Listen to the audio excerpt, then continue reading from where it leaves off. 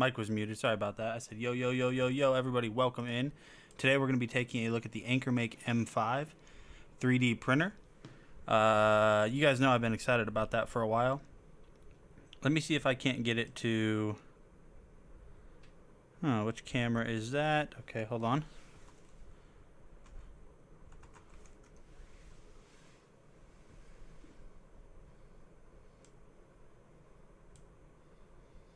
And so here we go. Let's see if we can't position that a little bit better. There we go. So this is the AnchorMake M5, guys. I've been waiting on this to be able to show it to you guys for a while.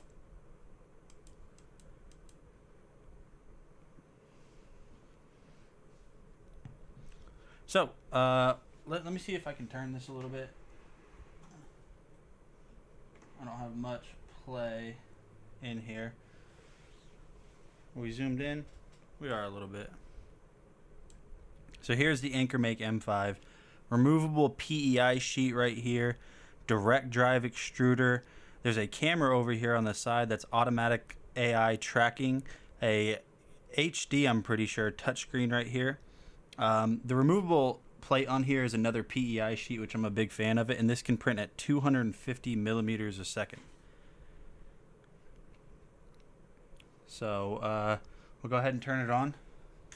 Now this is a loud printer, so if it's too loud, then we won't use it during the stream.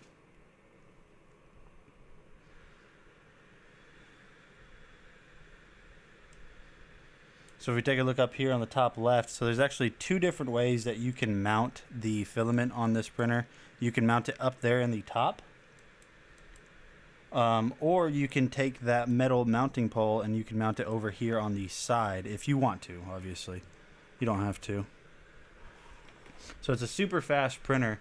It's also really easy to use. So what we're going to do is go ahead and hit Control, Auto Level. Oh, you guys can't see that. Hold on. So what we're going to do real quick is hit Control. And let me zoom in on the screen.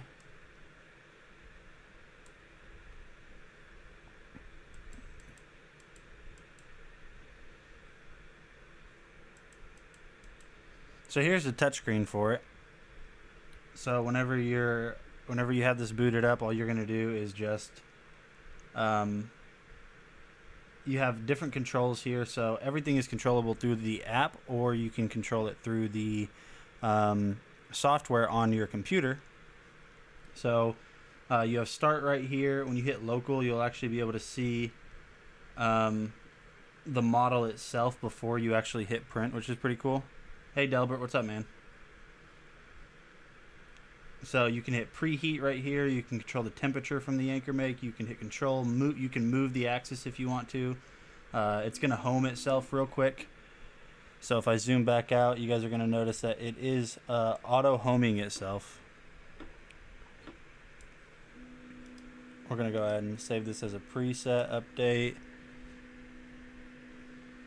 Then I will zoom out. I'll go back over here.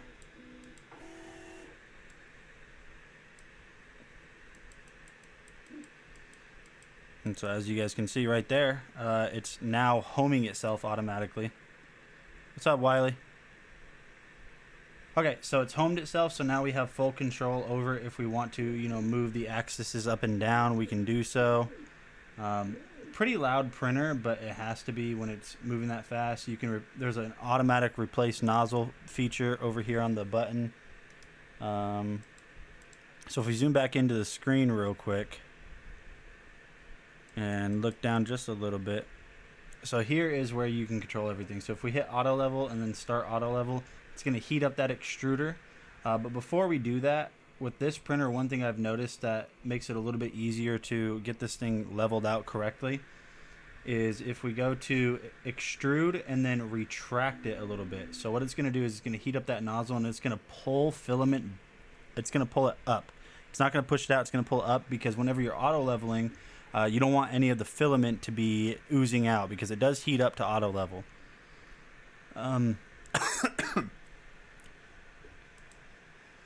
So like I said, right now what it's doing is it's moving left and right, and the reason it's moving left and right is it doesn't want me to mess with it while it's, you know, doing its thing. So it's basically, it's like your little brother, like going left and right, like, don't touch me, you can't touch me. So it heats up pretty quickly too. Now I'm going to show you guys the Anchor Make app, because this is where it really shines.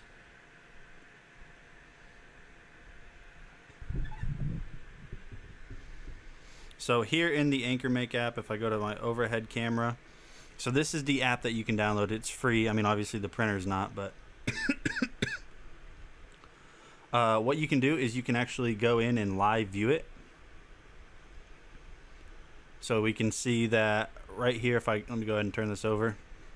I can live view this. Now I don't have to be home. I can be wherever I'm at and live view it. I can turn on a light. So it's going to basically turn on a little flashlight. So if it's nighttime and I'm viewing it, I can do that. I can take screenshots. I can record. I can set the temperatures here. The nozzle temperature, the bed temperature. I can auto level. I can set the Z offset. I can do a whole bunch of stuff control wise in here. Under me, you can actually go in and see like time lapses that you've created. And then there's a new page that it says it's coming out soon, but it's the Explore page, which is pretty cool. So right now what it's going to do is it heated up, so I'm just going to retract it again. So it's going to retract that filament that's going in, so you guys can see that you actually can't see the filament. That's because it's going in through the side over here, going all the way through this tube, which is called a Bowden tube, and it's completely invisible to where you can't see it, which is really nice. It's nice that you don't see the filament, you know, actually entering into it.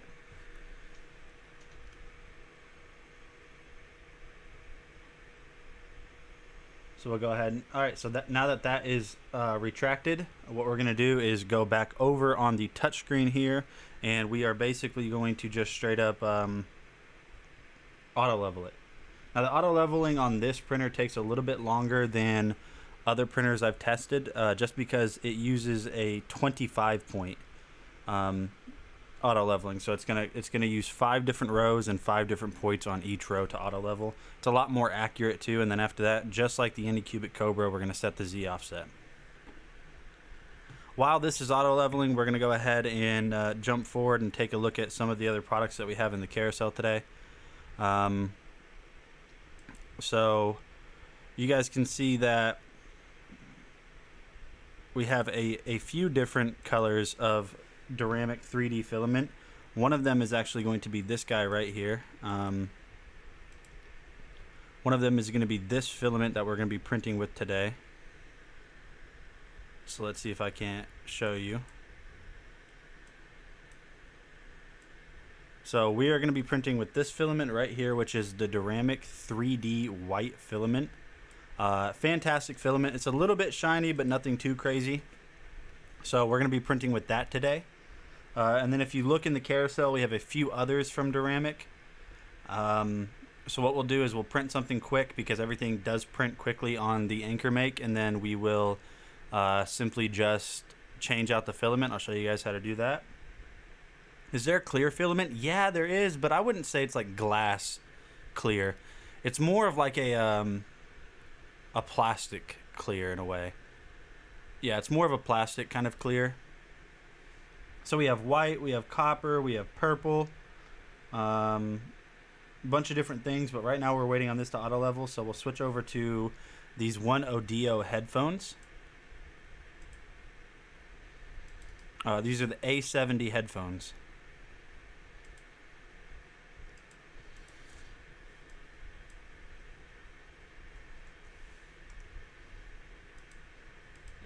Nate, DragonBlogger, Tech and Entertainment back again. We're going to be talking about these One Audio A70 Fusion wireless and DJ headphones. So these are studio headphones.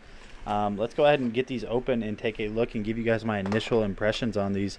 First off, the branding looks really nice, kind of showcases the headphones right there in all of their glory. You know, I kind of feel like sometimes you just kind of get a gauge of how nice something is going to be by the unboxing experience, and I kind of feel like so far this one's pretty nice. Now let's go ahead and take a look at this auxiliary cable right here. We also have the 6.5 millimeter auxiliary that's going to come included with it. So here is our standard 3.5 to 6.5. I believe that's a 6.5. And yeah, so three pole design or 2-pole design on these. Pretty thick cable. It's not like the craziest cable I've ever seen. You got this little kind of your grandmother's telephone cable extension thing right there. And then we are going to have micro USB. I would have liked to see USB-C there, but that's really not that big of an issue. And then USB-A at the end.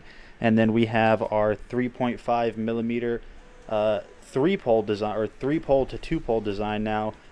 This cable feels pretty much the same as the last one. It looks like we might have a little bit of a mute button right here. So it's pretty cool that they have that. Now on the inside of the box, what we have left is going to look like the instruction manual as well as some warranty information. Looks like the headphones are going to come in this really nice case. We have 1ODO branding. This is kind of like a soft PU texture leather. Nice red and black color scheme. I just recorded a video earlier saying that was my favorite color scheme. Now right off of the rip, you guys can see that these have a folding design on them. I kind of like them so far. I think they feel premium. They don't feel cheap, and I'm never one to mince my words, especially when it comes to audio. I'm not like, an audio expert or anything, but I listen to music enough, play games enough, and watch movies enough to where I think I am pretty well versed in audio. Now what I really do like about these is all of the different adjustments that are able to be made. You guys can see that this tilts in and out. You guys are able to kind of tilt them this way, and then I'm sure right here it extends. Nice metal clips right there too, and then a soft leather banding. So right off rip, you have the L and R, so you guys know exactly what you're going to be listening to. Yeah, everything feels very high quality. Nothing feels cheap or gimmicky. I am really happy they didn't go with like a gloss black material, because I feel like that usually tracks fingerprints and makes it look kind of bad. But just right off rip, initial impressions, these things are really nice. You guys can see we have our headphone jack down there. We're going to have some controls over here on the left side of the, let me see, is that the right side of the headphone. We're going to have power, volume up, volume down, our 3.5 auxiliary input right there. So yeah, just right off rip, I think these are really nice. So if you guys are looking for a new pair of studio headphones, really for whatever use, I think these might be the ones for you. Nate with DragonBloggers. See you guys later. Okay, so we're going to move on to the next product in the carousel, which is the Shocks after, or the Shocks Open Comm.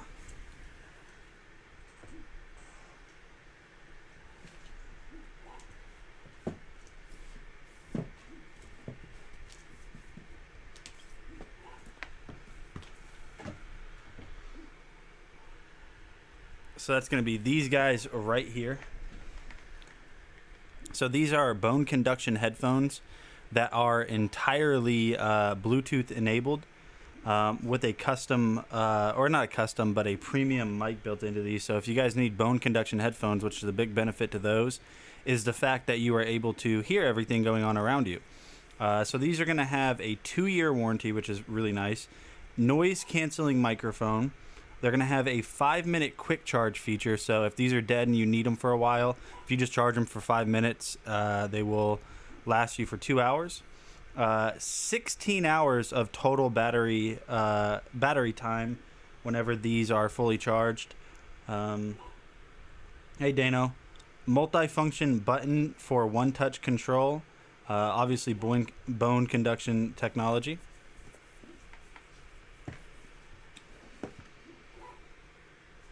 So we'll go ahead and open these up and show you. So these are actually like one of the most expensive bone conduction headphones that you can get from Shocks, and the reason that is because the long battery life and the fact that they have a premium noise canceling mic instead of just the other microphones that are built into the other Shocks. So you're gonna have like a hard, like a kind of like a hard shell case right here, which is really nice. It almost looks like it's brushed aluminum.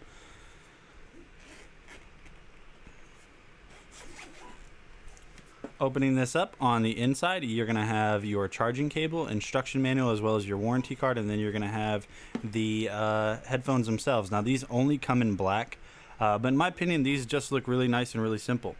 So we'll go ahead and just take a look at these a little bit closer. So you can see that they do have NFC built into them. If I can get it to focus. On the bottom here are going to be your controls for this. So one cool thing is whenever you're wearing these, if you're on the phone and you want to be muted, so let's go ahead and we'll put these on. I'll switch over to this camera here for a second. So we'll act like we're sitting on the phone. One thing that you can do is while you're talking with these, you can actually just flip this up just like that. And whenever you do that, it mutes the mic. So let's say you're on a phone call or something. You don't really need to, talk much or something, or you just want to mute them. Something's going on around you. If you just flip that up right there, it'll do so. And then when you're ready to talk, you just flip it back over. The microphone on this actually sounds really good in my opinion too. And they're not going to fall off either. So if you want to go on runs with them, you can, or a bike ride or something. Overall, the quality of these, just like all of other Shox' headphones, it's nice. Everything's made well, titanium frame around the inside of it. They're just really nice premium bone conduction headphones. So if you guys need a pair of bone conduction headphones that also have a premium mic, like let's say you take phone calls all day, I think these are it for you. So see if we can't get these back in here. Yeah, so you kind of got to fold them over themselves like that in order to get them back in. I really like the fact that they know they're one of the most expensive headphones you can buy from them.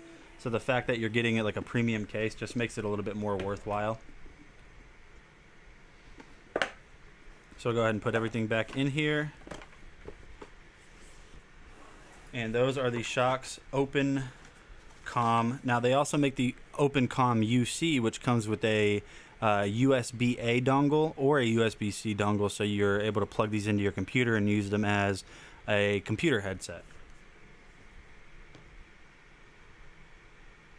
So up next we have the ProLux 2.0 standard bagless backpack vacuum, which is really cool. It makes you look like Ghostbusters, so we're going to go ahead and switch over and we'll take a look at that.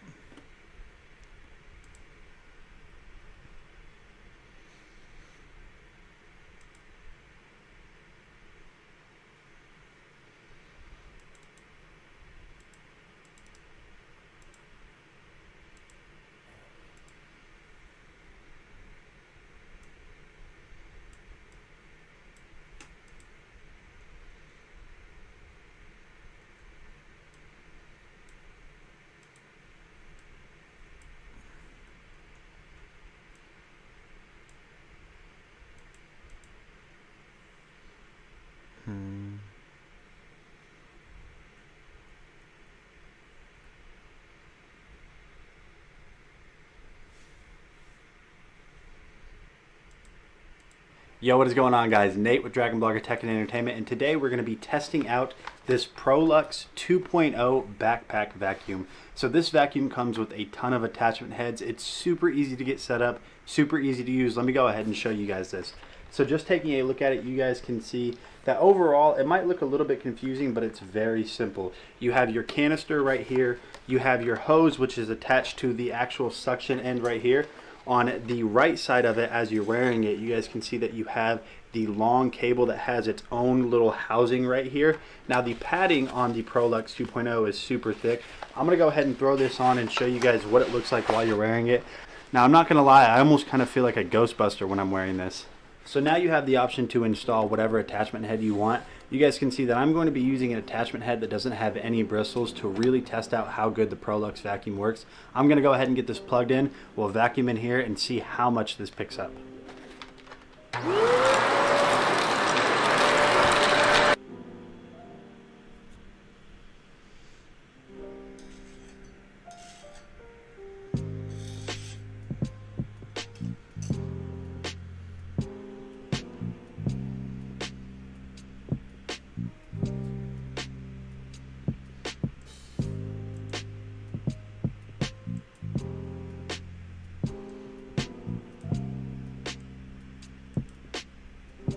And there we have it. Look at how much pet hair that got up. Just taking a look at the inside of this, this got up so much pet hair. And remember, I'm not even using an attachment head that has bristles, and it still has that much power to pull all of that pet hair and dirt out of the carpet. So look guys, if you guys are looking for a vacuum that has a ton of power, a ton of different attachment heads like that one over there, you guys definitely have to check out this ProLux backpack vacuum. This is going to make tackling big vacuuming jobs, cleaning jobs, whatever it is, a breeze. Being that it's a backpack, you can just throw it on, really forget that it's there, and just walk around and clean your house. So like I said before, definitely check out this 2.0 backpack vacuum from ProLux. I'm Nate with DragonBlogger, and I'll see you guys on the next one. All right, so we're going to go ahead and jump back over to the Anchor Make M5 because it is available on Amazon now. So here we have the Anchor Make M5. We've already auto leveled it. We want to make sure that everything is extruding, so we're just going to keep extruding it to make sure that we're not having any issues with filament clogging up inside of the inside of it.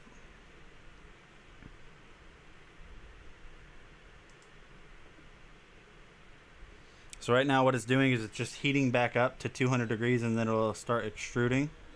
And so we want to watch for filament right there, and as you can see, filament is coming out. Now it is coming out a little bit jumbled up, but we should be able to fix that, or it'll fix itself really. So we're going to hit extrude again, but we can actually make it extrude more. So I'm going to make it extrude for 200 millimeters. I think that's 20 inches, right? To make sure that no filament is, that there's not going to be any issues. So I'll go ahead and zoom in to do that real quick for you guys. Do things on it. I'm telling you, dude, this thing's so good. Make the thing do it. Okay, so like I said, we are extruding. We're gonna extrude at 200 millimeters. Meatface, I think this has got to be the most advanced touchscreen that I've ever seen. Let me zoom in real quick so you can see it. Now this is the OBS-bot, so it's not an insanely good camera. But so right here you can actually set the temperature of the nozzle while you're extruding, and this is actually how you change filament. This isn't like, there's no change filament button where it automatically retracts or extrudes. You can just say retract or extrude, then it'll heat up. And then you can set how many millimeters you want it to either retract or extrude at. So we're gonna go 200, and the reason we're gonna do 200 is just to verify that there aren't any issues with it. So while it's doing that, this will actually go left and right to, it's like a safety feature that it's a new firmware update. This is new. It didn't do this out of box. So I think it's doing this just so we don't mess with it while it's doing this. You unfollow every stream anyways, and then refollow.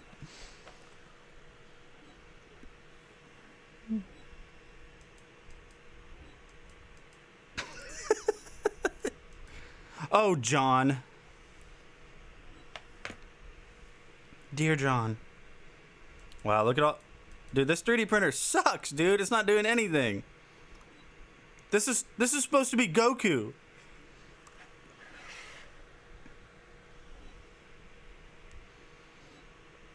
That's supposed to be Goku. Is that rice noodles?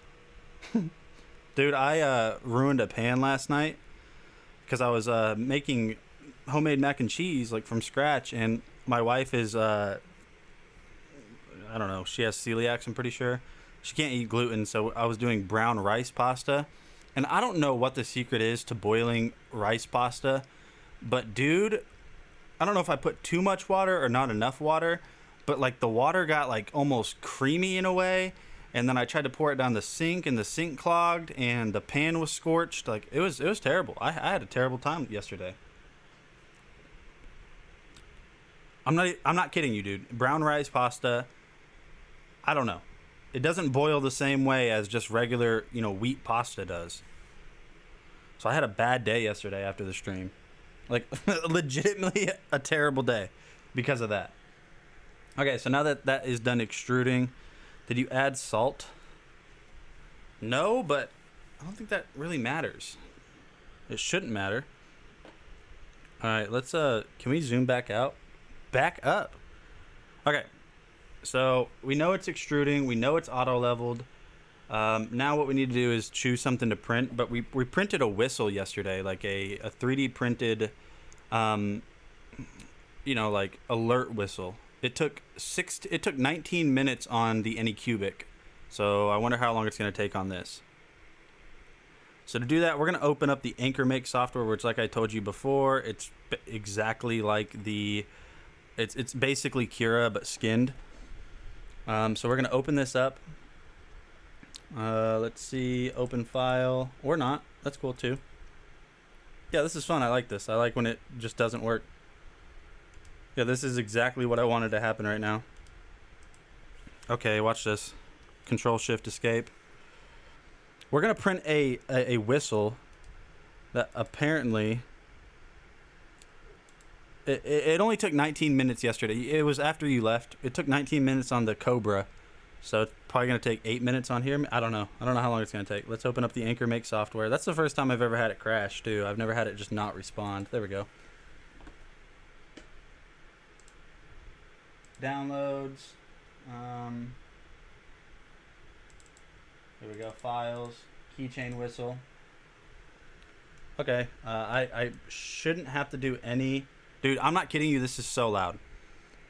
Slice. Oh, wait, what? Check for update later. Adjusted the AI to better recognize the first layers of the print. Restart. Save, I guess. Save. I don't know. You know what's weird? On whenever you whenever this creates software, or whenever this creates a G code, it creates it as an A code. Which, is that the same thing? Okay, so there we go. We shouldn't have to mess with any settings. It's not. Am I printing with PLA plus? No, I'm just printing with just straight up PLA. Okay, so slice. That was immediate. It's going to take 10 minutes. So now what we do is we hit print. It'll find, it's going to generate an AI image so we can see it on the Anchor Make M5, like on the screen. Somebody call the ATF. Hey, what's up, Sheila B? And then we hit print. And so now it's going to, over the cloud, send that to the Anchor Make. So if we go back over to here, you can notice that. Well, let me see what happens if I do this. Nope. Need to update that. That's one of the things I don't like about the Anchor Make, if I'm being honest, that the screen isn't stationary. So, like, I can't, you know what I mean? Like, the screen moves with the Z-axis. So now it's heating up, and you guys can see that it started to print. Just wait, though, because this is going to get terrifying. I'm not kidding you. Is it Wi-Fi? Yeah. And you can actually send files to it from your phone through the app if you want to.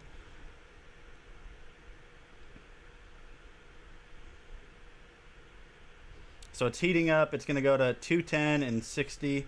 Just wait until you see this because it's scary. It's probably going to make the stream really loud. I'm going to have to mute my mic like when we're not talking because it's a loud printer. Like no cap. No kizzy. All right, so it's heating up. Just wait till you see this. I think I need to adjust the Z offset. Mine's usually like positive 0.05. Often am I driving and I need something 3D printed when I get home, so that is ideal. No, that's not a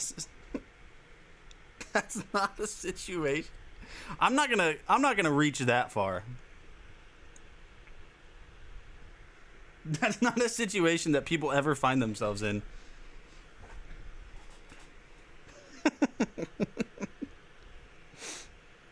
All right, let me go down a little bit. That's what she said. Now we're gonna zoom in, so because you guys got to see this. It's scary fast and violent. I need a whistle by the time I get home. Okay, so it's almost done heating up. We're just waiting on the bed. It's at 59 out of 60. It's crazy that you don't have to do crazy temperatures in order to get this to stick. I think the way you get this to the way this gets it to stick is the reason this is so loud is because of the fans. In order for 250 millimeters a second for that to print that fast, you have to have it cooling very fast, and that's why the fans are so loud.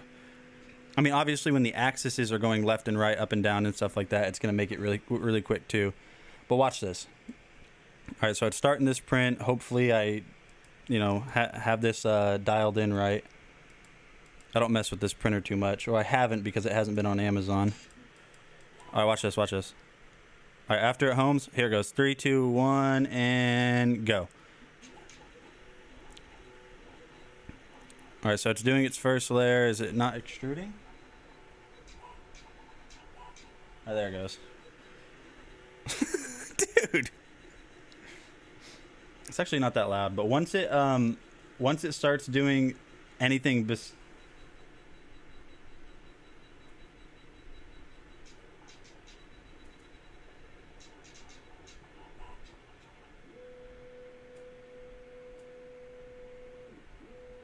so what it's doing now is it's analyzing the first layer. So that camera analyzed the first layer. And now it's going to go back. And now the fans kick on.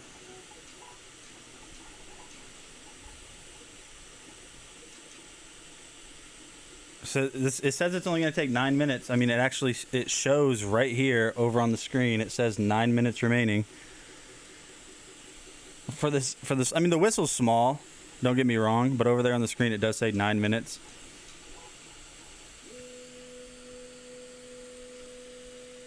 Oh, so it looks like it's doing another analysis, which I really like that. It'll actually give you alerts on the app. Like, say you step away or you're not home, it'll give you alerts like saying, hey, something's wrong. Like, it'll detect whenever something is going, wrong with the printer, and then you can control it from the app.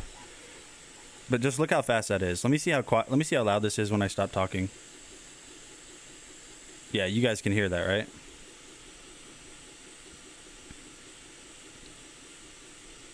Hey, we detected something unusual. It's a burglar.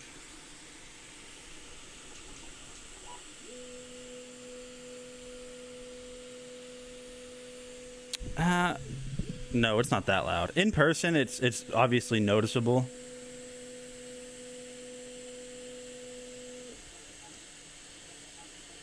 This is kind of strange. I've never seen it analyze this many times. I don't think it's a bug. So let me switch over to the overhead camera real quick because I need to show you guys what we can see through the app while it's printing. So we can go into the device, we can hit stop print, we can adjust all of these settings. So like we can adjust the nozzle temp, we can adjust the speed, we can adjust the fan speed, leave that at 100 for sure. We can go real-time camera view. So right here, we can real-time view it. If it's nighttime, you don't have any lights on, you can turn on a flashlight to monitor that. And this is also going to, I think I have a setting. I must have a setting in the oh, it must be doing that. Okay, Meatface, I don't know if you're still here, but do you know Tunisia? Yeah, if you have internet. Do you know the what's it called?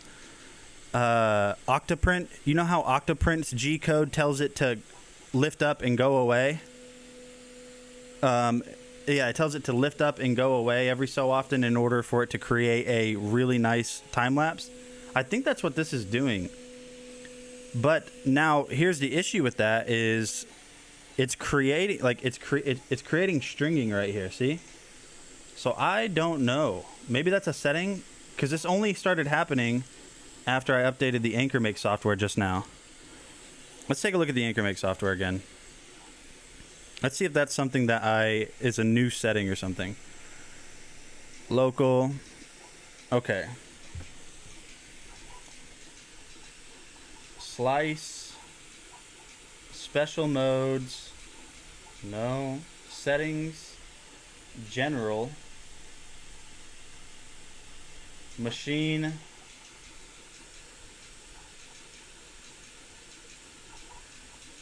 Okay, so that's all the G code stuff. Material, parameters, material, machine again, general.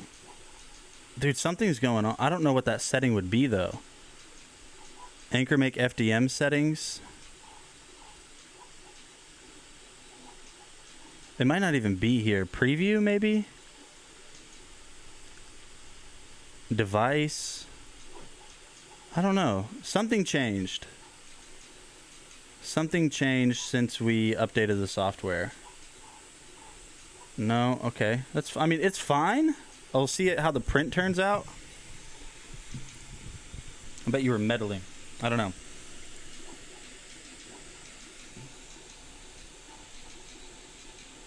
I mean, it still says it's only going to take 5 minutes. Zoom in real close. I mean, come on, really? Like, really? I gotta see this AI it creates after this. So we have 5 minutes left, and then you can go into the app and view or download. You can like view and download the AI created time lapse. And I think that's what it's doing. There's a new software or firmware update or something that after every layer, it's now lifting the printer up, or it's now lifting the nozzle up. The extruder, it's lifting the entire extruder up, and then I think it's using that to create that AI image. You couldn't find any change log. Yeah, that's what I was looking for too. Let's maybe help. Let's see, help. Software update. Okay, so I am on 0.9. I'm on 0.9.14. 0.9.14. Anchor make slicer update. I'm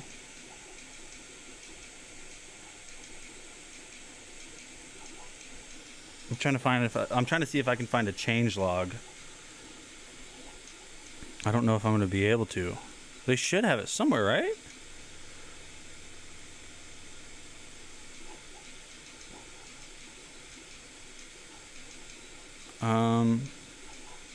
Product support maybe?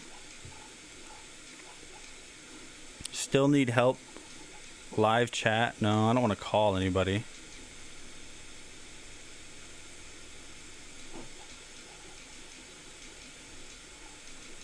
Maybe an app, frequent asked questions.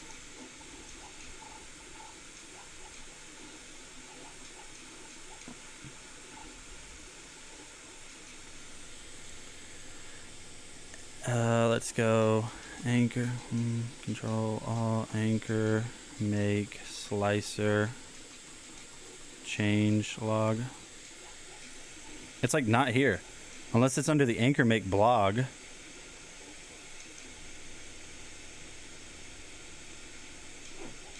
No. Got 8.8. That's a lot. Dude, that is a lot, man.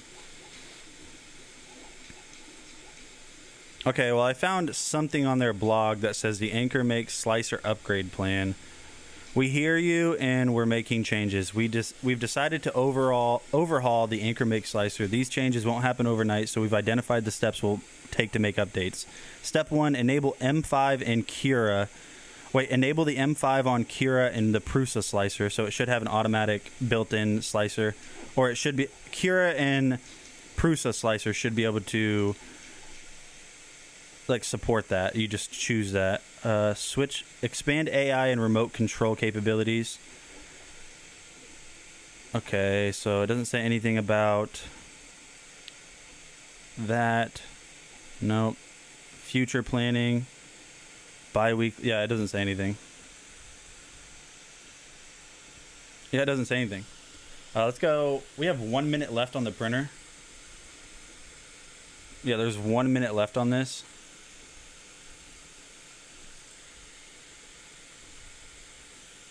Okay, I need to update that. Hey, there's my deodorant. I've been looking for that for like 3 months.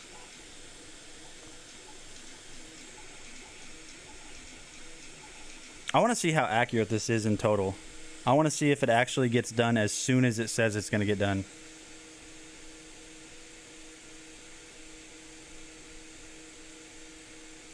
You know what? Thinking about it now.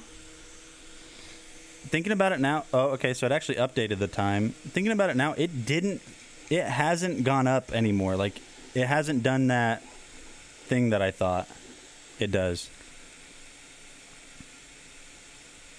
It's so fast. Now, even though I say that this is like it prints 250 millimeters a second, I want to let you guys know that that doesn't mean it's going to print 5 times as fast as like the Anycubic Cobra, which prints at 50 millimeters a second. It's just when it's laying down the filament, it can do 250 millimeters a second. Now, the acceleration isn't that quick. Maybe it was super analyzing the first few layers. Yeah, it didn't give me any notifications. Whenever this first released, it was actually really annoying. Okay, I think it's almost done because the clock says 2. The clock says 2, and it's done.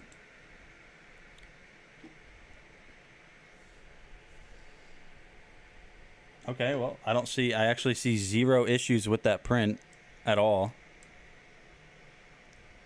And then you see right here, it just gave me a notification overhead. So it gave me a notification on my iPhone saying the AnchorMake M5 printing has completed. So let's see if it's already created that time lapse. So it hasn't yet. See how long that takes. Let's close the app out, open it back up.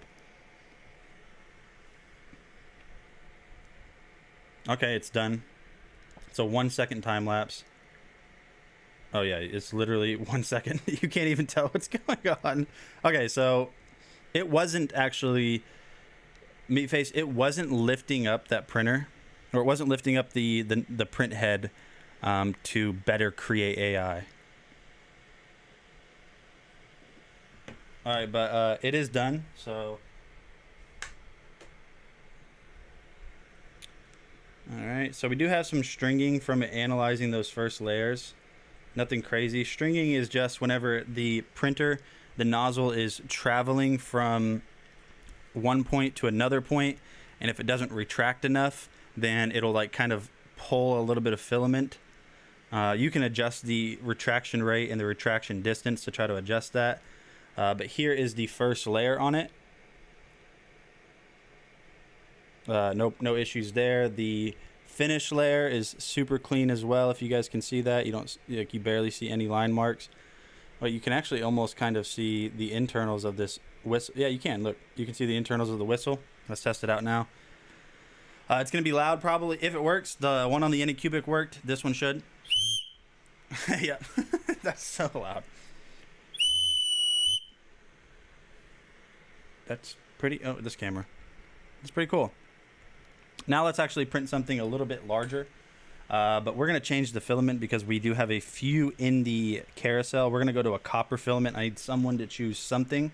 Maybe we do that Buddha again, which I think I have to re-download it. No, let's not do the Buddha.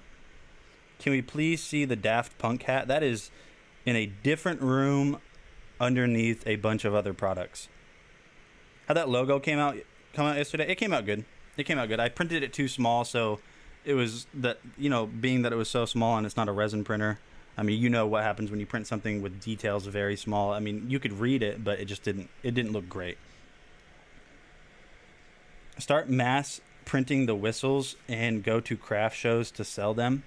I was thinking about that, dude. I'm not even kidding you. So I live pretty close to Wichita, Kansas, and every month they have a huge, they call it the Wichita Flea Market, but the people that run it rent out an expo stadium, and the whole floor is just a ton of different sellers selling antiques, selling brand new stuff. And I even saw somebody there for pictures for the last one, which was 2 weekends ago. They were selling 3D printed dragons. So, but I wouldn't know how much to sell these for. $1? Like $1? There's a dude, the great whistle shortage of Wichita, circa 2023. $1.25. Yeah. Okay, so let me see if I can't zoom in on. Okay, so that messed up. Hold on. We're gonna change this filament. So that's how long to print one? 9 minutes. Well, it took 13 minutes and 36 seconds according to the screen. And it used 2 grams of filament out of the 1,000. So I feel like my return on this would be pretty quick. Because if I print 20 of them, I'm only using 40 grams of the 1,000. Okay, so if I print 20 of these guys, which I can print multiple at one time. If I print 20 of these guys, they each use 2 grams of filament. That's 40 grams of filament out of the 1,000 that's available, and I sell them each for $1. If I sell all of them, I've already made my money back on that filament spool, and I still have a lot of that filament spool.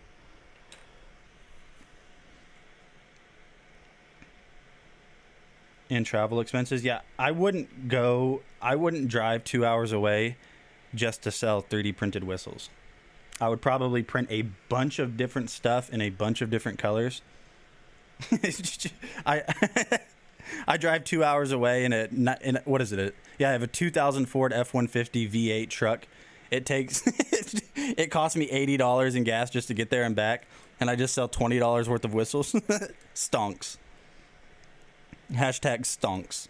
Okay, so the filament that's highlighted right there is the Duramic 3D white. We're going to switch over to copper. So to do that, I'll give you guys the basic on how we do that. Or the basics on how we do that. So with the Anchor Make 3D printer, what we're going to do is go ahead and hit finish. We're going to control this. We're going to move the Z-axis up. We'll move it over to the right so you guys can see it in the center. Before moving an axis, I was just moving an axis. What are you talking about? Okay, so it's got an auto home for some reason.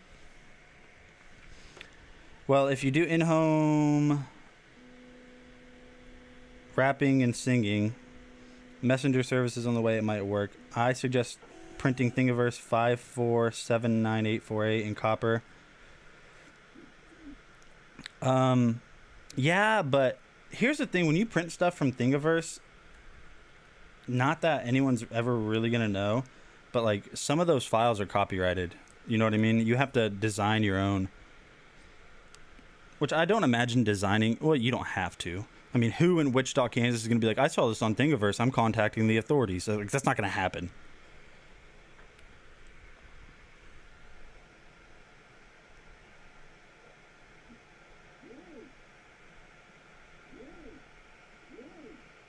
Okay, so what we're going to do is we're basically just going to we're going to clip this. First of all, let me show you guys the nice little tool case that comes with this. I don't know if you guys were here when I unboxed this. Cat dice, where the cat always wins. So do I need to put in thingiverse.com/that string of numbers? So here is the little toolkit that comes with it, a very premium toolkit with a nice little carrying case on it, and it even has like an overlay of everything that's in it. So you're going to get some more of this stuff right here, which is basically just filament guide for the entry. You have an extra nozzle right here. I replaced the nozzle that came with it with the one that was in here the other day. Not that nozzle wasn't actually broken. I come to find out you have a clogged nozzle relief little needle thing. You have your clips. You have all of the different size bits that you would need to work on this, and you even have this bit right here, which is really cool. And this is the exact diameter of your nozzle. So what you do is you take your little Allen key here.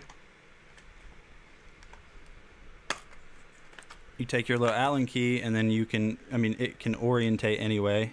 Put it in there, and now you can remove your nozzle with that. So it's pretty clever of them. How do you know so much about my nozzle's diameter? Dude, it's just, hey man, I'm experienced. And then you do have a little wrench right here too. Out of the box, I haven't adjusted anything. I adjusted the belts a little bit, but out of the box it was fine. So I really like that you have this. So what we're going to do is switch back over. We're going to change filaments to that copper filament. Let's go main. So we're going to, if you guys look over to, if you look on the right side, that is where the filament enters in to the printer. Now you can have the spool down here. It'll mount over here on the side, or you can have it up top. I have it up top just because the way I had all my 3D printers lined up, I didn't have room for the filament spool holder to be on the side. So we're going to clip this.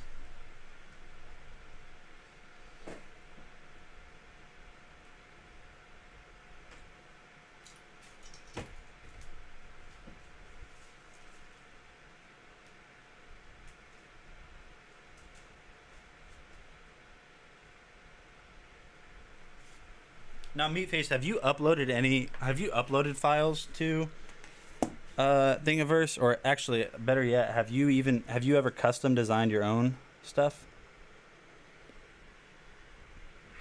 Are there different size nozzles for 3D printers? Where would it be a bold printed line or a fine printed line? Yes. Yes, you can. I mean, yes, there are different size nozzles. There's all the way up to 1 millimeter nozzles. A standard nozzle size is 0.4 millimeters. 0.4 millimeters. I think you can go down to 0.2. Okay, so now that we have clipped the old filament out, what I'm going to do is just tell it to extrude the leftover filament, because I put it in on the side, but it goes all the way through this Bowden tube, all the way through the extruder. So we're going to extrude this until there's no more filament from the old one in here. So we'll go ahead and hit extrude, but we're going to change that to like 300 millimeters. So it extrudes for a while. It's got to heat up. And then that nozzle head, like I said, is going to move left and right, just so you don't mess with it. That's also part of the new firmware update.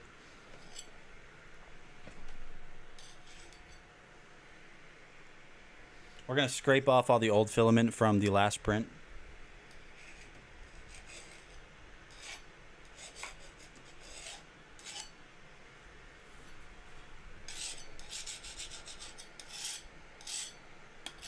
Okay, should be fine. But yeah, so like different size nozzles, Sean. I mean, you can, some people print with 1 millimeter nozzles, which is like if you want really fast print times.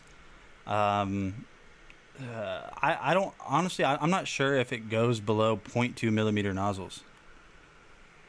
I really don't think it does. So we're just waiting on this to heat up. It does show you over on the right side of the screen. It shows you the temperature that it's currently at. And so, yeah, as you guys can see right there, that's the temperature it's currently at, and it's going to start extruding. So if we go way over here and look at it, would you just look at it?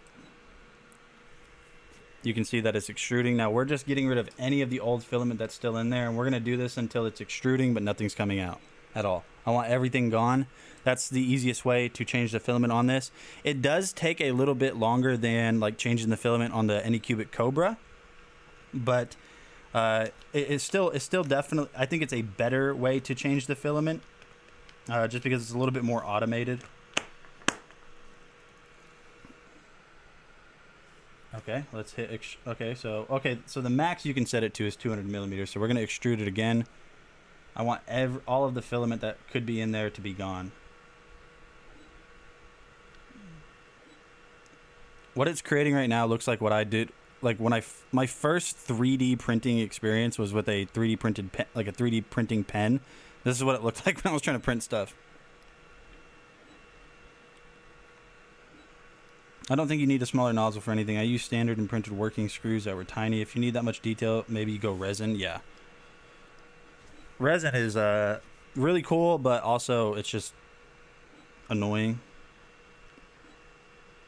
Have you guys ever had a 3D pen? Like a 3D printing pen where you draw like in 3D? It's impossible. Extrude. How much filament is left in here? Oh my gosh. Right now we've already done 400 millimeters. Yeah, they're tough. And you know what's funny is like the first time I tested one of those was like 2015, way before DragonBloggers. Like when we were still only doing YouTube stuff. The company had sent me back in 2016 a 3D printing pen, and it sucked. They weren't happy with my video, I remember. They were like, we wanted you to at least create like a cube. And I was like, I can't. Who do you think I am? I'm not Picasso. How much filament is left?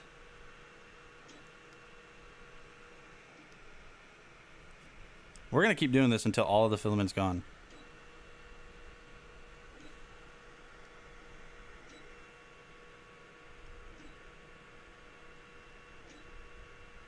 All right, I think it's all gone. So now what we're going to do is now we're going to put on the new filament.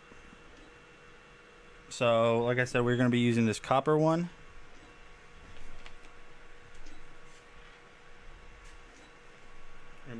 this right here.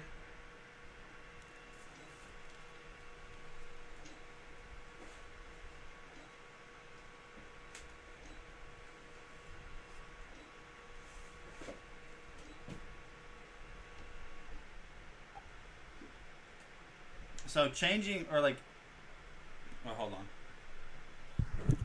So inserting the new filament on this printer is very straightforward and very simple. So over here on the right side, there's a little entry port for it. You're just going to basically cut your filament at like a 45-degree angle. You don't have to, it just makes it a little bit easier. And you're going to push it through that hole until you feel it's not able to go anymore. So right now I'm pushing it through and it's going all the way up this tube. So it's going to keep doing that until it doesn't go anymore. Okay, so it doesn't go. So now that it doesn't go anymore, there's a little lever right up here on top. So you're just going to push that in, and then you'll be able to push it just a little bit further, and then that's it.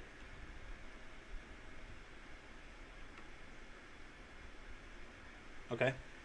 So now that we did that, we're going to extrude again until we see the new filament, being pushed out. That's what she said. Mm-hmm. So we gotta wait for it to heat back up. I wish whenever you're in this menu, in the extrude or retract menu, it would just keep the temperature. Why is it clicking? Hold on, I don't like that. It's clicking. Hold on. Did I do something wrong?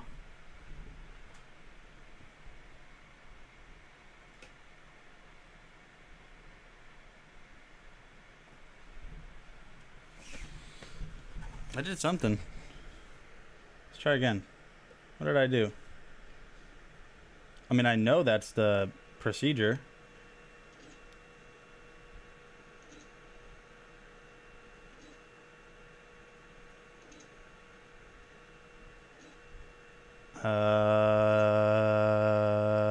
Nothing's happening. Let's hit stop. Let's retract it, and then we will... No, let's not retract it that much.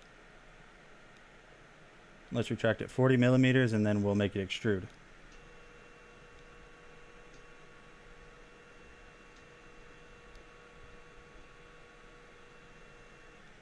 Now we'll extrude. See if it grabs it now.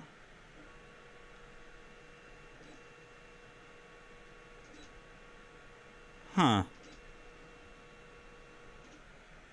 I did something wrong. Uh-oh. I am doing something wrong because whenever I unboxed this live on stream a couple of months ago, I had the same exact issue. So I'm pretty sure I'm doing it right. That's what she said. I had the same exact issue. I don't know what I did wrong.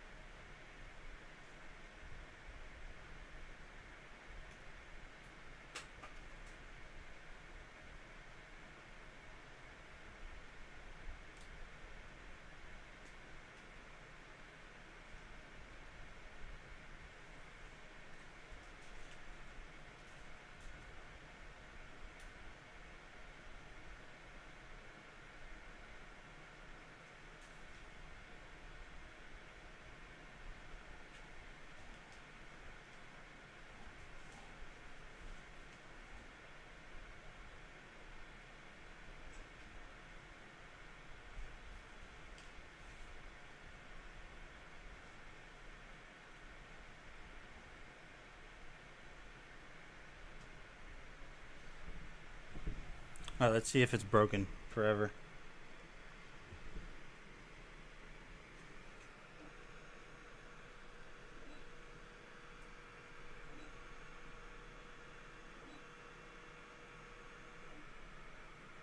What? There was still white in there.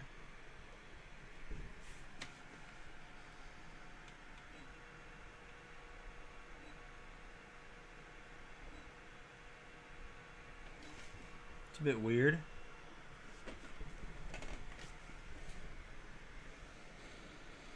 Yeah, so there's still white in there for some reason. There it goes. There's the copper. You know, I don't think you're supposed to hold that. I don't think you're supposed to hold that lever down once you're once you are you've inserted that filament and you've got it to go all the way. I don't think you're supposed to hold that lever down. They say to do that, but this time whenever I tried to fix this, which I did, it looks like I didn't hold that little lever down on top, and we're good now. So yeah, don't hold the lever down, I guess. They say to, but the lie detector determined that that was a lie.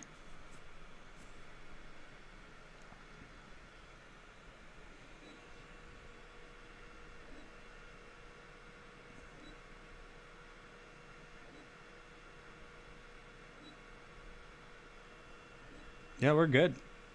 We've got the copper filament installed. Now what are we printing?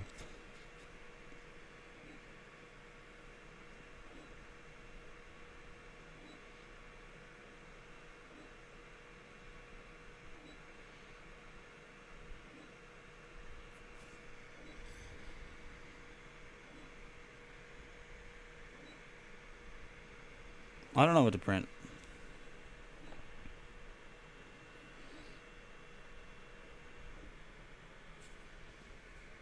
I bet onyx would look really cool on this printer.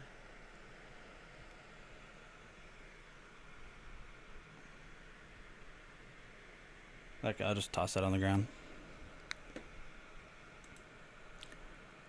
Okay, so if you guys are new here, first of all, welcome. We are printing with the pretty new Anchor Make 3D printer.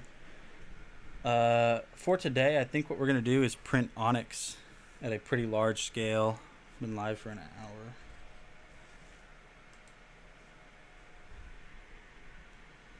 So we're going to delete this file.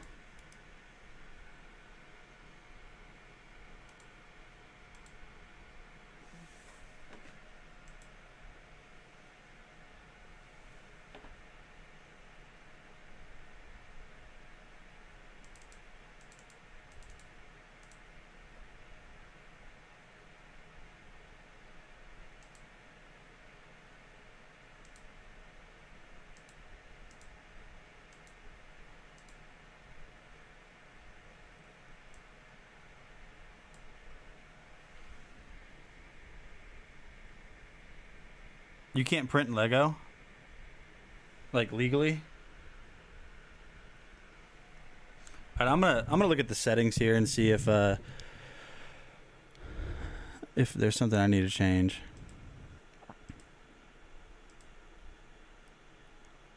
Infill 10% sounds good. Material sounds good. Speed 250. Where's the acceleration speed? I don't want to mess with the acceleration control. Travel, enable retraction distance. I'm gonna try changing that to 4.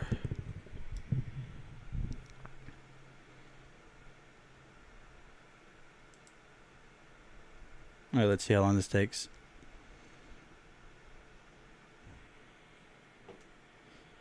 It's illegal to print Legos, or I'm assuming it's illegal to like recreate Legos from scratch.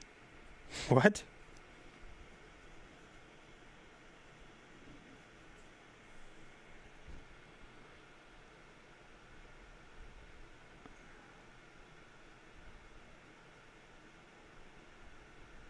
Three hours and 20. That's a large print for 3 hours and 22 minutes. Okay, so we got to scale it back down.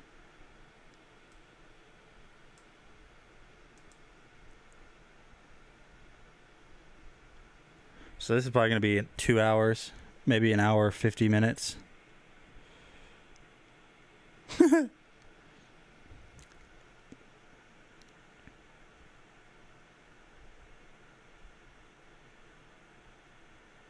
2 hours and 10 minutes. We'll do that.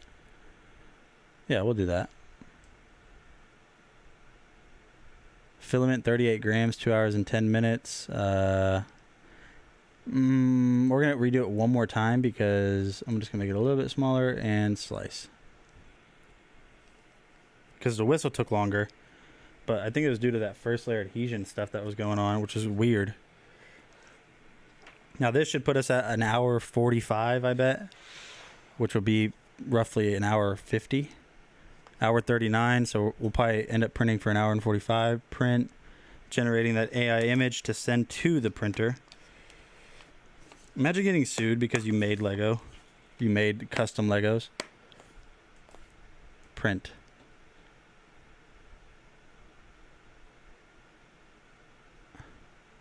Okay.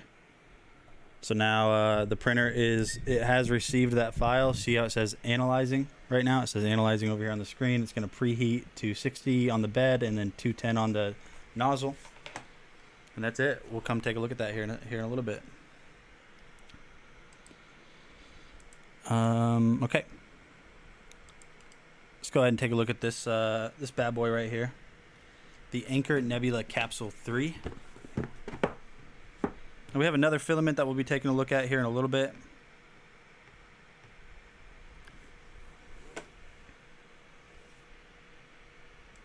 All right, so this is the Anchor Nebula Capsule 3. I still have never tested this. Meatface, you'll have to honestly be the person that tells me. I mean, on paper, I imagine it's good. Because all Anchor projectors are pretty good for their respective prices. I mean, really good for their respective price points. I haven't actually turned this one on, set it up on a screen or my wall or anything, so I don't know. But on paper, it seems it's awesome. It's got Dolby Audio. It's a laser projector. It's portable, a 14,500 milliamp battery built into it. You're also going to have DLP, you're going to have Android 11 built into it, which is the freshest Android TV OS there is. 1080p resolution. It is 4K supported, so if you plug in a PlayStation 5 that's 4K native, it'll downscale it to 1080 so it'll work. Only thing I didn't like is you need third-party app to screen share it from Windows, but that's okay.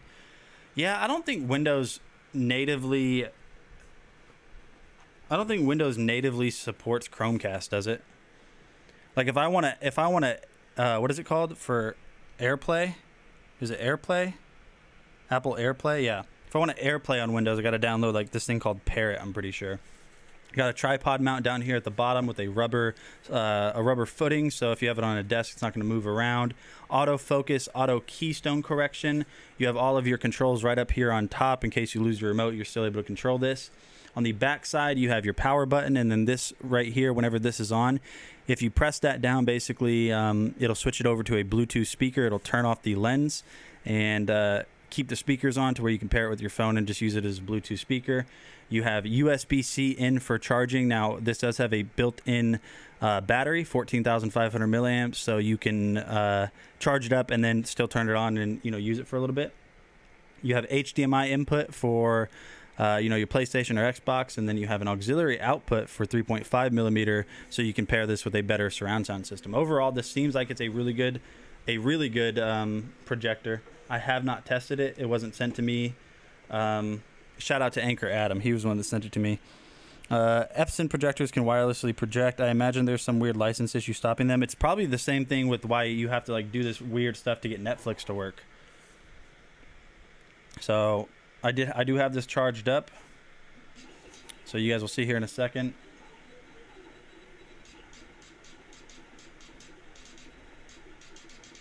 That we do have it on now.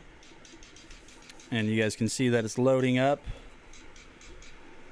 I'm not going to be able to hold this still enough in order to get it to actually, work or autofocus. Android TV is being loaded. This projector, I always had to turn down the brightness, which is a good thing. Yeah. So it's asking me to pair the remote now. You see how it's trying to focus, but I'm moving it too much. I mean, I literally can't hold this thing still enough. I mean, that kind of autofocus, but yeah. Phenomenal projector. On paper, I just haven't tested it, if I'm being honest with you guys. I don't know how to turn this off. I guess I just got to hold it down like Windows.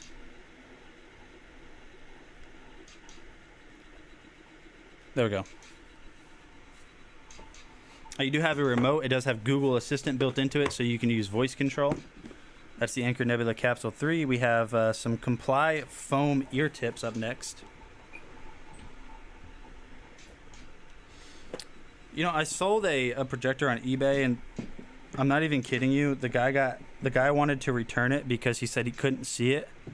He couldn't see the image, and I was like, "What do you mean you can't see the image?" Like, he wanted to do a whole return and everything because he couldn't see the image. And let me show you the conditions he was. Let me show you the conditions he was trying to watch this in.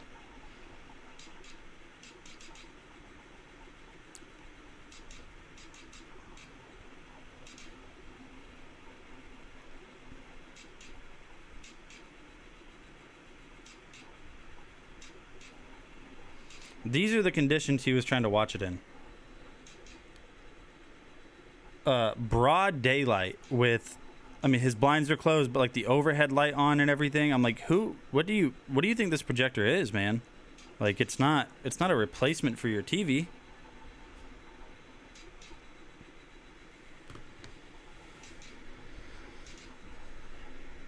So we're gonna take a look at the AirPod Pro 2nd generation real quick.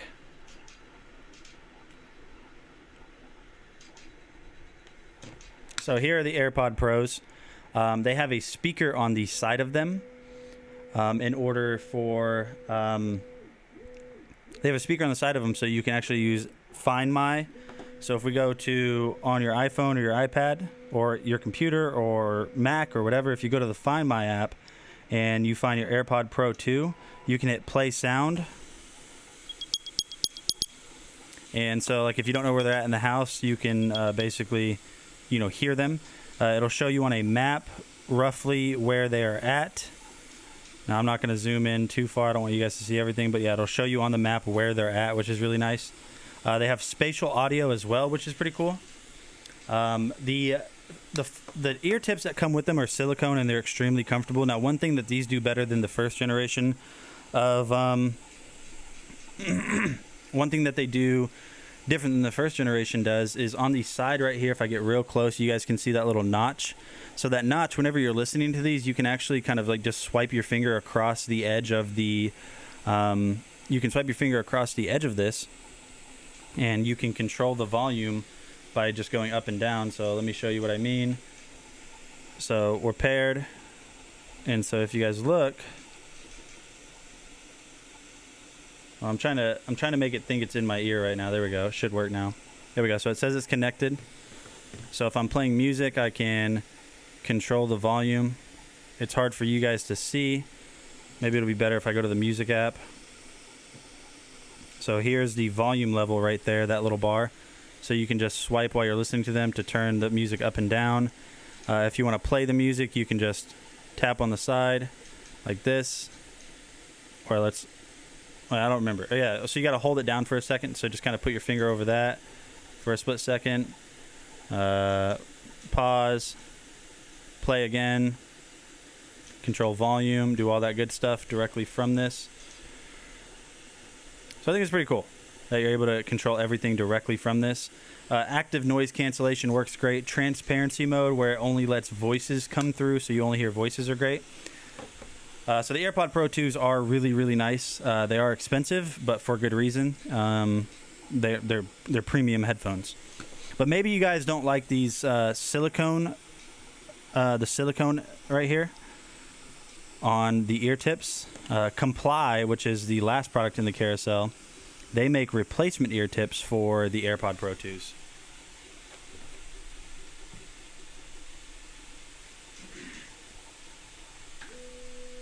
So these are not. So these are by Comply. These are not silicone. They are more of a foam. It says they're comfortable. For me, I like the silicone more, but maybe you just don't like that. So taking a look, you can see that it's very simple. It's going to come with 3 different sizes right here. So you're going to get large, medium, and small. It does change up the color tone of them a little bit. Kind of makes them look like an Oreo in a way. They are comfortable. They are very premium earphone tips. I just happen to like the silicone tips a little bit better. I would say these make them fit a little bit more snug because the silicone As gross as it is, I mean, if you get earwax or, you know, oils on them, they can get a little bit slippery and tend to fall out of your ear if you're doing too much. But with these, being that they're more of a foam and they're not so slick, they won't fall out as easy. So if you guys do have AirPod Pros, the AirPod Pro 1 or the AirPod Pro 2, which are these, they work with both of those. So there you guys go. And they're only 25 bucks. You get 3 different sets basically too. So you guys go. So now we're going to talk about this guy right here. Let me put this back in my little case.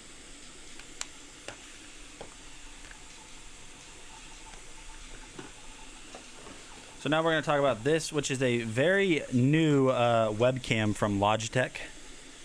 Let me zoom my camera in. So this is the Logitech Brio 301. It's just a plug-and-play USB-C camera. So in the box, you'll find your instruction manual. You don't need to install any drivers or anything special when you get this plugged in. You just basically plug and play. So you guys can see that right there. Pretty simple. Now you do have a little privacy screen on this webcam too. This is a full 1080p webcam. It does have a microphone built into it. So you do have a privacy screen. So if you want to, you know, close that, you can. It's kind of like, it kind of works like magnetically in a way. Kind of satisfying to do that, like the little click sound it makes. Now you can mount this on your monitor, obviously. You actually have some pretty nice adjustment features on here. So if you don't want to mount it on your monitor, you can adjust it like this.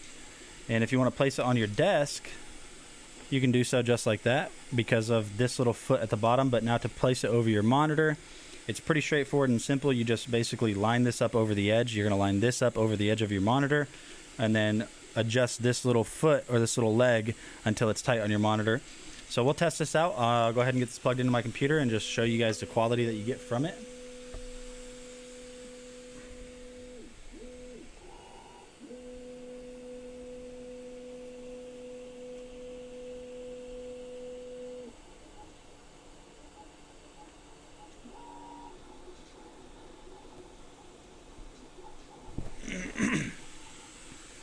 So I think to test this out, we'll probably just, I'm not going to put it on a monitor. I'm going to put it on this little camera thing that I got. That's because I'm not near my monitors.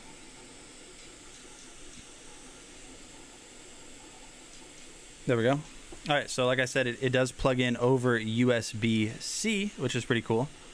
So we'll go ahead and plug this into a USB-C port on my computer.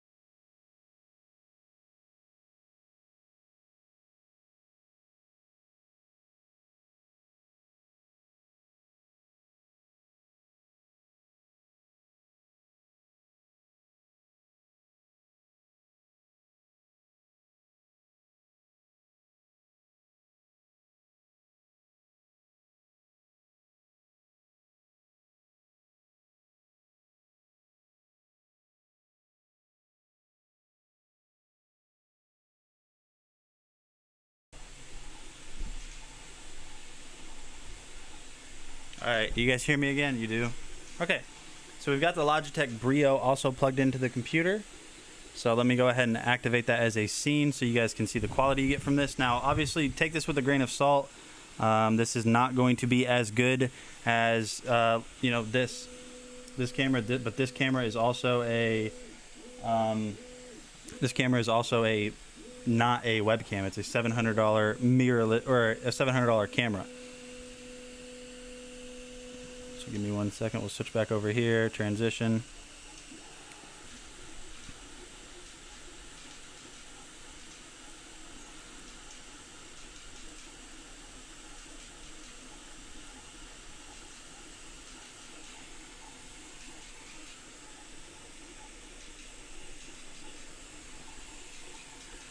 Okay, so it looks like we got this set up.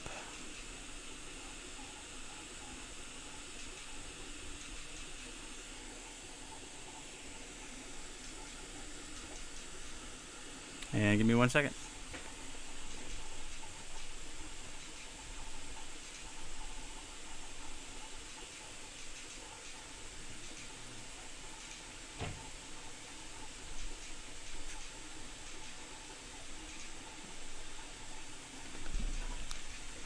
All right, and so here is the quality from the Logitech Brio 301. Now, I don't think the microphone is being activated right now, but in order for that to happen anyways, we got to restart OBS, which we can't. It'll stop the stream. So this is the quality. Focus is pretty good on it. It's nothing incredible. Now, you guys might be noticing that it looks a little bit dark, but that's because I had a direct light source. But you can make this camera look better than it does when you first plug it in by just kind of messing with the the brightness and contrast. So I'll show you guys what I mean. So if I hit configure video, go ahead and close that out. So now what I can do is I can mess with the exposure. Bring the exposure down, we'll bring it back up. Bring it up 1.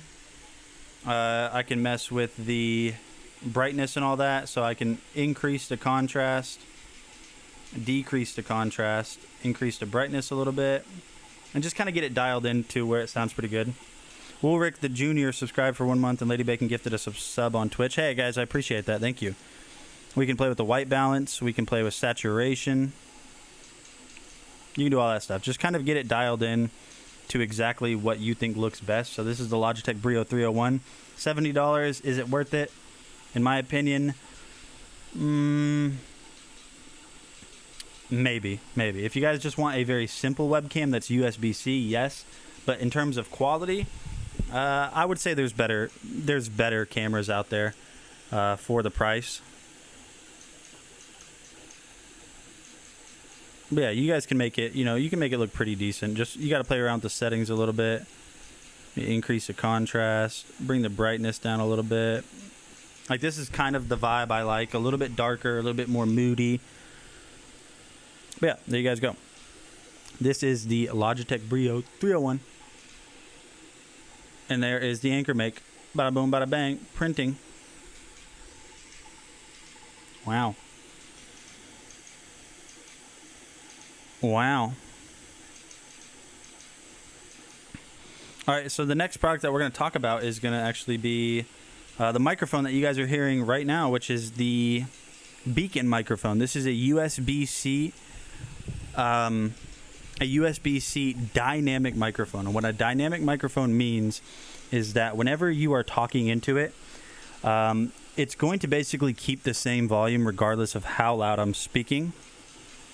So if I go, if I'm just talking normal, you guys can hear it at the level that you hear it. If I whisper, you can still hear it at a normal level. You don't really have to turn up your volume on your phone. And then if I scream, you can see that even though I'm screaming, it might appear a little bit louder, but the audio levels are the same. So dynamic microphones work in a really weird sense.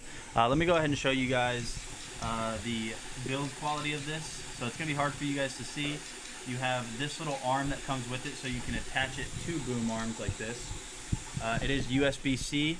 On the back side, you do have a 3.5 millimeter audio jack, so you can live monitor this. If you plug in headphones to this, you'll hear exactly what you sound like in real time.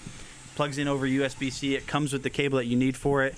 It's got adjustable RGB over here on the side, so you can actually go into the Beacon software and control everything inside of the software directly from the software. So you can control the RGB, you can make your voice have different kind of like sound effects. There's a bunch of different things that you can do that I really think makes this my favorite microphone I've ever tested, honestly. I've tested more expensive setups than this, being that this one just plugs in over USB-C. That's it, y'all. That's all you got to do. So now we're going to go ahead and talk about a L-shaped gaming desk from Bestier. Every time I say this, I say gaming desk, but it's really just a computer desk. You can use it for whatever, anything you want.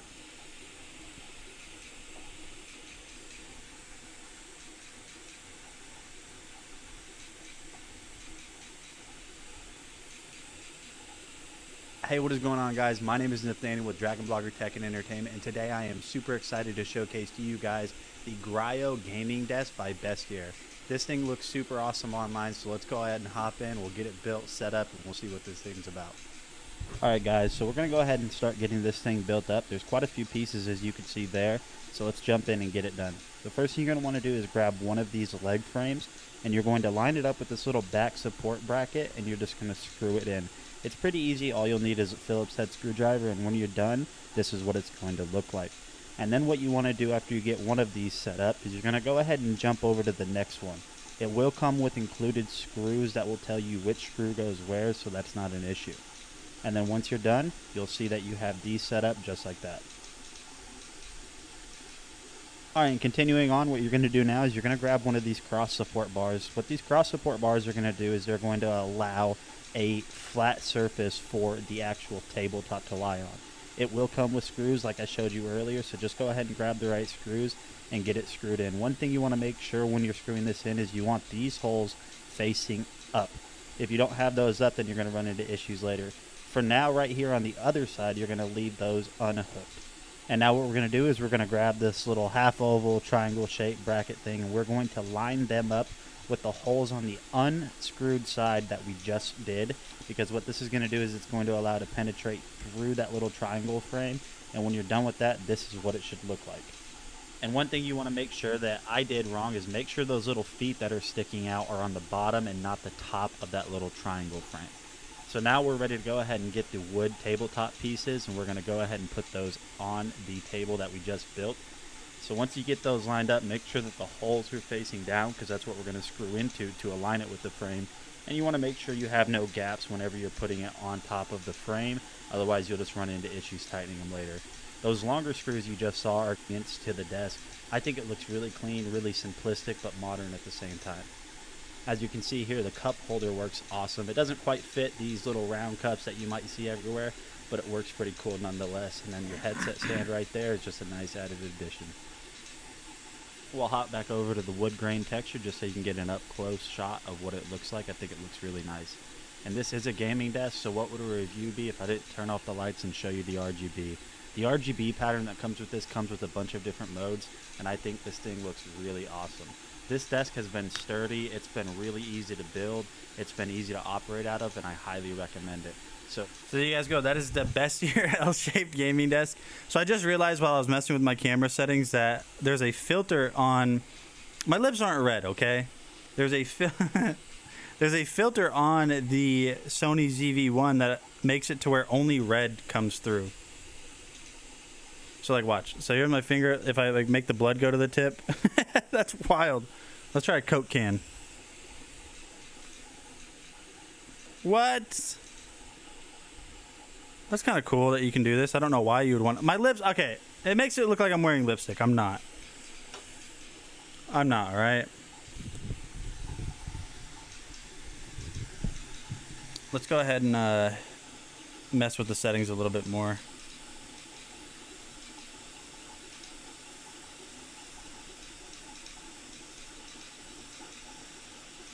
Picture profile.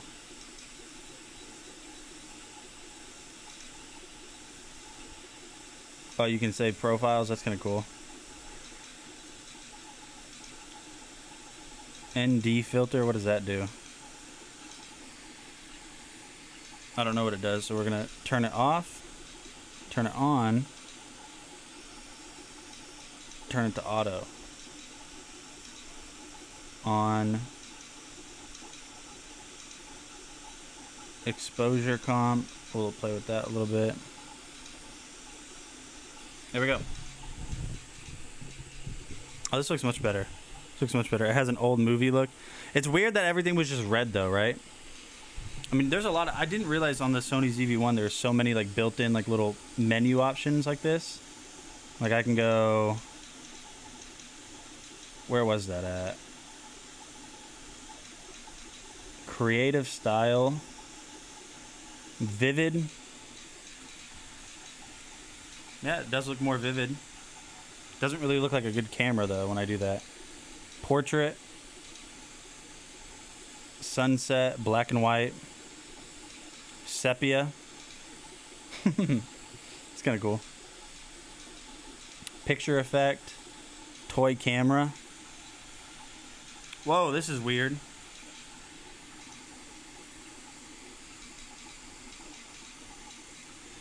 Toy camera looks weird. It's like it's... Yeah, the focus, like the focal distance or the focal area is just like in the center. This looks trippy. I don't know if I like this. Pop color. Kind of cool. Retro. Soft high key, partial color red. Let's go back to normal. Alright, yeah, it looks a lot better. Let me move this down a little bit. There we go, that looks much gooder. Alright, let's take a look at some outdoor spotlights that are controllable through RGB. These are made by Krepow. Here they are. I just filmed a review on these not long ago at all. Maybe not even a week ago, maybe a few days ago.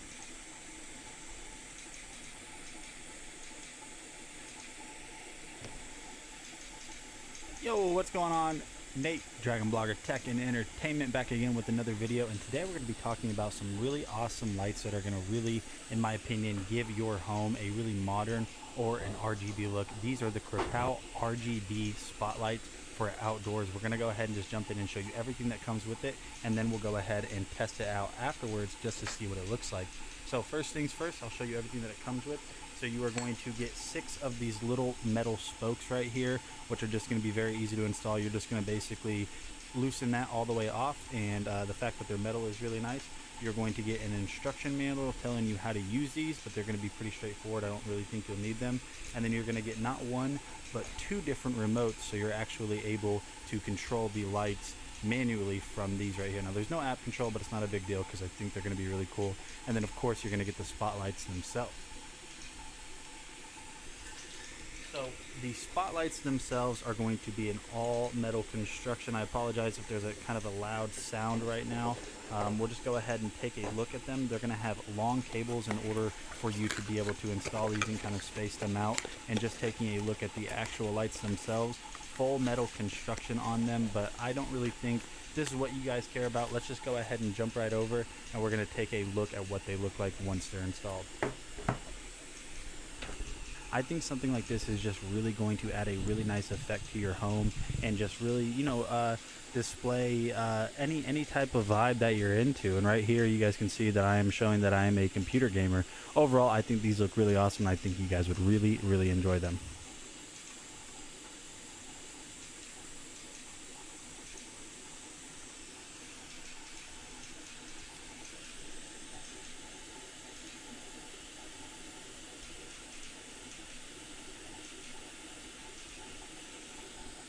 All right, there you guys go. That is the Krepow not solar powered, neon. What? Yeah, you can control all the lights. I just put it like there's a button on the remote. These aren't app controlled, which is the only downside. There's a button on the remote that allows you to just basically, yeah, it just gives you the option to be able to press RGB. We have a few EcoFlow products in the carousel, but before we do that, we're gonna mess around with some settings real quick. While we do that, we're going to go ahead and switch back over here so you guys can see this. We'll highlight the anchor make. Battery operated. No, they plug in. So they plug into like an AC outlet. They have a very long cable that goes from the outlet to the first light. So like if your outlet's far away but you have a specific spot you want to put the lights, like the cable length between the first light and where you plug it in, it's pretty long.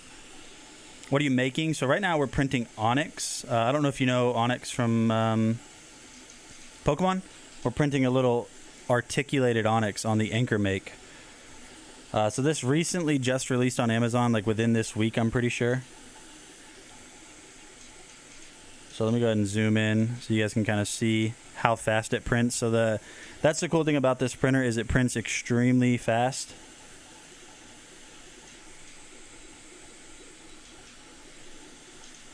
So when it's done printing, what's cool about it is even though it's printing in place, OMG yay outlet plugin OMG hee hee. I'm about to mute you. I'm about to mute you. Somebody get your mans. Whose mans is this? Looks like dog food. It kind of does, doesn't it? We're printing it with a copper filament right now. We're printing it with this filament right here, which is by Duramic 3D. They do make my favorite filament. Yeah, so we're printing it with that filament right there.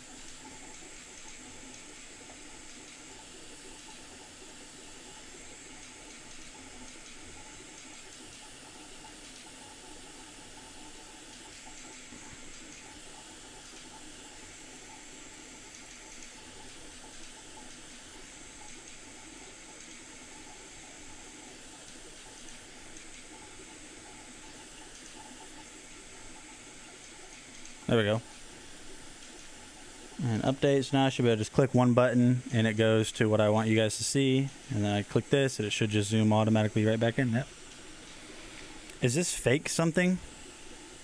What do you mean fake?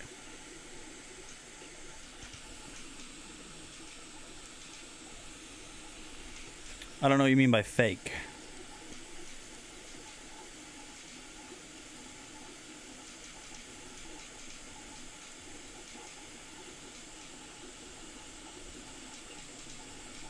Not real? Well, I know what fake means, but like, yes, it's printing in filament, so it's creating something from nothing, but I guess I don't know what you mean for the rest of it. You think this could print dentures? Yeah, but I wouldn't put it in... Yeah, you could. You could print pretty much anything you can think of. You can design anything you can think of, at least, and print it. But I wouldn't use them as dentures. So it says we only have an hour and 15 minutes left on this print, which is so fast.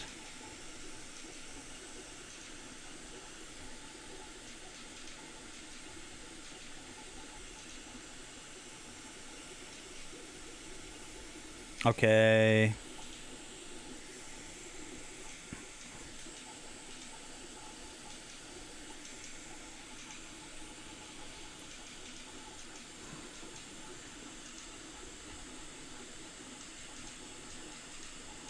This is crazy tech. Yeah, it is.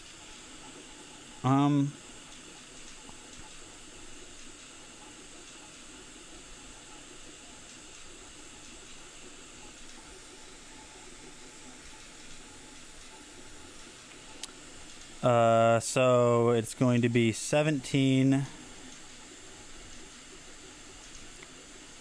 5 times 17. I don't know. Hey Siri, what is 5 times 17? 85. 85 is the answer to that question, Demetrius. 85.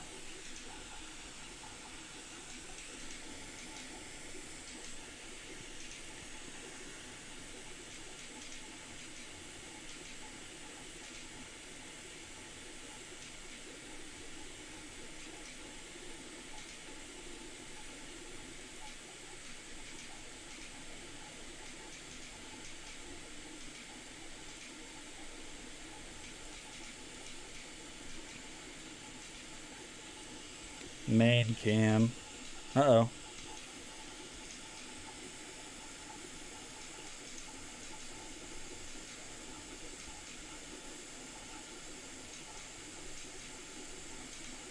Hold on. My camera froze. OMG, you are so smart, Nate. I did, what's it called? Please excuse my dear Aunt Sally. Yeah, I did. Please excuse my dear Aunt Sally. Okay, so give me a second. I'm just adjusting some stuff.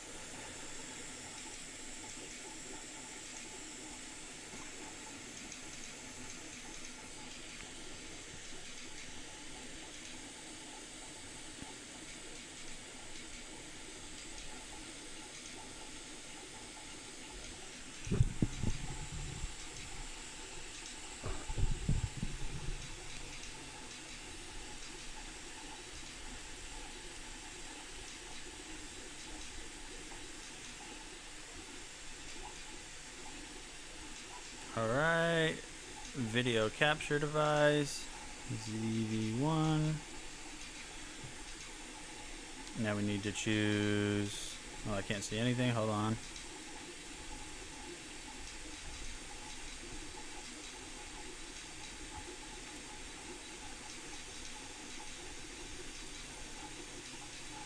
There we go.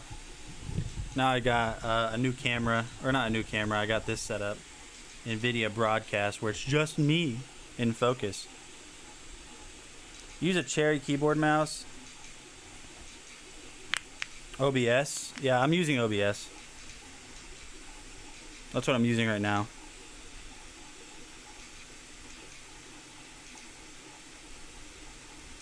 Yeah, this looks cool, dude. I can make it even worse, too. Or not worse, but I can make it even, like, more out of focus. Like the background, watch this. The answer was 85. Why would anybody want this? Why would somebody want this? Maybe like here? Yeah, like maybe this is fine.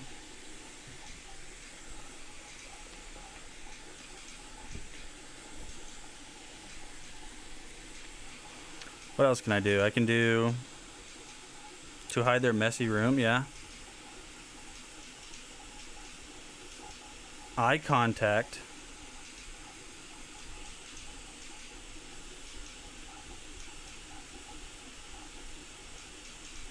That is terrifying. I'm not looking at you guys. I'm not looking at you. I promise you, I'm looking at the screen and it looks like I'm looking at you guys. I'm not looking at you, I promise. I'm not looking at the camera. I am looking at this monitor over here.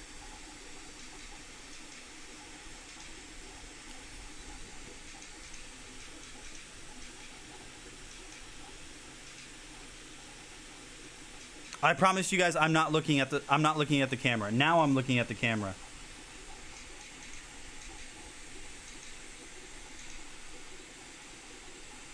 What? I'm not, dude. That's not me. I promise I'm not looking at the camera. Now I'm looking at the camera. Looking at the camera. Looking at the screen. Dude, oh, that's so weird. That's really good for like Zoom meetings, I bet. Whoa. I can add a vignette. That's kind of cool. I like that. Face tracking.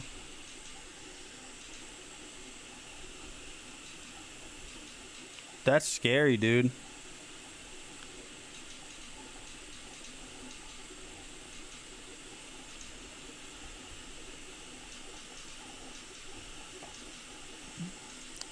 Well, I'm using NVIDIA Broadcast. Is that what you're talking about? Because like this one's called eye contact. That is so weird. That's not me looking at the camera. I'm looking the other way. Like, let me turn it off. Watch this. Okay, watch. I'm going to keep looking this way. I'm looking where you guys can see I'm looking. And then if I turn it on, I'm still looking that way.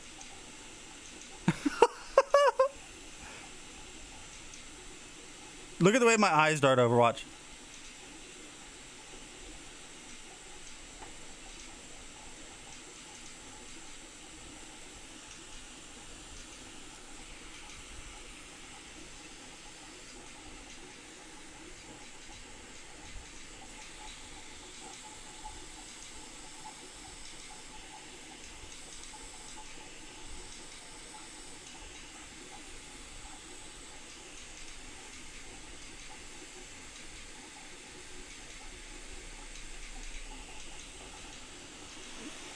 Dude, that's weird, man. I'm not looking at you guys.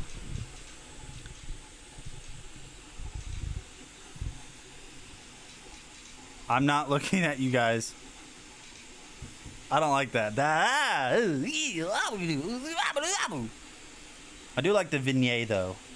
Vignette. So strange.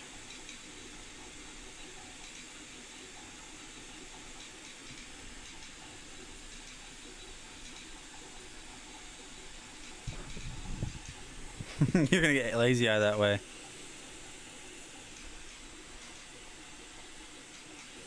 Their AI is getting a lot better. NVIDIA's AI is getting a lot better. I mean, look at the background removal. Background blur. That's weird, dude. I don't feel safe anymore. 34% done on this print.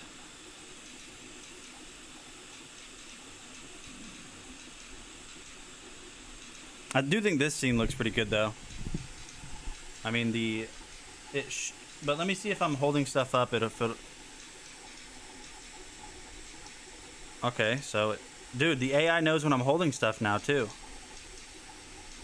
What about if I do this? See, there goes a little bit out of focus. But if I'm like showing you guys stuff, it shouldn't mess up.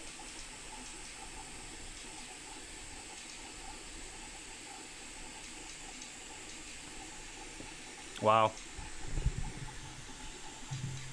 You know how to use OBS? Okay.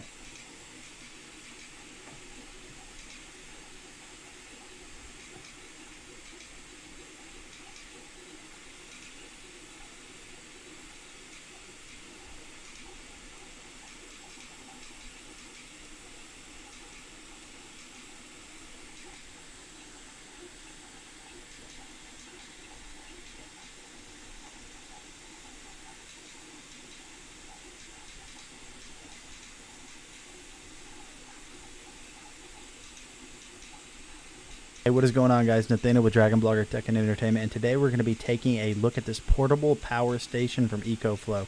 This is the EcoFlow Delta Max. Now, I have worked with numerous EcoFlow products in the past, and this is one of their highest end models that is available, and this thing is an absolute beast. And I say max because it definitely is max in all aspects of its build.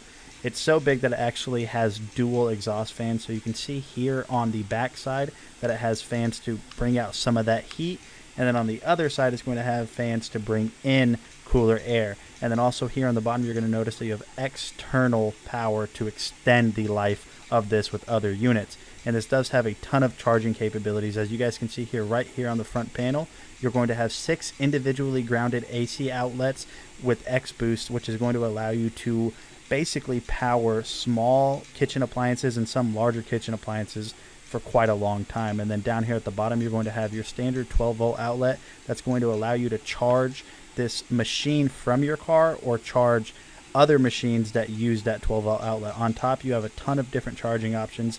So on the left here you actually have support for solar chargers, and that's going to allow you to basically keep this thing up and going no matter where you're at. So if you're camping, you can definitely keep this charged. And then you're going to have your standard 120-volt outlet and a little circuit breaker just in case anything goes wrong. Taking a look at the front panel here, likewise of all of their other machines, you're going to have some USB ports, but the cool thing about this one is you're actually going to have 2 USB-C 100 watt. To put that into perspective, most of your phones only charge at 25 watts, and these can output at 100, which is absolutely crazy. I will be back in 1 second, guys. We'll be right back. There in the middle, that we only have this charged to about 42%, and it's giving us an expected battery charging time of 83 hours. Now, that's obviously going to change when you plug something in, but just expected 83 hours on 42% charge is crazy. You can also see your input wattage and your output wattage right up there on the right side of the screen as well. And also one of the coolest things that EcoFlow does with all of their products is the app control of everything. So you can see right here, you can turn on and off X Boost mode. You can control all of the different power cycles for each of the charging components. You can see input whenever you're charging it. There's just a ton of features in this app that allow you to control it. And then also within the settings, there's a bunch of different things that you can control in here. So you're definitely going to be able to get this thing set up exactly how you want it. And one of my favorite things about this machine is just how many ports there are. So as you guys can see here, you have 6 ports. You can run things that are a standard 120-volt outlet while also charging your devices. This thing is so powerful you can actually power a microwave. I feel like some people might not believe me.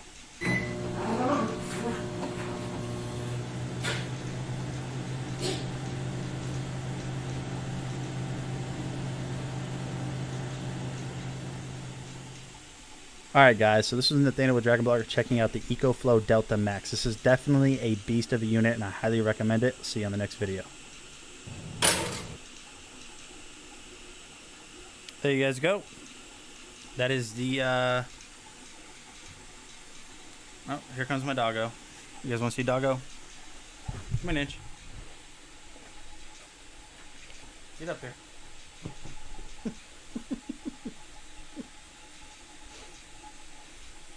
Oh, there he is. There. Oh, don't lick my eye. There he is. Oh, hi. My buddy. Oh, yes, sir. Yes, sir. Yes, sir. Yes, sir. Kisses. Thank you. Okay. All right, let's go. Let's go. Come on, man. Go. Go. Go. Go. Get out of here. Go. Are you gonna stay in here? Okay.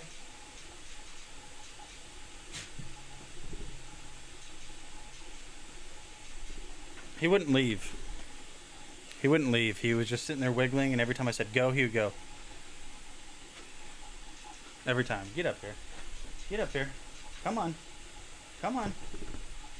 Oh, there we go. Okay. Okay. That's a good boy. It's a good boy. Yeah, that's a good boy. That's a good boy. That's a good boy. Dude, he's so ornery. I don't know. I don't think she's still here, but Sheila B also has Aussies. You can ask her. They are the most ornery dogs ever. They're so smart. Let me try to get him to go one more time because he keeps opening the door.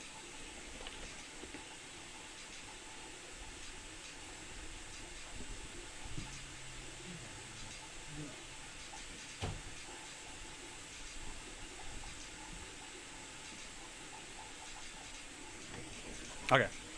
So that is the EcoFlow Delta Max. Now we have the River 2 Max. LFP battery technology built into this one.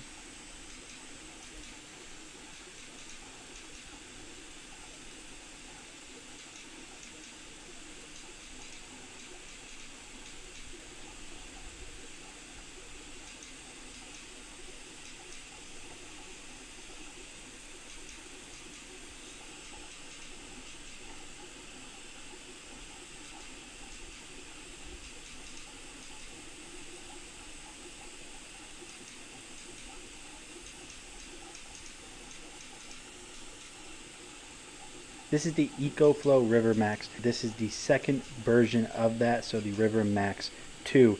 This thing is an absolute beast and has a ton of crazy features that I think you guys are going to really enjoy. So with a total of 512 watt hours on that Life PO4 battery and a 1 hour fast charge and up to 1,000 watts of output, this thing is going to keep you guys covered through an entire camping trip, through a weekend getaway, through storms, through blackouts, really anything that you can think of where you're going to need power and otherwise wouldn't have access to standard outlet power. This is going to be the one for you. So what we're going to do is dive in and take a look at all of the options that you have included with the River 2. So if I go ahead and lift this up on the front right here, you guys are going to notice that you have 3 USB-A ports, which is just so cool. So you can charge all of your devices directly from this. Then you're going to have a USB-C output that is going to output at up to 100 watts. So all of your devices are covered. If we flip over here to the side, if I pull this little lever down, just like all of other EcoFlow products, you're going to have that standard 12-volt outlet so you guys can actually charge devices that would normally run from your car's power directly from this. And then down at the bottom, you're going to have 2 individually grounded AC outlets, and then you're going to have these 2 standard 2-prong outlets. All of this is controllable through these buttons that you guys can see located around the outside of it. So say you have some stuff plugged in right here and you have some stuff plugged in right here. What you can actually do is individually control the power to each of those through this little button, or you can even do it through the app. Now if I switch it over to this side, you're going to have a fan, which is actually going to outtake some of the heat because this thing is going to run pretty warm. And then on the back side, you are going to have this Extreme Technology charging plug-in right here. So when you plug this into your wall, you can actually fast charge this in about 1 hour from 0 to 80%, which is just incredible to me. Now the backside right here, this is going to be a way for you to actually charge from your car while you're driving down the road or from your RV. And then you can also charge with EcoFlow solar panels that will plug into that same port. Overall, like I said, the River 2 Max I think is just a beast. If we go ahead and turn this bad boy on, you guys are going to notice that it has a little display here that kind of shows you everything you can expect. It will show your total input wattages if you're charging it. It will show you how many outputs you are outputting at if you have stuff plugged in. And then your total battery life is right here, and your expected remaining hours of charging based on how many watts you're outputting will be reflected right here. This is just an incredible machine. Definitely check this out. I'm Nate with DragonBlogger. See you guys later.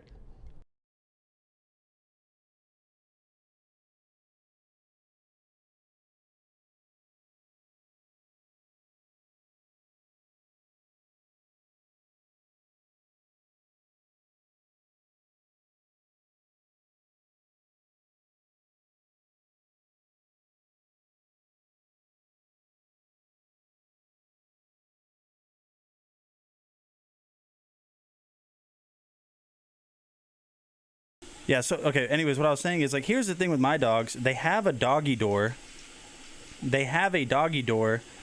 And it's always available. They always go outside. But when we moved into this house, the fence was like, our backyard was pretty small. I mean, enough space to run, but not really. And so we made our backyard really big. They have the ability to go out there and run and play, and they won't do it because if we're home, they want to be by us. If we're not home, then they lay inside and wait for us. So hold on.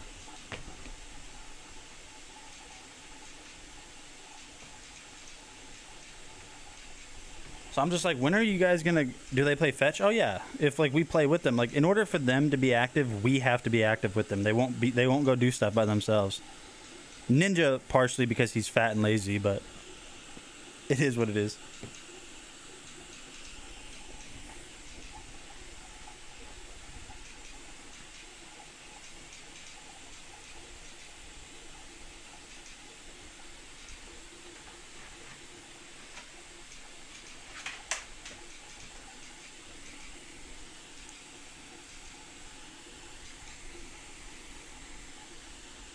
Mine is Pudgy. No offense if Pudgy is here.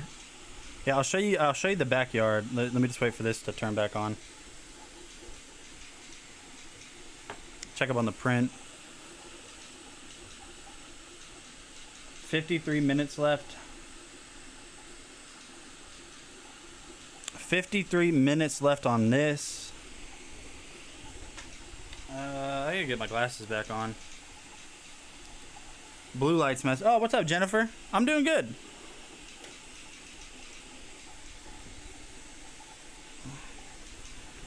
You guys got any plans this weekend? What do you guys got going on? What are you making? A Pokemon. Again, picture that. Yeah. Yeah, imagine that, a Pokemon. I feel like my... Do I seem too bright? Kiss me, I'm Irish. Kiss me, I'm Irish. I don't even know how to make an Irish... How do you make an Irish sound? Hold on. Golly, dude. I need to go wash my face. Take you guys to the bathroom and wash my face.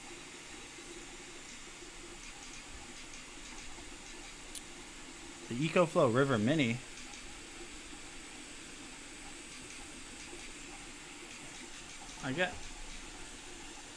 It's out of stock. I'm gonna get this video out of the way. I think I've played this video a billion times. This is probably my most played video that I've ever shown, so let's get this out of the way. It's the eMeet meeting capsule. I don't think I've seen anyone interested in this camera since the dawn of me showing it. Not one time has somebody said, that's cool.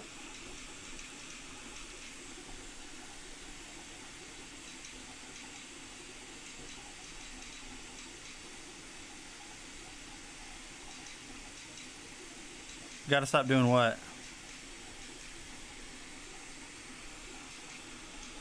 What do I gotta stop doing?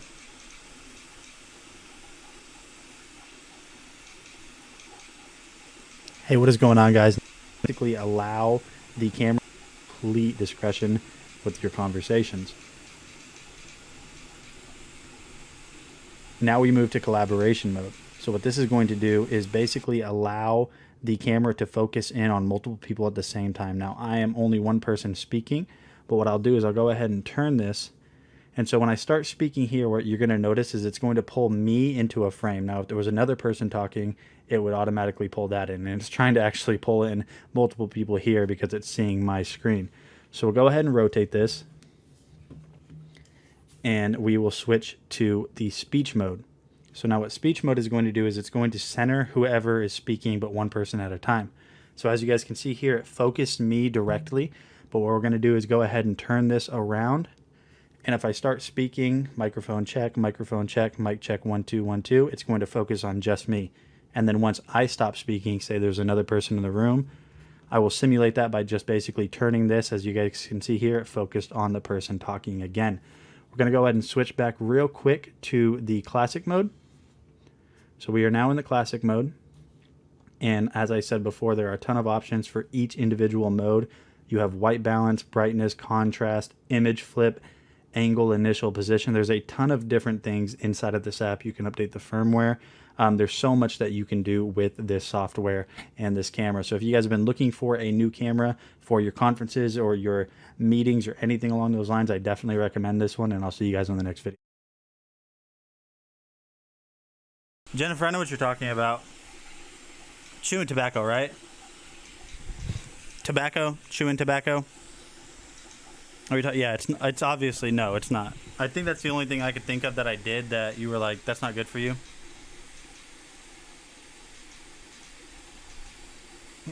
Probably the only thing. You're not wrong. Is that what I think that's what you're talking about? Alright, so that's the eMeet meeting capsule, and now we have the Eufy Security S330 floodlight. Hey, so my username changed, by the way. You gotta add me. But I think you were talking about chewing tobacco, right?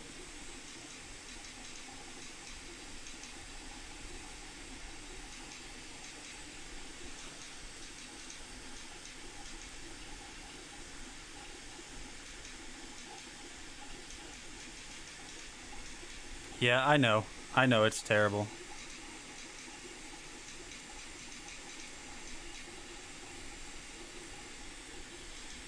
I don't want to like one off and just say, well, I know it's bad, but oh well. Honestly, it's just because I don't think about, it's not that I don't think about quitting, I just never like, I never do. Like I never, I'm sure I could. The last time I tried to quit was probably the worst place ever to try to quit an addiction, which was in Iraq. I tried to quit chewing tobacco in Iraq, and I was like, never mind. Yo, what is going on, guys? Nate with DragonBlogger Tech and Entertainment, because you're always entertained, right? Right? Say it. I'm taking a look at the Eufy Security Floodlight Cam 2 Pro. So I have tested numbers of products from Eufy, which is made by Anker. I've said this before during my live streams. I've said it on my videos. Anker makes the best products, and being that Eufy is Anker, this is one of the best products. So I've tested out the Floodlight Cam 2K. This is the Cam 2 Pro. So this is going to be a beast at keeping your business, your house, really whatever it is, monitored and safe. So there are some key features about this that I want to go ahead and talk about. So you guys can see that right here you are going to have 3 different LED panels that are fully adjustable. All you have to do is simply just twist this and loosen it, and then you're able to adjust the angle at which these lights are going to shine whenever it detects intruders, whenever it detects people in your driveway, really whatever it is, you can set it all up through the Eufy app. Now the camera here is a true 2K full HD camera with smart lighting. This is going to be weatherproof. this is going to be mountable to your roof. Now, one thing I do want to let you guys know, this does have to be hardwired into your house. If we take a look at these wires over here, you can see we have our positive, neutral, and ground. So this does have to have existing running wires to wherever you're going to install it, or you'll have to have possibly an electrician come out to install those power wires so you're able to get this installed. So one of the coolest features about this is this camera is actually going to cover up to 360 degrees. So there's not going to be any blind spots whenever you're using this. This is also going to come with the Eufy Security app, which has 0 hidden fees, no monthly fees or anything like that. So when you get this installed and paired up with your Wi-Fi, all you have to do is come into the Eufy Security app and you're able to remotely monitor this camera from wherever you're at.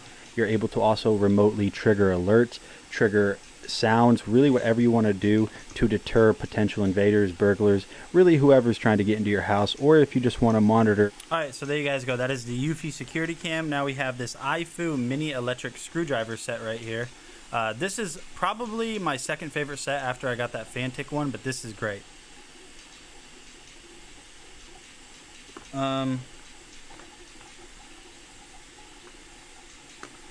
For me, and here's the thing, like, I don't want to talk about it too much. For me, like, mine is more like, if I'm so busy that I'm not thinking about it, I won't, like, you know, I won't put in chew. I won't put in, you know, chewing tobacco. I won't use it. If I'm so busy, like, I've gone the entire day without using it and not getting, like, the urge to use it. But mine's more habitual. And my day is pretty much the same every day. So mine is more like after something, I do it. And then if I don't, that's when I get the urge. Like after eating food or after waking up, brushing my teeth and getting ready for the day, or after eating breakfast, I do that. It's a habitual thing for me. And that's the only time I ever get the urges is like right after I get done eating. I'm so used to, you know, using the chewing tobacco that eventually I'm like, you know, I'll be like, well, now I need to do this. But like if I'm so busy that I just don't, you know, have it or I don't do it, then I don't even think about it. But it's like after an event, that's when I'm like, ah, dang it.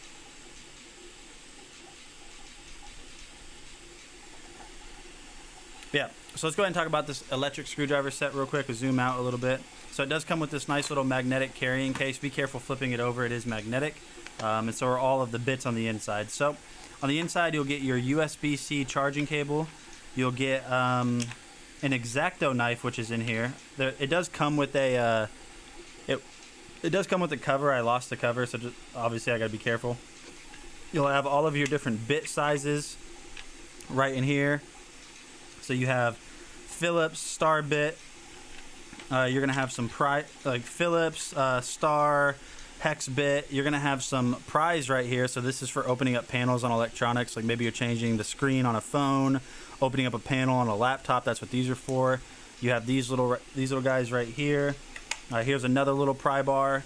You're gonna get a little brush to clean off electronics. You'll get a suction cup. So this is actually used for screens when you're removing this from a screen. Or when you're removing a screen from a phone, you don't want to grab it and pull it up. You want to press this down around the screen, and then you can simply just pull up like that. You do have an extension right here. You have some longer bits as well on the side, all of your bits right here. So everything is kind of like on the sides, it's kind of, you just kind of throw it in and, you know, make it work. As far as that goes, and then you're going to have the electric screwdriver right here. So you have forward and reverse, USB-C charging right there at the back, and whenever you're using this, if you guys look, you can see that you have a little light on it. So all of these bits are magnetic, so whenever you place them in here just like this, you can see that it doesn't fall out because, like I said, it's magnetic, so it only makes sense that it doesn't fall out. Trying to get this to focus. Something's going on with the focus on this camera. There we go. So now if we spin it, you guys can see that it's spinning just that easily. I had to get it really close maybe.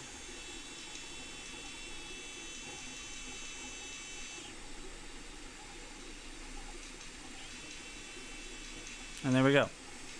So it's all magnetic. If you want to demagnetize the bits, you can just swipe the bits around over here, remagnetize, swipe it around in here.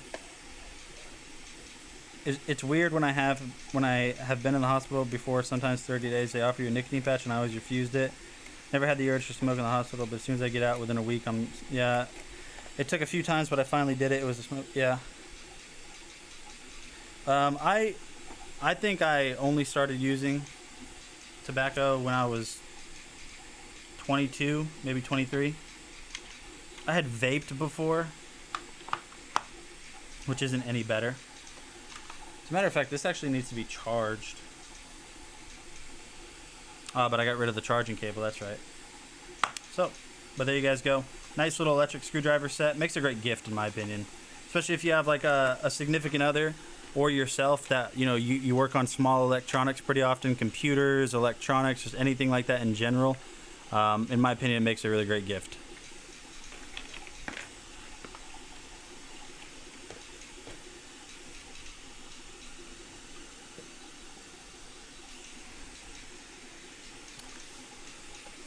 So the next product that we're going to look at are some Michelangelo stainless steel knives, or some there's some kitchen knives. We're going to look at those. I'm going to go grab a cutting board, and I'm going to grab a something to test them with, so we can, you know, obviously test them.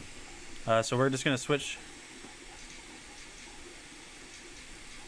Yeah, and like everybody's always going to say this. Everyone's always going to say, like, I could quit at any time, I just don't want to. I really can. And I'm not going to lie, obviously, like, the problem for me is after a meal, or after I'm ready for the day, or, you know, after when I get, like, when I'm done with work and I'm just sitting down chilling. Like, it's a habitual thing, because it's like a process to my day, and it's so ingrained, and it's been like that for 4 years now, that's when I have the urges, is like after I get done eating or something, which is, it's bad, but I know I need to. All right, so I'll be right back. I'm gonna go grab something that we can test these knives with. This will be the first time actually testing them, so they look really nice. So if you guys, you know, like kitchen stuff and all that, just bear with me through this video for a second. We're going to take a look at some pretty cool knives, and these are the first times I've ever tested them. It'll be the first time you guys have seen them, probably, unless it's from other streamers. But right now we're going to look at this mini fridge. Yo, what's going on, my friends? Nate with DragonBlogger Tech and Entertainment. Today we're going to be taking a look at this absolutely incredible mini fridge from Comfy. So they recently sent me this, and honestly, I have been so happy with it. I've been using it for about 2 days. So just taking a look at it, you guys can see it's a rather large mini fridge. So something like this is going to be really good for a dorm room, an apartment. I have it in my office right here, set up on my stand, as you guys can see right here. Now the design of it is really nice too. You're going to have the Comfy branding right on there. You're going to have this almost kind of light black color tone to it, and in some light it almost looks blue in a way. You're also going to have your little chrome accent handle. So really this thing was super easy to get unboxed and set up. The only setup you really have to do is installing these shelves, and then after that you just have to install this, which is very straightforward. So we'll go ahead and open this up and take a look on the inside of it. So you guys can see that currently I have 3 shelves inside of the fridge. Now you are going to have kind of a little freezer compartment up there. The control is super easy. You guys can see right there. It's all you have to do is just choose how cold you want it to be. So we'll go ahead, almost like MTV Cribs, if you guys remember that, and we will basically just show you guys what I have in here. So over on the right side, we're going to have some Dr. Peppers, but if we kind of pan over here, you guys can see you have a ton of space over here. This little thing at the bottom is going to be able to hold an entire gallon of milk, tea, whatever it is. Now you do have 3 steady shelves that you guys can see just right there. I have Gatorades, all flavors. On the bottom I have string cheese, and then I also have some French onion dip. Now if we take a closer look right here, you guys can see that you are also going to get a little vegetable drawer, which is really nice. I think that's cool that they just included that. Unfortunately mine did come broke, but that's really not an issue. I don't think it's really going to affect the performance or anything like that of the actual fridge. So we'll go ahead and set that back down in there. Like I was saying, if you guys just need a really nice little fridge in order to hold all of your stuff in an office, a dorm, just really whatever it is, definitely check this out from Comfy. It even kind of closes on its own right there. I'm Nate with DragonBlogger. See you guys on the next video. So there you guys go. Let me get some of this stuff out of the way real quick, so I can show you guys this knife set. And if you guys here in a second, whenever I start talking about these, if you feel like you're watching a video, like one of my videos, it's because I am about to film a video for this at the same time while showing you guys. I'm going to hit record so it's recording on my screen, so that way I can kill two birds with one stone, show them to you guys live and create the video that I do.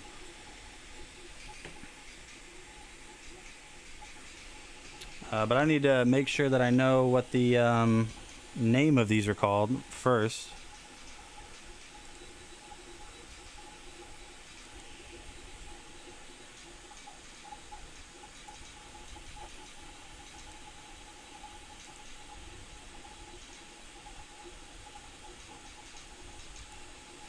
So these are,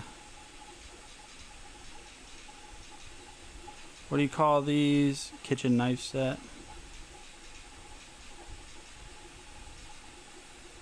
Okay, cool. I got it. Let me just try to zoom out a little bit.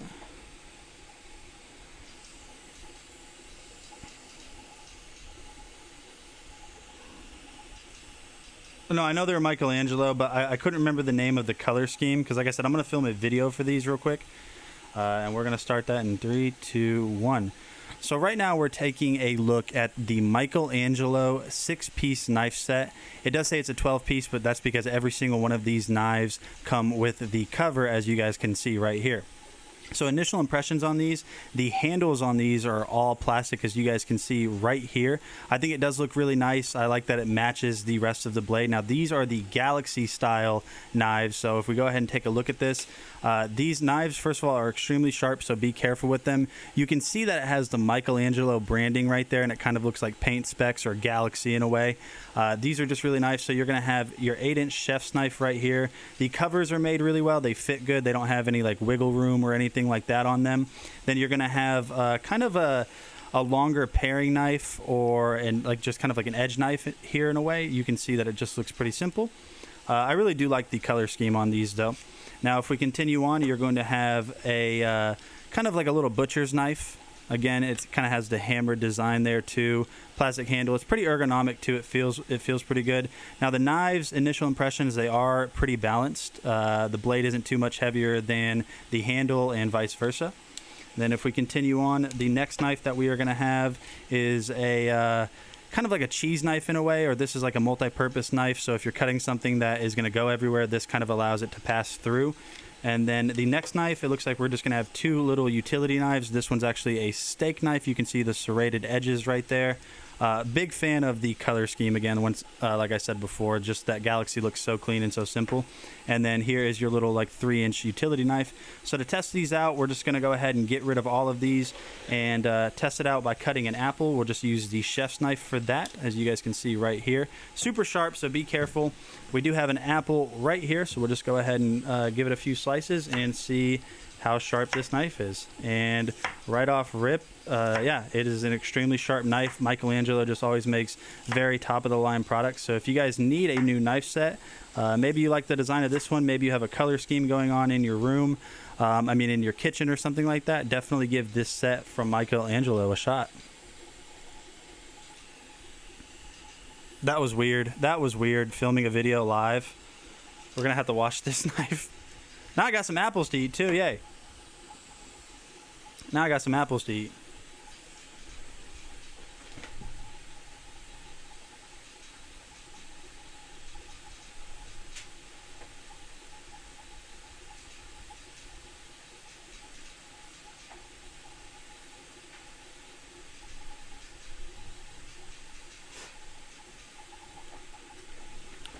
Well guys, how was my video? You guys basically just watched a video again.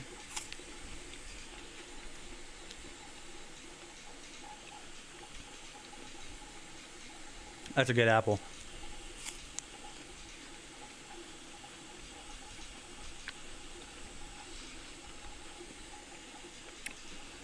We need to do a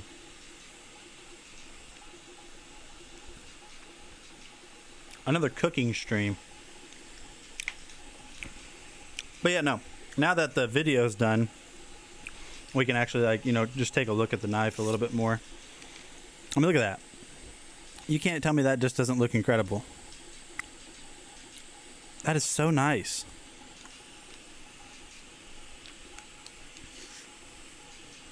Those are nice looking knives. Sharp too. Are they top of the line knives? No. Are they good knives? Yes. How much are they? 53 bucks. They're on sale today, actually. When did my wife get these apples? I don't think these are the apples we normally eat. These are not the apples we normally eat.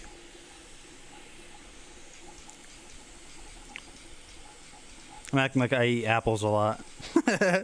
I'm acting like I eat fruit a lot. Let's give it another go.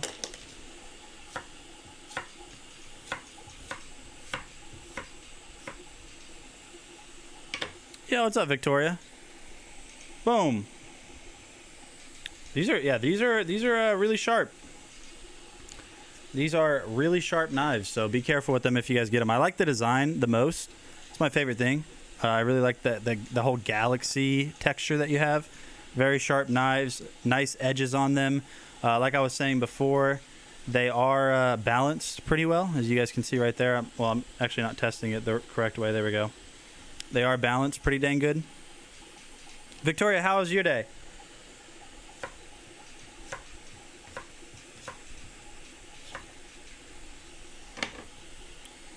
Sharp knives, guys. Sharp knives. Anybody want an apple? Maybe not after I've touched it. Victoria, how was your day? I asked you. Don't you dare ignore me.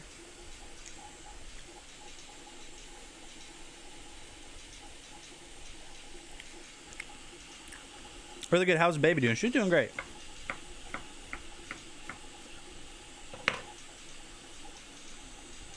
Sorry, I type slow. Better figure it out. Anybody want some apple fries? Hey, I wonder... Oh, can you do fried apples? Can you do fried apples? Like, cut them into fries? Maybe do like a... I don't know. Maybe do like a little bit of cornstarch, some flour, maybe some egg wash, and fry them. Is she crawling yet? No. You should try. I feel like I don't like the way you said that, Sheila. I'm not a fan of the way you said that. The way you said that, in my mind, is you know the answer to that, which is probably no, and you want me to do it. Is that what you're doing? That's what you're doing right now? You setting me up? You setting me up, fam? Oh, you setting me up, fam? Hey, Cece. Cece. No, overall, initial impressions from the knife expert Nate. Knife Nate. Very sharp.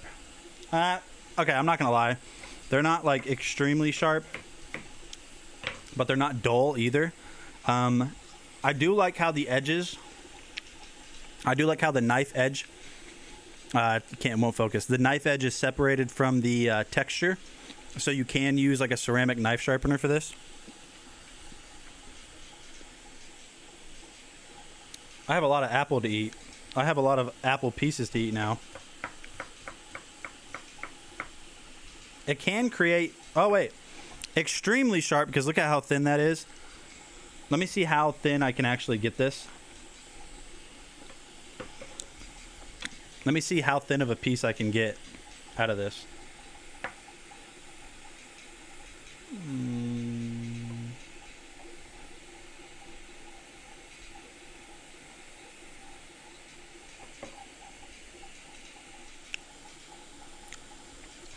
Did I not? I thought I asked. Oh, I said hi, Cece. Cece.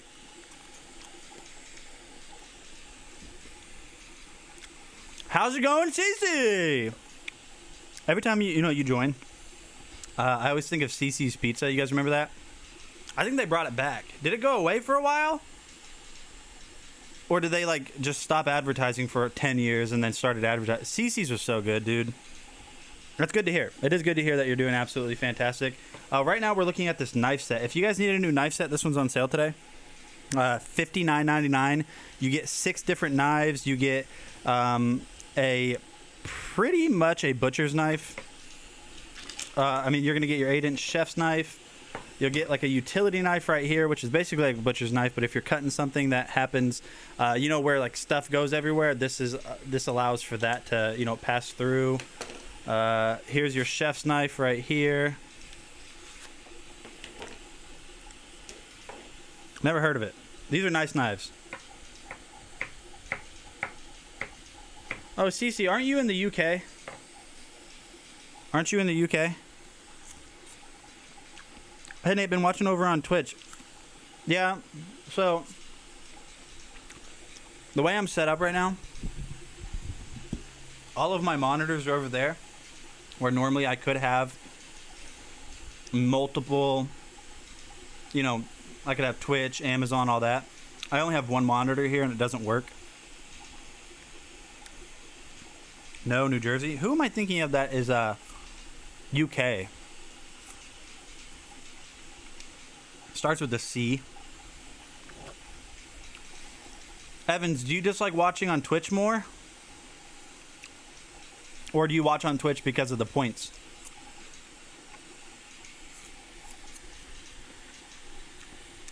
Yeah. Gosh, these apples are delicious. Are they delicious? Are they a delicious apple? Yeah.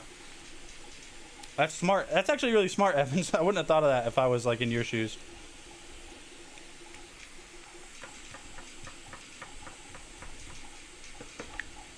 These are nice. I like them.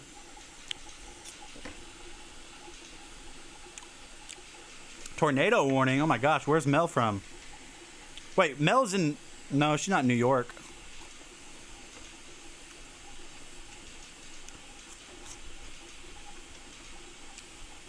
I know she's from New York.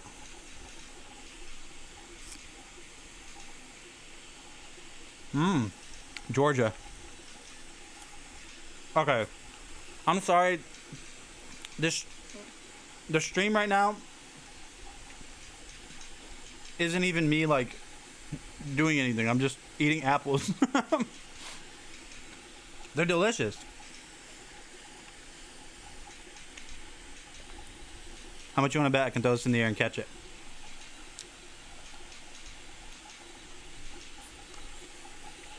I'm just like that,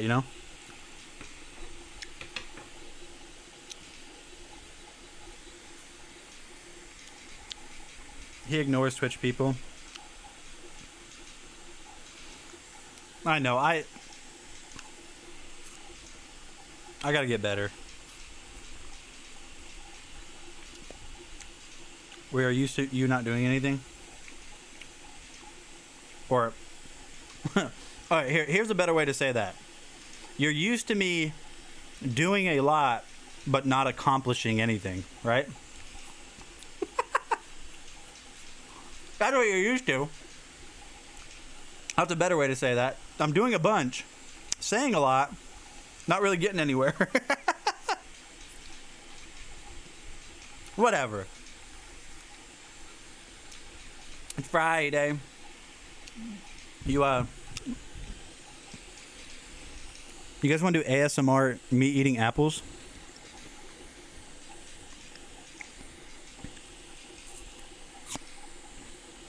Oh, I bit my teeth. Ow, I bit down too hard. I'm never doing this again. All right, let me go dispose of these apples. Really nice knife set, guys. Definitely give these a shot.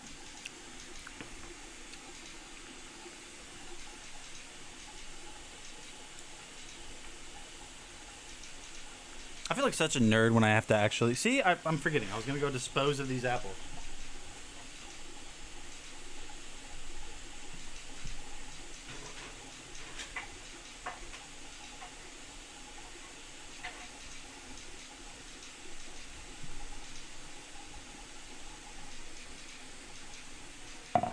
So I've also come to the conclusion that I absolutely hate rice pasta now. So my wife is she's gluten free because she gets terrible like stomach problems and like can get migraines from gluten. So like we have gluten free pasta in the house, which is rice pasta. Anyone that cooks a lot, please let me know what I did wrong. When I boiled her rice, because I made homemade mac and cheese last night. When I boiled her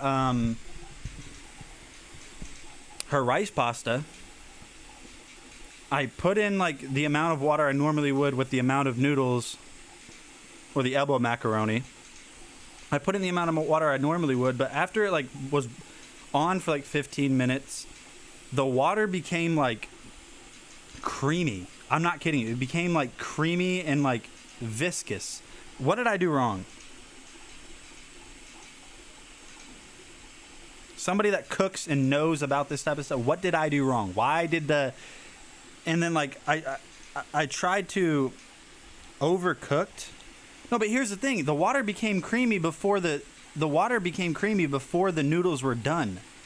Now remember, I don't know if this matters or not, but it was rice pasta. It wasn't actual wheat. It was rice. So James just appeared out of nowhere. Perfect timing, dude.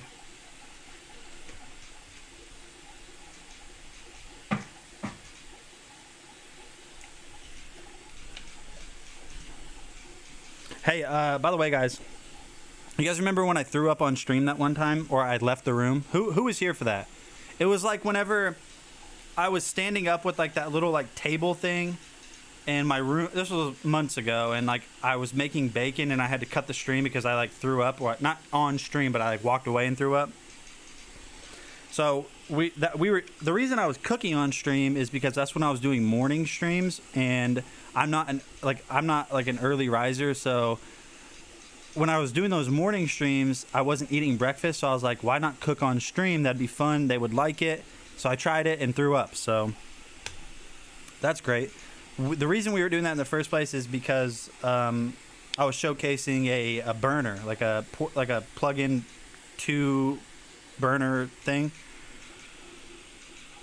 I have 2 more coming on the way, and I think what we need to do on the stream is cook again, just not bacon. Because now that I have this overhead camera, which I can zoom out from, and I can actually, make this camera go way up easily, I can like send it up. We need to cook on stream. Like maybe we can do biscuits and gravy or something. Or you guys aren't even having a conversation with me. You guys are having a conversation with James, and I'm out here. Bye.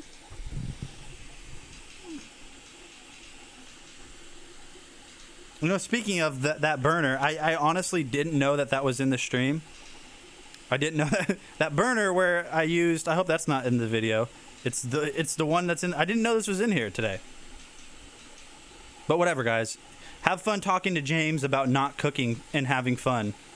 Have fun not having fun, you funners.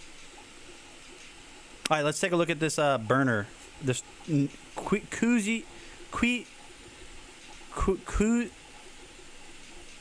burner. Koozie Max burner.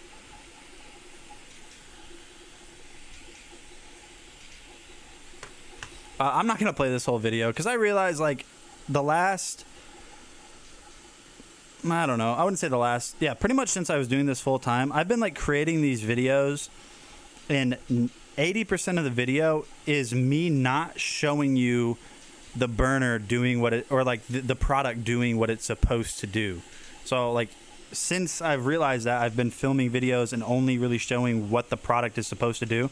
So I'm not gonna make you guys watch this whole thing where it heats up and I cook eggs for 5 minutes, Hey, what is going on, guys? Nathaniel with DragonBloggers Tech and Entertainment, and today we're going to be taking a look at this Koozie Max electric infrared stove. As you guys can see right here, this is a 2-burner stove. It is draped in this really awesome stainless steel. Let's go ahead and just give you a quick demonstration on how well this thing works. So this thing is completely powered off. I'm going to show you just how quick this thing heats up. So we'll go ahead and turn this on. We're going to go to about medium. We'll go ahead and get our little tiny pan on here. This is Michelangelo pots and pan set. We'll go ahead and get that on right there. And this is already hot. I can't touch that any longer. That is all. Okay, wow, Nate. Cool. Okay, the one thing I can say about this is it does heat up much faster. We have a coil stove, you know, the whoop, whoop, whoop, whoop. That's the sound effect it makes. And those are eggs. Yeah, you guys have probably seen eggs cooked before. Have you guys ever seen eggs cooked before? If not, watch this video.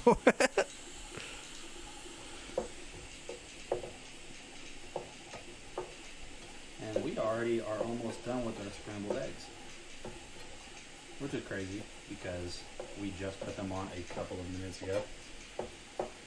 Honestly, I see something like this being really good for people that are on the go a lot. People that maybe have RVs or campers or just general stuff like that that don't have access to a stove. I mean, this is such a great solution because it heats up so fast. It's really not that big. It's not heavy for sure. And yeah, it just works really well. And which video was that? I think I know what you're talking about. So this burner is really nice, so definitely give that a shot. I remember that though. Specifically, I remember that. What video was it? Because I remember how I said it. I said, love you, like that. But what was it of? James, I'm not going to let you just send them. What do you want? I'll trade. Legit. We'll trade. And I'll send you shipping money. I will trade you. What was that video? Love you. Remember harder, Victoria. Start remembering harder. I will not move this stream until we remember. Love you. But you said he started yeah, he started choking? He was laughing or just started... Why do I have filament in my pocket? The life of a 3D printer. Am I a 3D printer or a 3D printerer? James. I was partially kidding, by the way. But if you really aren't going to hang them up, I will. But I'll trade you. Do I have anything that you know I reviewed that you want? Be real. He replayed a few times. When was this video? When was this stream?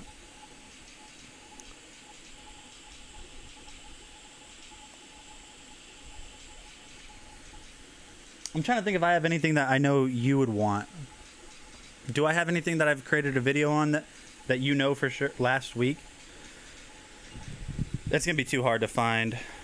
Well, actually, it might not be too hard to find because if I can just see what was in this carousel on his streams last week, then I might be able to just be like, that's what it was. So more live streams 6 hours ago. Oh, I can't go back that far. 2 days ago. 4 days ago would have been this week. So then last week would have been maybe February 22nd? Can't be that, right? Can't be February 22nd. No way. Okay. I'm looking at all of his products in his carousel. None of those are mine.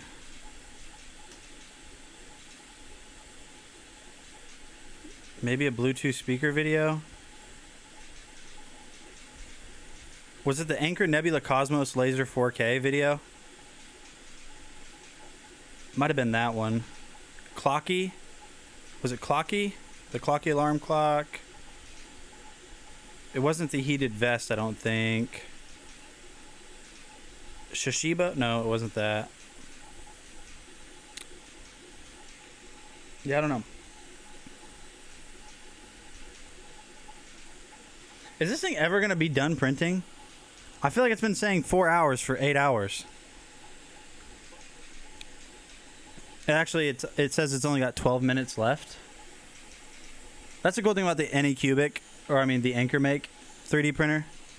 The cool thing about it is that, like, it just straight up shows right over here.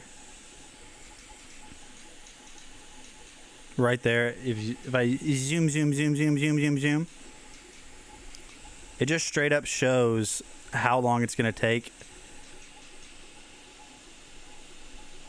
Almost at the end of his stream. Yeah, I don't know. I honestly can't think of what it would be. You sure it wasn't this week? It wasn't Monday?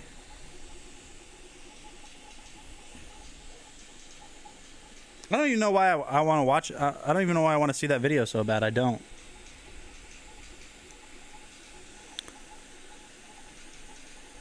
Whoa. That's not where it's supposed to be. This is almost done. 12 minutes left. No, last week? Okay.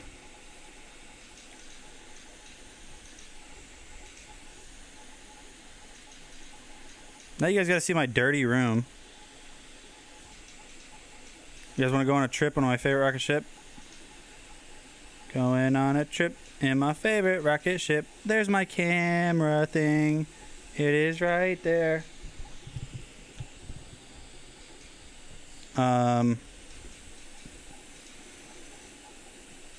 Saw, dude.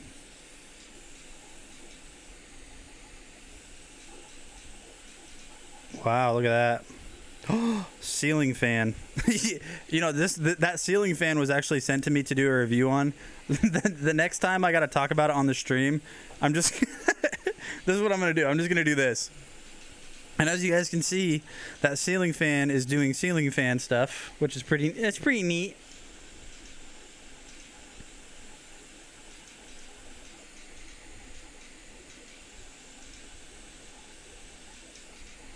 Trying to get this centered right. Just right. There we go. That looks nice and centered. Looks even more centered. Looks like airplane rotor. How is that artist impression of what Blake looks like print doing?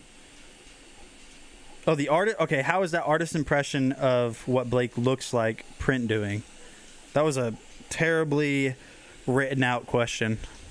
It's doing good. Check it out. Watch this. Go gadget eyes.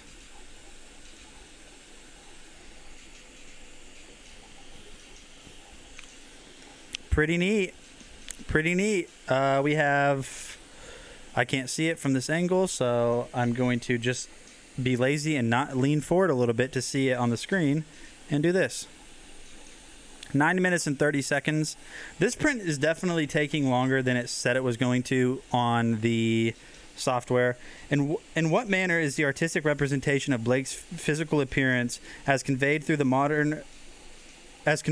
medium of print, performing in terms of its verisimilitude and capacity to evoke an accurate semblance of his visage? In what manner is the pictorial interpretation crafted by an artist that depicts the physical semblance of the individual named Blake as transferred onto a tangible medium through the process of printing, performing in relation to its degree of fidelity to reality and its efficacy in eliciting an accurate representation of his countenance? How is the artist's rendition of Blake's appearance printed on a physical medium performing in terms of its veracity and capacity to accurately portray his visage? Dude, I'm not kidding you. If somebody... Oh, dude, I would fight. And I'm not even one of those guys that just wants to fight people because... You know what I mean?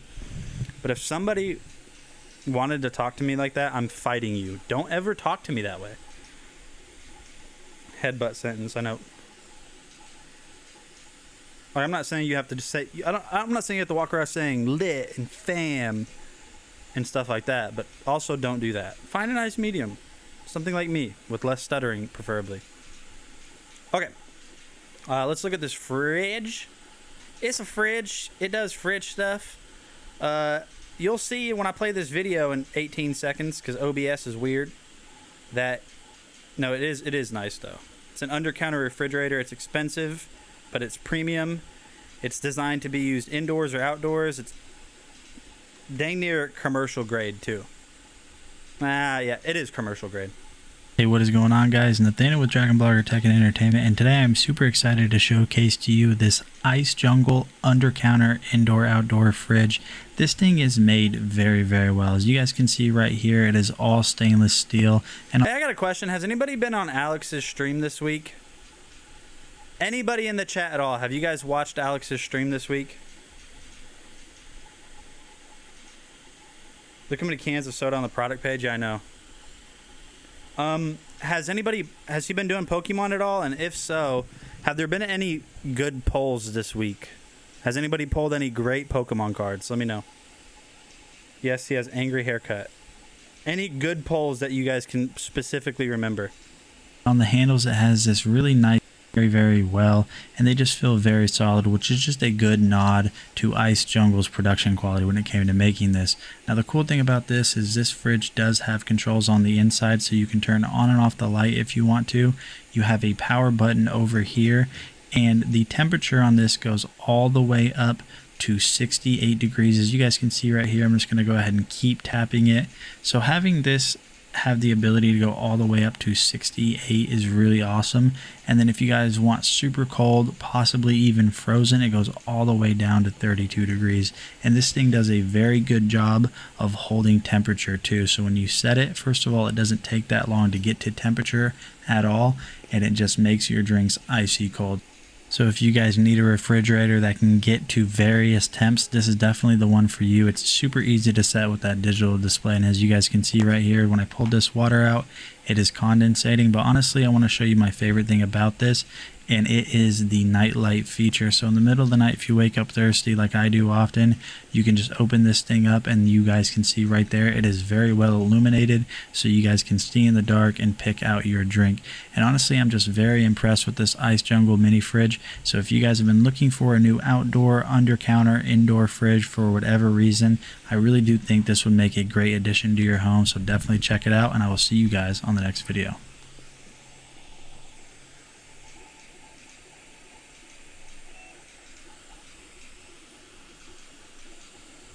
So you guys go. I might actually have those in here. Hold on. Can you guys wait for 1 second? Can I leave for 1 second and go get them? I don't want to play the video because I don't like playing videos. So yeah, can you guys wait for 1 second? Can I go grab them? Will you guys yell at me? And you know what?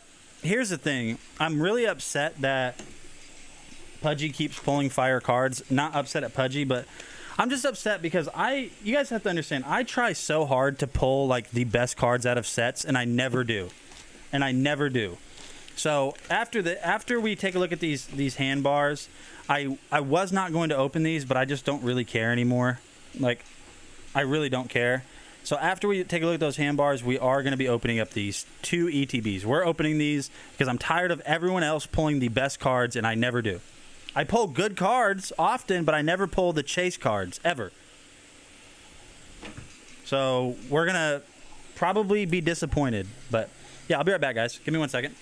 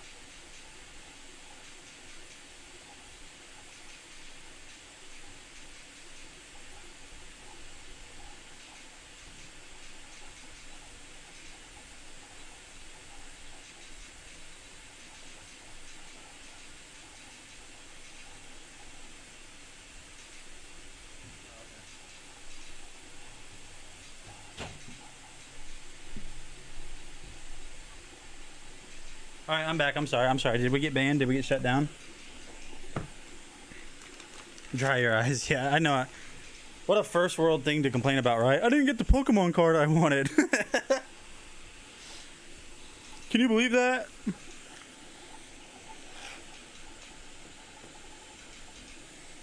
All right, hold on. Hey, what do you guys got going on this weekend? What's everybody doing? Where are they in the carousel? I can't find them now.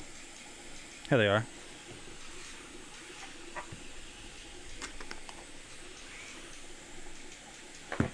All right, so these are what you were talking about, the twist bars.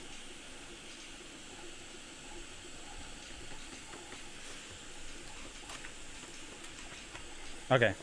So they're obviously for exercising, but they're they're not what I thought they were. I don't remember what I thought they were going to be, but I remember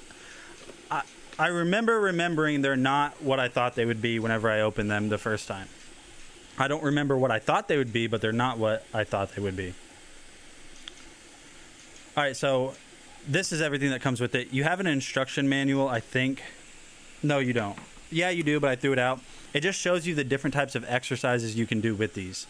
So now you guys might get intimidated here because of my absolute just massive forearms. I almost pulled a muscle doing that. Sean, what's your Pokemon question, dude?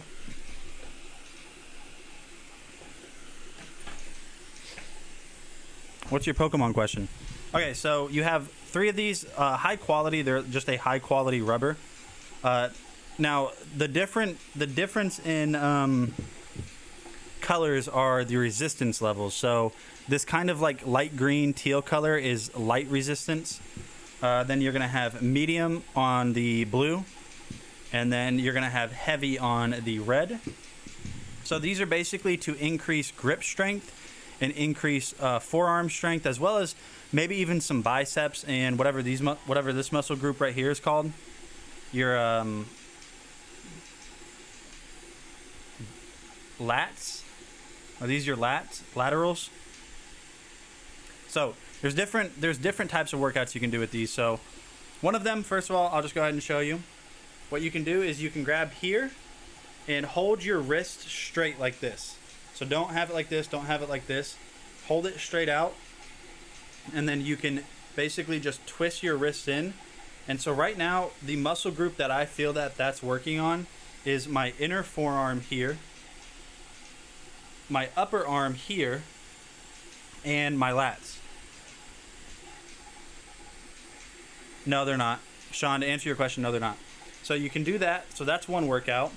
Now what you can do is you can hold it like this and go this way. And now I kind of feel it working around the top part of my forearm here. Now you can also grab like this. So hold it like this and basically just grab, and now you can twist.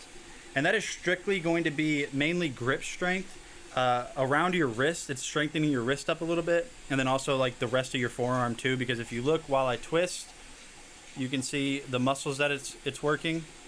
I'm not trying to flex, I promise I'm not. But you can see the muscle group that it's working right now by just doing that.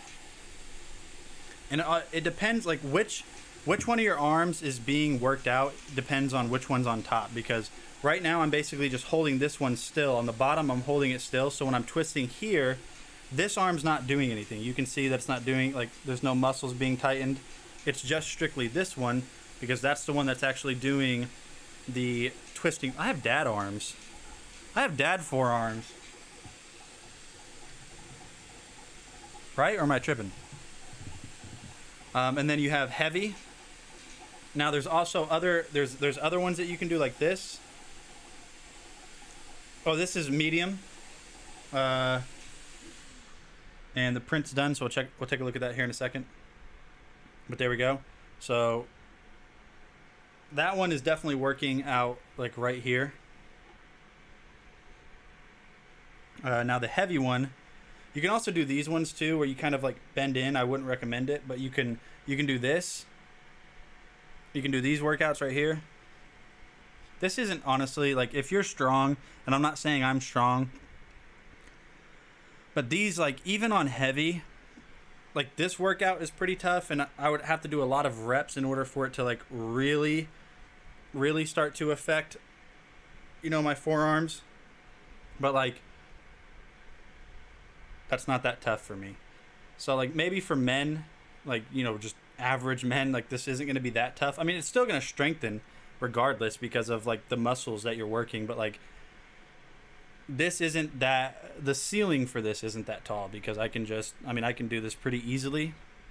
I'm not trying to sit here and say that I'm strong or anything, but yeah. I hope that helped. There's a bunch of different workouts you can do with them. The instruction manual shows like all of them.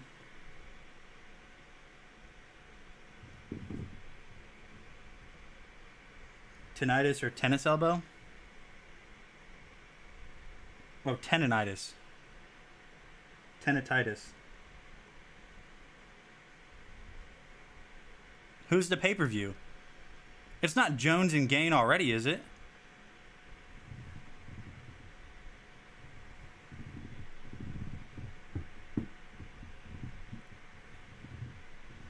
Well, I'm watching that then. I'm not missing that. So yeah, you can see the... Let me go with medium. So you can see how, like, when I do the workouts, how it's like, well, how it's causing my forearms to flex right there. And if I twist, you can see that it's strengthening up that right there. For me, I kind of picture these closer to like hand grips, you know, like the grip strength ones. Like these aren't going to be like the type of workout equipment that just strengthens a bunch of different muscle groups or you're able to do it. Now, I'm sure you could probably mess around with it and like figure out some other ways to, you know, do it. Like maybe if you do this, like there's a bunch. I mean, you can be creative with these things.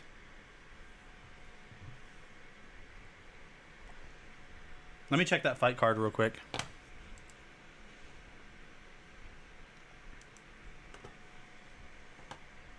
Hey, what did you buy?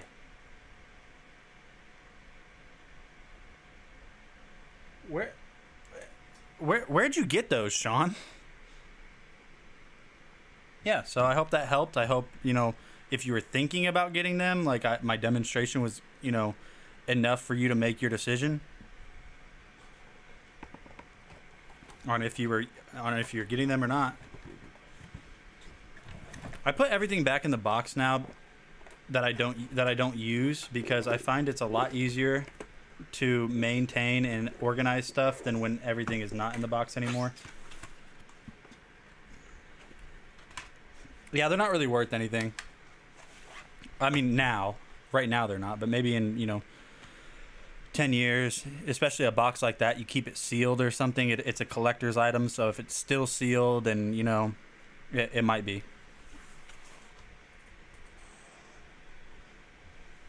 You know, actually, you know what? It will be. I'm not going to say it's going to be a big ticket item. It's not going to be a big ticket item and be like something that's going to make you a bajillion dollars. But anything sealed from Pokemon, when you let it stay sealed, it maintains value. It just does.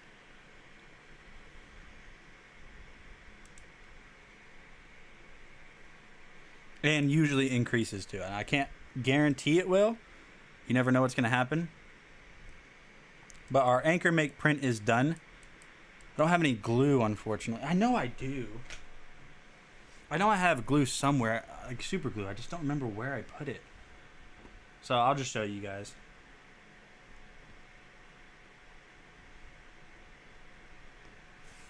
Okay. So now that this is done, that took an hour and 48 minutes. Is that? It said it was going to take an hour and 39 minutes. It took an hour and 48 minutes, so 9 minutes slower. So that's not too bad, I guess. So for this, all we got to do is just pop this off like that. And so now you guys can see that the print is off. We need to pop this guy off too. And let me go ahead and show you guys what we printed. So this is a Pokemon. To all the Pokemon people, you guys are going to know who this is. This is Onyx. You guys see that it printed in place. Got a little bit of stringing here. I really just need to dial the anchor make in to stop with that stringing.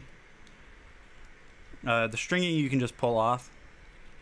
But you guys can see that it printed in place and it's fully articulated. Fully articulated, which I think is really cool. Now, I did also print the horn that he has. You just have to glue it into place. I don't have any glue, but there we go. That's it. It's done. Makes a pretty cool little like little desktop buddy, like a little desktop ornament kind of thing. Maybe like a little paperweight. You can kind of, you know, set him up how he normally is in the show, or when they find him and stuff like that. He's kind of always chilling like this. But yeah, what do you guys think? What do you guys think about the anchor make? What do you guys think about this filament? We printed it in a copper filament, as you guys can see right there. Pretty neat. Pretty neat. All right. If you guys want to open up Pokemon, put an F in the chat.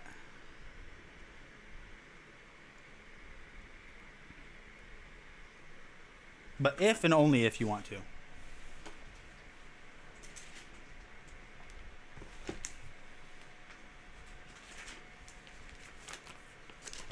I only see one person saying F. Well, that's enough for me. Left or right?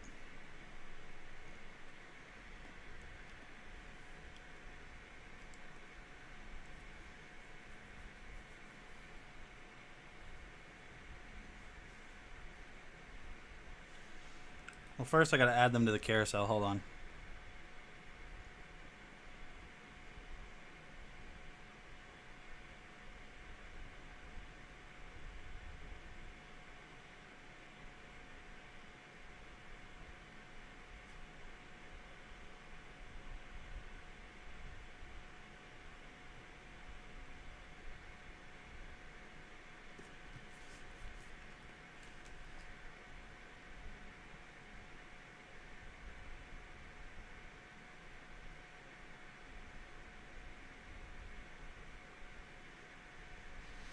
Okay, we gotta find Evolving Skies Elite Trainer Box.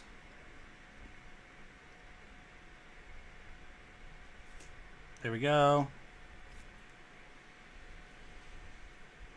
Return to live stream.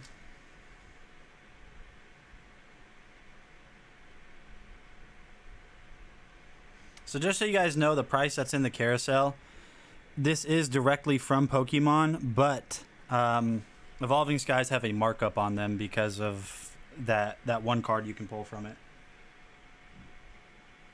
Right is right. I need one more person to be a tiebreaker. Are we doing the left box or the right box?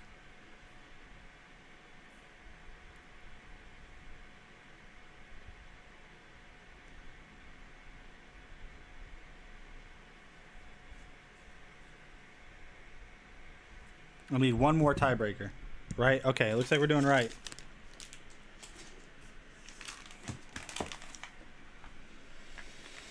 And of course I vacuum sealed these.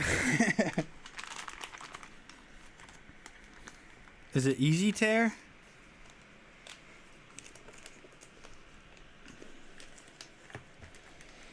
Okay, I don't have a knife on me, so...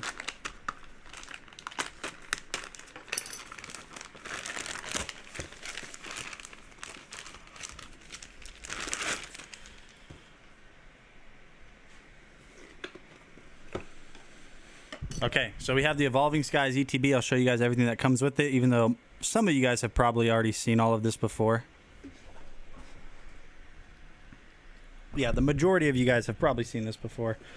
So this is the ETB. It does come in two different artworks. This one has Umbreon, Flareon, Leafeon, and Jolteon on it. There's another one that has the other evolutions on it.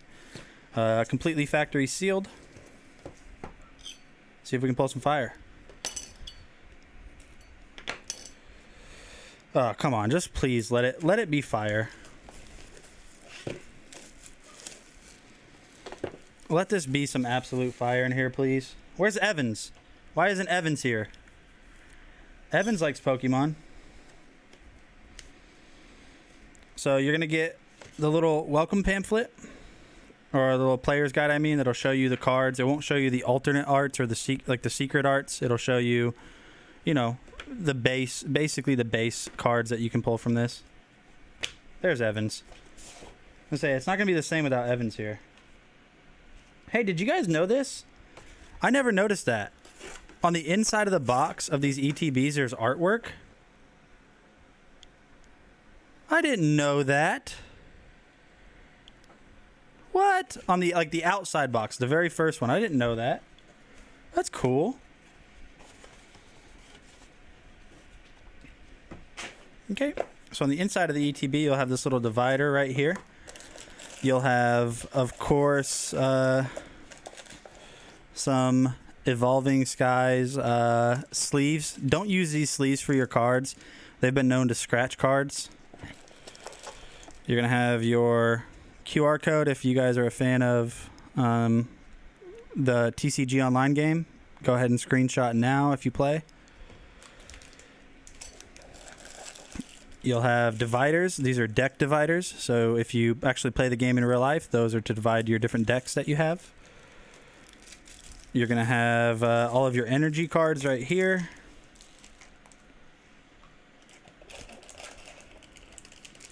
And your play dice. And your flip coins. And then your 8 packs. Now, ETBs a long time ago. Not a long time ago. I'd say like maybe 8 sets ago. They used to come with... They used to come with 10 packs, but they stopped doing that. Chilling Reign, not Chilling Reign, Crown Zenith did come with 10 packs, but it was also more. Yeah, it used to be more too.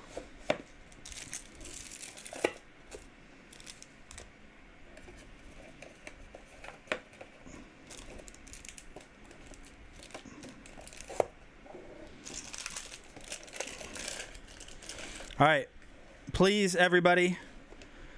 I need some magic hands in the chat. I need everyone to do some magic hands and do your best whenever it comes to granting magic, because we need to pull some fire. Evolving Skies has been just so absolutely duddy for me. It's been disheartening to opening them. So we got 8 packs right here. I need some fire. I need some fire. I need some fire luck. Let's go, guys.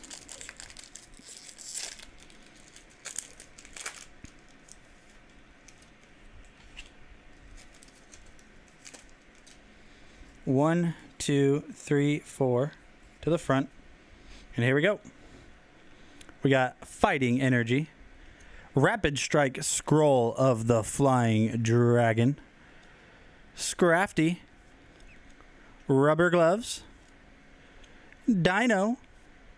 Mareep. That's not what it sounds like. Wobbuffet. That's what he sounds like in real life. Well, Love Disc. Dwebble.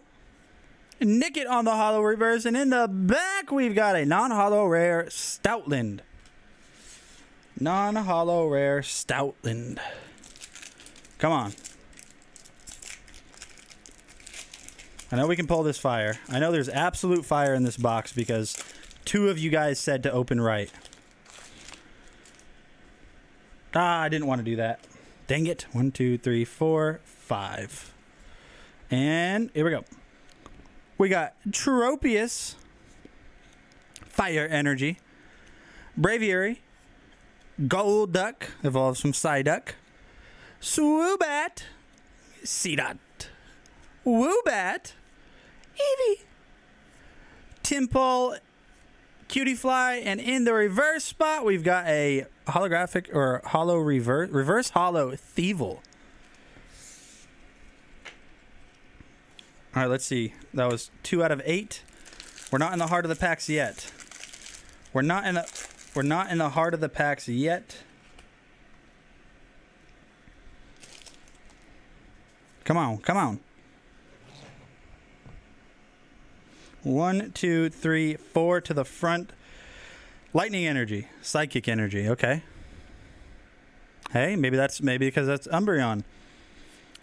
Ice Cube, Skiploom, Crustle, Teddy Ursa. So cute, so cute.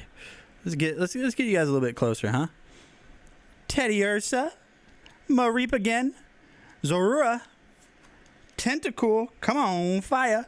Hoppip on the holographic reverse. We got a Drowsy. Very nice. And in the back, we got a Ludicolo. Holo. Let's go.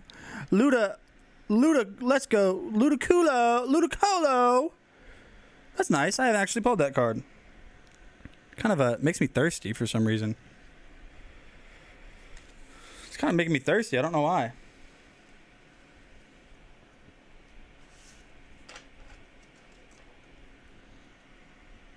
Okay, we are in the heart of the packs now. We are in the heart of the pack is right here, right? We opened 3. So the heart of the pack would be... No, the heart of the pack is this pack right here. Here we go. Come on, fire. Come on, Evans. Come on, CC. Come on, Sheila. Gold? No, we don't want that. We want this. Well, I'll take a gold, but we want that alternate art Umbreon because that's a $500 Pokemon card right now. That's what we really want.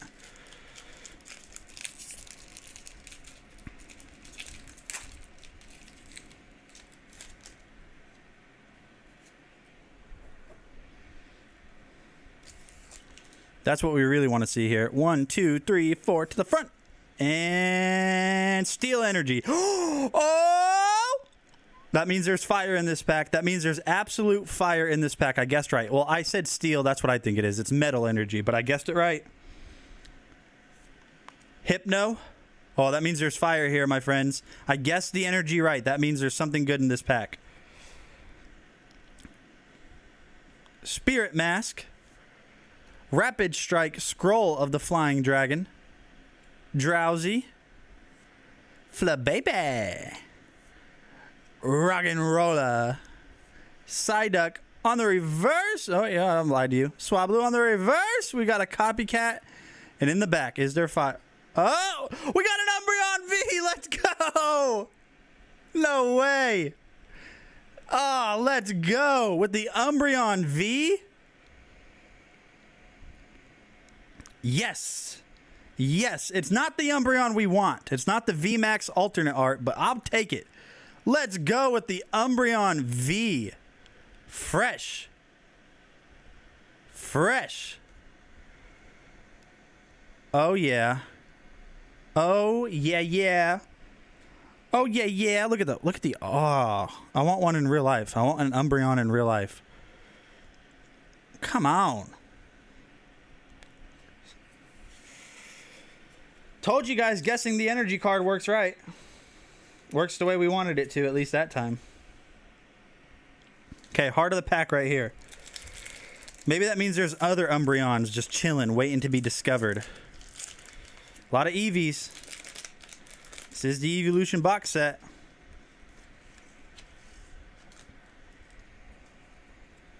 One, two, three, 4. To the front. Oh, I didn't even guess. Why did I say to the front? Water Energy. Ribombee. Rapid Strike, Scroll of the Fanged Dragon. Shopping Center. Eevee. Cutie Fly. Hitmonchan. Lotad. Sableye. On the reverse, we've got a Pyroar. And in the back, we've got a non-holo rare Milotic. All right, come on. Last 3-pack magic. Last 3-pack magic for the win. I didn't want to flip it over. I didn't want to see the code card. 1, 2, 3, 4, 5. Thievel. Energy. Single Strike, Scroll of the Fang Dragon. Switching Cups. Vigoroth. Dwebble. Hippopotas. Zorua. Psyduck. Rufflet. And in the reverse, Tentacool.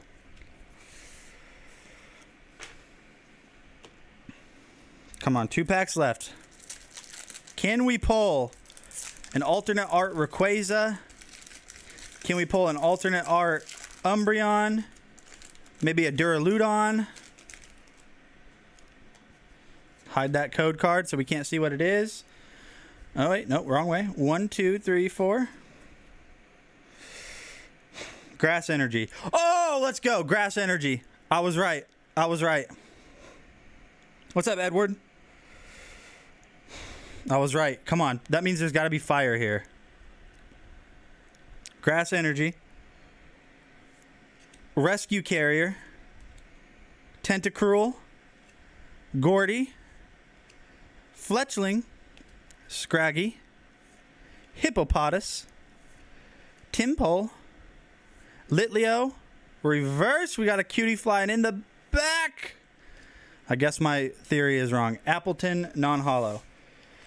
We've only hit twice this entire box. That means this last pack is going to have absolute magic. Sit on it for a second. Be right back.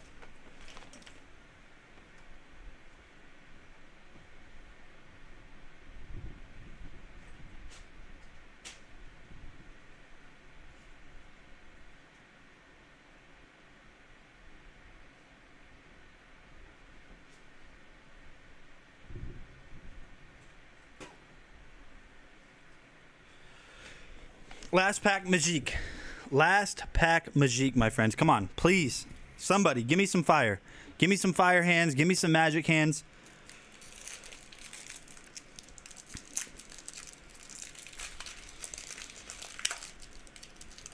I didn't like the way I opened that pack. A little bit too rough with it. Come on. 1, 2, 3. Oh, 1, 2, 3, 4. Come on, Umbreon. Please. Bless me today. Lightning Energy. Nuzleaf. Ursaring. Fletchender. Hoppip. Dino. Mareep. Wobbuffet. Love Disc. On the reverse, we got a Rabombi. And last card magic. A Jolteon VMAX. Let's go. No shot on last pack magic. Let's go. Come on. Last pack magic worked. Ooh. Ooh. With the Jolteon VMAX. Yes. Yes, sir. Yes, sir. The Jolteon VMAX.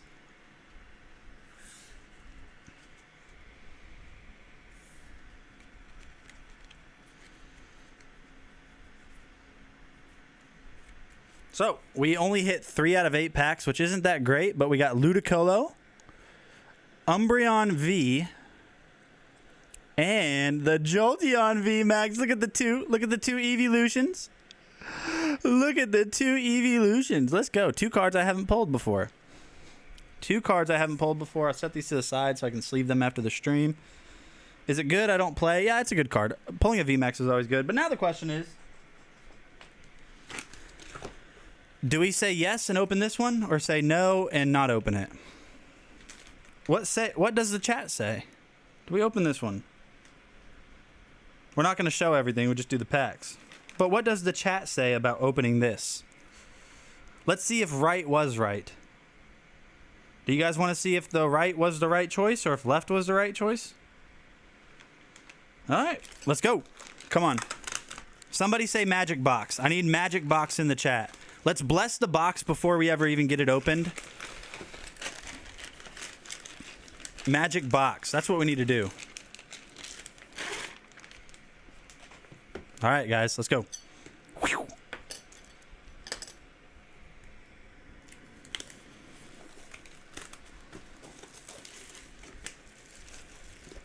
You guys already know what comes in it because I just showed you guys not 10 minutes ago. So I'm not gonna bother.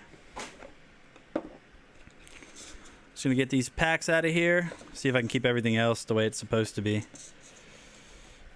Just get these packs out and everything else stay the way you were. Stay the way you were. I don't care about that stuff. I care about the packs. I care about the magique. The Geek of Maj. Boom.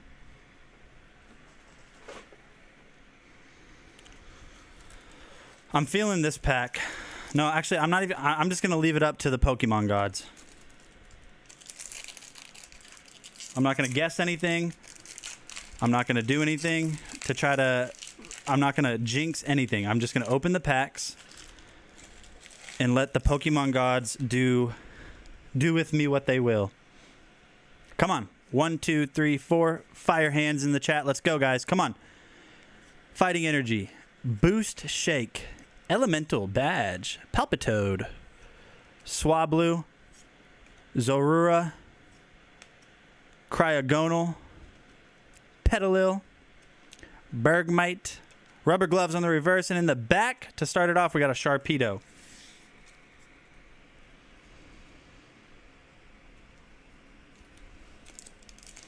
Next pack. Next pack magic.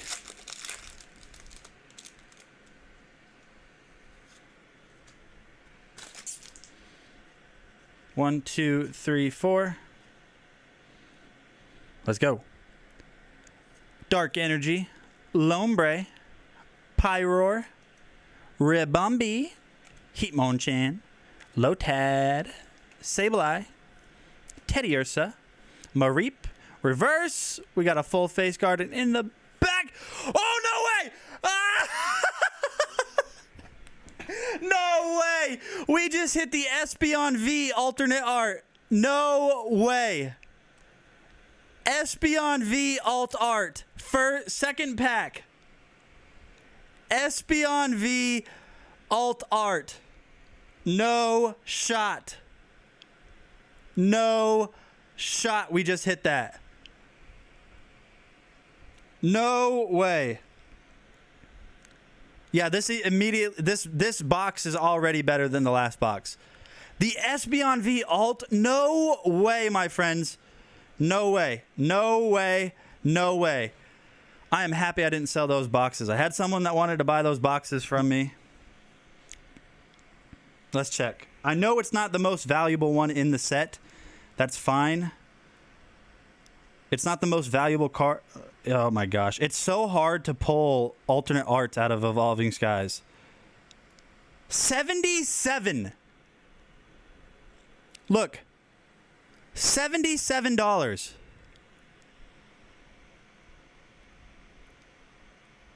$77 on that card, guys. No way we just pulled the Espeon V alt. No shot. Okay. The centering looks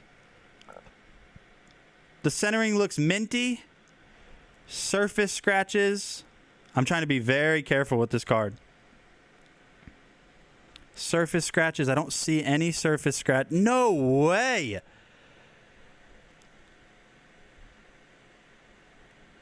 Okay, we gotta... I'm not waiting until after the stream for this one. Nope.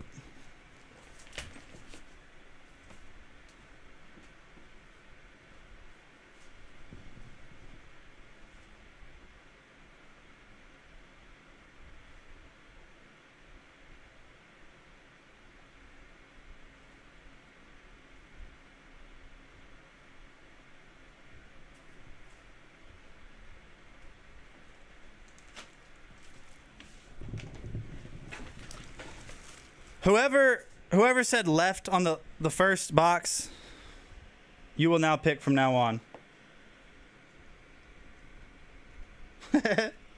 Whoever said left first. Okay, I gotta find. These aren't the right size sleeves. I think they're all the same. I need to find the right size sleeves. These are the two large sleeves. Here's the right size sleeves. Here we go. Left is the new right.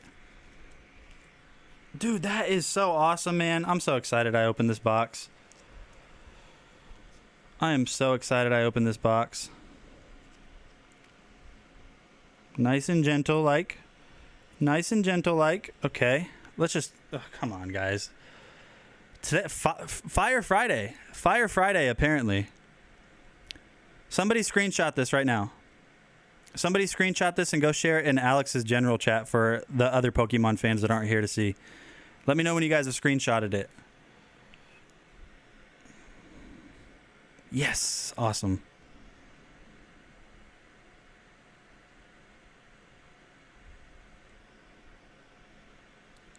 Evans, you got the screenshot? Got it? Cool. Thank you. I just, I wasn't ever going to open those boxes. I was eventually just going to let them sit and forget about them, or just sell them eventually, like even maybe like soon. And I'm happy I opened it. Okay, like listen, I'm not trying to freak out and say like, oh, I just got rich, but like I never pull from Evolving Skies. No way. That's awesome. That is awesome. That's so cool. All right, we still have 6 packs left. So the fire might still be here. It might still be here.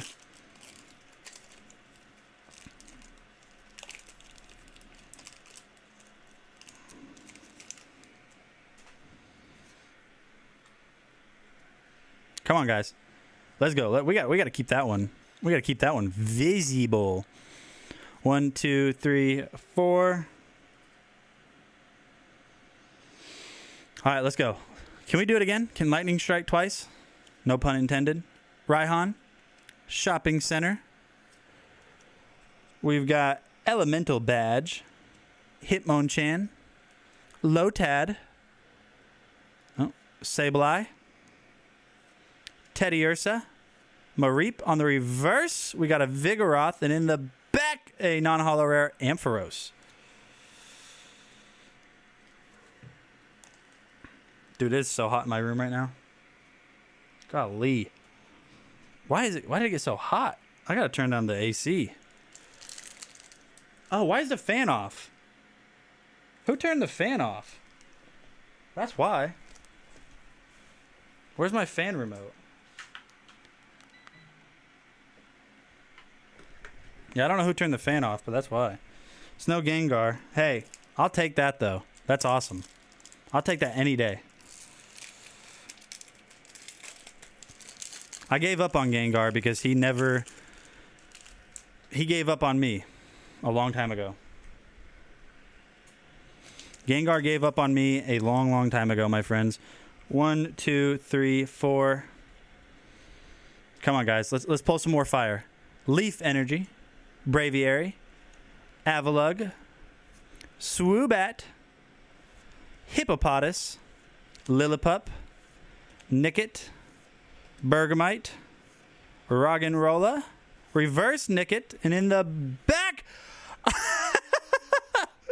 a Dracozolt VMAX. No way. I keep pulling cards that I've never pulled before. No shot. Come on. What? That is so cool. I'm not even sure if I've heard of that Pokemon. Dude, this is a good day for Pokemon, guys. I'm happy you guys said we should open them. Thank you guys for telling me to open these cards. These are awesome. Thanks, Faustino, man. I appreciate that. Maybe it was just the right day. Maybe today was just the day to open Pokemon cards. I mean, I don't believe in superstitions or anything like that. Like, obviously, if I opened them tomorrow, the same cards would have been in there. Or maybe they wouldn't. Maybe that's not how stuff works. Nice.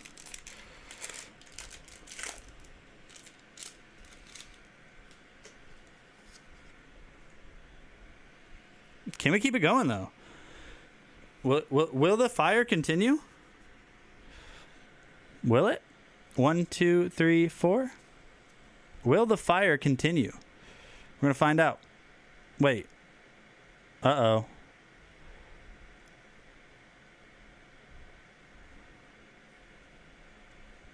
Huh? 1, 2, 3, 4. What? 1, 2, 3, 4. What?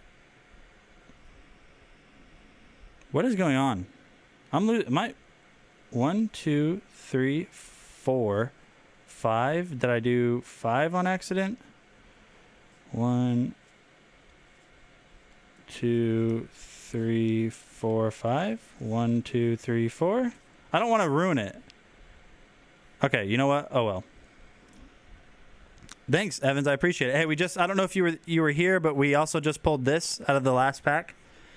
Dracovolt VMAX. Dracozolt. I don't know what happened with this pack. That's so weird. I've never had that. Switching Cups.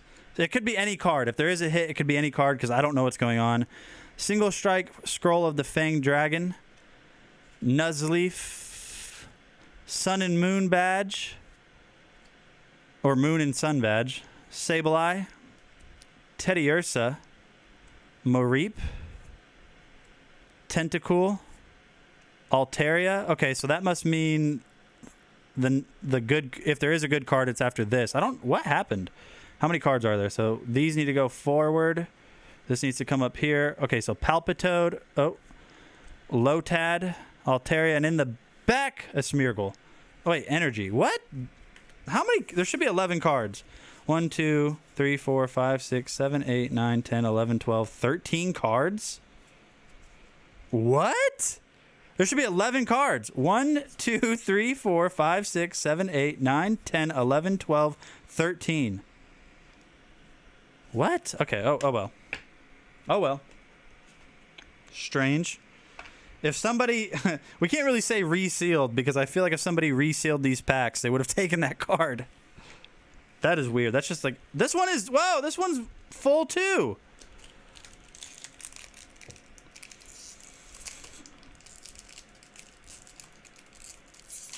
This one is overfold too. 100%. 100% it is. I'm almost positive. Let me see. 1, 2, 3, 4, 5, 6, 7, 8, 9, 10, 11, 12, 13. Are there supposed to be 13 cards? Am I losing my mind?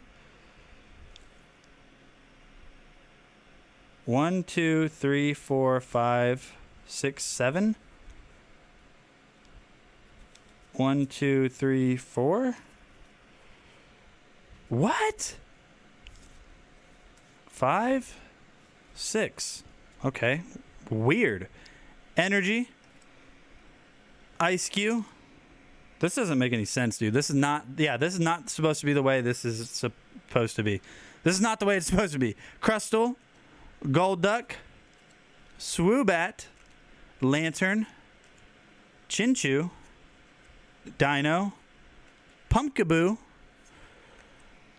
Carvana. Gossifleur.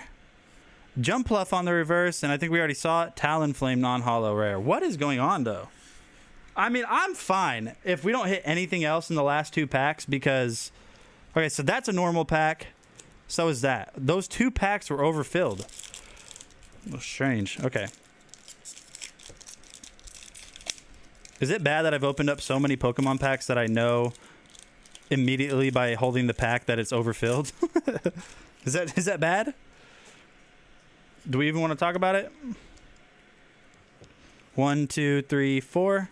And we should have our energy right up front. Yep. All right, come on. Full face guard. Raihan. Moon and Sun badge. Tentacool. No, I didn't get the code card. Yeah, no, actually, yes, I did. I got the code card and 13 cards. So weird. Pumpkaboo.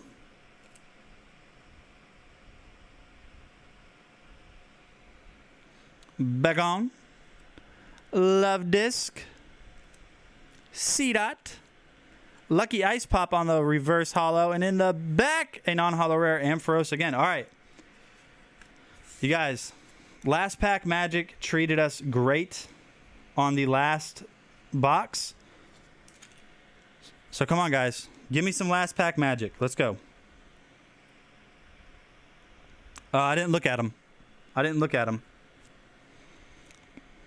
Last pack magic. I don't know. That was strange. I've seen error packs before. I've never seen an error pack with overfilled packs ever.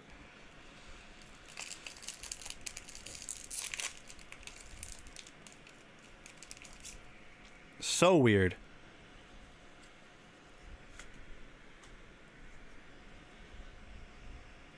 One, two, three, four. Come on, guys. Last pack magic. Come on.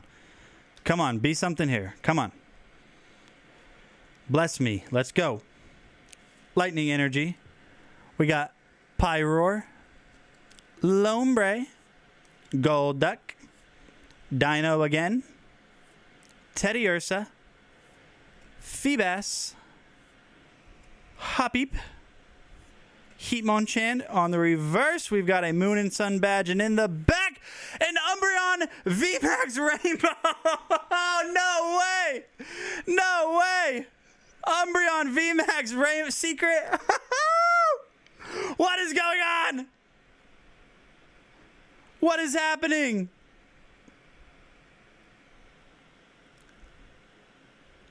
What has happened? What is going on today? Oh, you were right.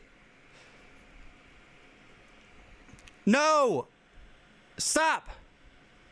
I can't do this anymore. How? Why? Magic box, guys. I think we might have found one superstition that works. We had to bless the box first for the box to bless us.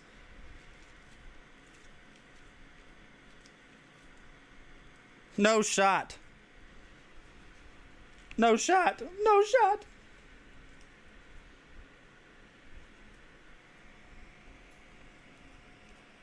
No shot.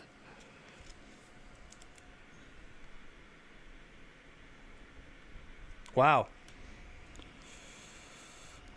Just vacuum seal them and then open them up again. So, I mean, this is not bad, guys. This is great. For one box. Dracozolt VMAX. Umbreon VMAX Secret.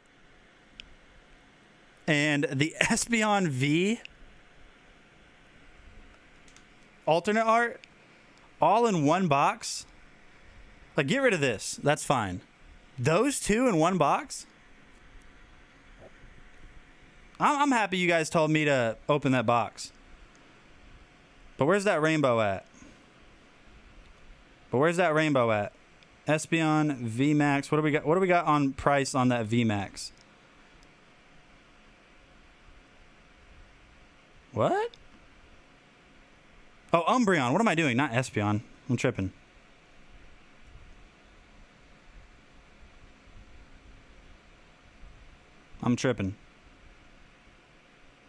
$30. $30 though. Dude, that's not bad. That's $100 right there. Oh, let's go. That's not bad. That's not bad at all. Here's the one card that is dang near impossible to pull. It's that one right. It's this one right here. The Umbreon VMAX alternate art. Right now, currently selling for about, let me see if it'll focus, $534 was the last sale price. Wow.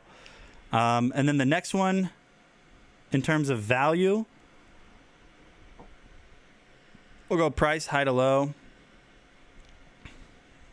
Oh, wow. For Umbreon, it's that one. Well, let's just go Umbreon V. There's an alternate art for the Umbreon V, too, I'm pretty sure. Let's find the alternate art for the Umbreon V. Yeah, right here, this one. Oh, that's the Japanese version. So, not the V Max alternate art, but the V alternate art. Alternate full art is $97, and I actually like that one a little bit more. Look at that. That is so good looking. Dude, that's a good day, though.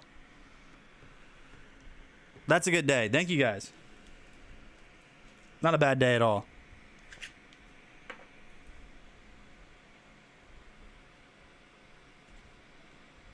Is nice. Is nice. I don't even know what we were doing before. I have no idea what we were doing.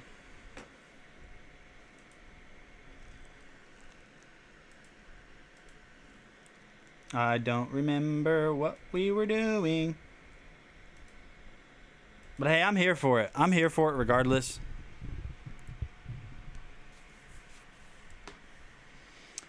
Okay.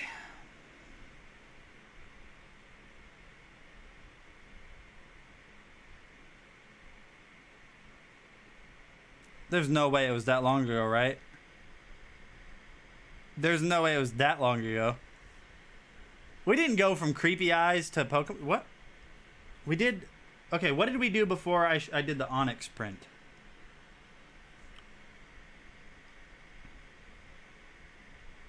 What did we do before I did the Onyx print? I don't know. I left after the eyes. Well, that's a good reason to leave, I guess. Okay, guys, I'm going to show you this Amazon Halo View fitness tracker. Pretty neat. So, switch over to the overhead cam. So this is relatively new. It's not like brand new, like it didn't just release. But yeah, this is the Halo View fitness tracker. It's kind of in my opinion, it's kind of a Fitbit clone, but it does some things that I think Fitbit doesn't do as good. What was our direction before? I think we were just watching videos and just doing stuff. Okay. So first of all, putting this on is actually pretty easy. Once I figured out how to do it, all you got to do is just simply hold it down kind of like this, clip it down, and the loop itself will go under.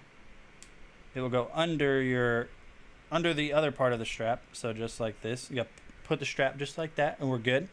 So now on the inside, or control wise, there's no buttons on here. It is a touchscreen interface, but the way you wake this up is by tapping right here. That little gray dot, if you guys can see that. So you have your watch face right there. So we wake that up. But now if we go ahead and let it lock itself real quick. So it's locked. You guys can see the screen's not on. But if I do this, you see, it will wake itself back up. If I go like this, it turns off. Then it turns itself back on. Now you can swipe. You can see your resting heart rate. Let me zoom in. I know this is it might not focus this close.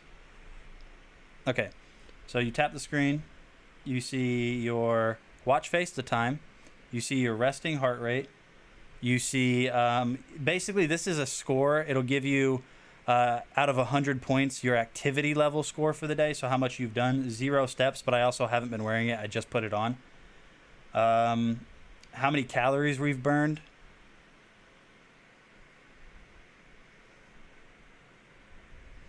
Doing the usual, yeah. Sleep, you can see if you go to the app, which we'll show you guys here in a second, you can see like your latest sleep score. Now if we go swipe up, we have data, so we can go through activity, sleep, heart rate, blood oxygen. We'll let it measure our blood oxygen. So to do that, all you got to do is just basically push this up on your wrist until you basically can't go anymore, to where it's tight. You guys can see it's kind of making my veins pop a little bit. Now we'll go ahead and hit check, start, and then you just want to stay very still while you're doing this. I agree. We were really lucky today.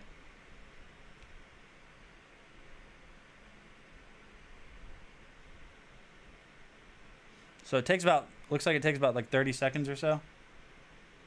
96% blood oxygen. Is that bad? And then you can just pull that back down. How do you increase or decrease your blood oxygen? Like what changes that? Generally, most see values from 95 to 100%. Okay. So now you can use this for the back button. Now also inside of here, you're going to have exercise. So you can choose all these different exercises. Yoga, rowing, swimming. This is completely waterproof. You can take it in the pool, take showers with it, doesn't matter. Walking. Tools, you have an alarm, you have a timer, you have a stopwatch. Settings, you can sync, night mode, do not disturb, battery, watch face, brightness. We'll go low, medium, and high brightness. I don't see a lot of difference between medium and high. Yeah, I don't see much difference. So I'll just keep it on medium. Raise to wake, reminders, vibrate, pin, device info, restart, and then you can also like factory reset it if you want to. Now you have quite a few different watch faces. So we have this one here, that one, a standard like analog looking clock, kind of fancy letters or numbers, more sport like with girly colors. We have that one, and then quite a few more. You have a little dog here. We'll choose the doggy. You can add widgets to the screen too, by the way. You can add widgets to your lock screen. So like, let's say I wanted to see the date. I could add that as a widget. I think you can only select one. Yep. No, you can select multiple. And so now, if we go all the way back and open it up, you guys can see that we have the little doggy there. We have the time and the date. Since being down with the sickness. Now, the Amazon Halo View app gives you even more control over this. So, inside of the View app, you're going to have a bunch of different things. It says, hi, Nate, up there at the top. You can go to Data.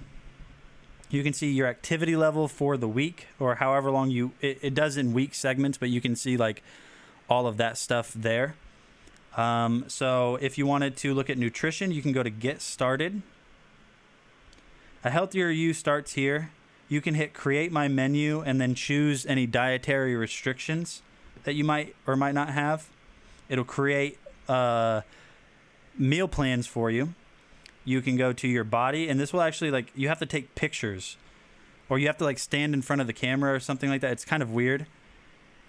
You can go to tone. It can recognize the uniqueness, or it can recognize the tone of your voice. So we'll go ahead and hit continue. It's going to access the microphone, so watch this. Hit continue now. It was the best of times. It was the worst of times. It was the age of wisdom. It was the age of foolishness. It was the spring of hope. It was the winter of despair. Now we got to do this a few more. There is no living thing that is not afraid when it faces danger. True courage is in facing danger when you are afraid.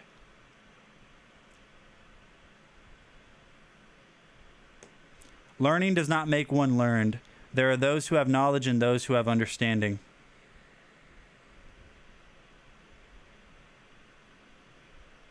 Of course, there must be lots of magic in the world, he said wisely one day, but people don't know what it is like or how to make it.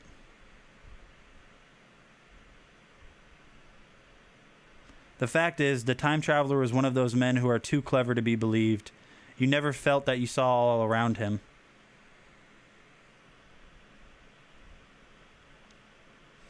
It had no pictures or conversations in it. And what is the use of a book, thought Alice, without pictures or conversations? And so now, what you can do, let me check up on chat real quick. Probably a Charizard, the first edition shadowless holographic Charizard, for sure, to answer your question. Sleep, this is pretty cool. So I wasn't wearing the band last night, but if we go to the date, so like, let's go with like week, right? So like that's my average sleep score for the entire week. Since Monday. So I wasn't wearing it last night or the night before, I don't remember. But it says my average time for this week that I slept was 5 hours and 44 minutes.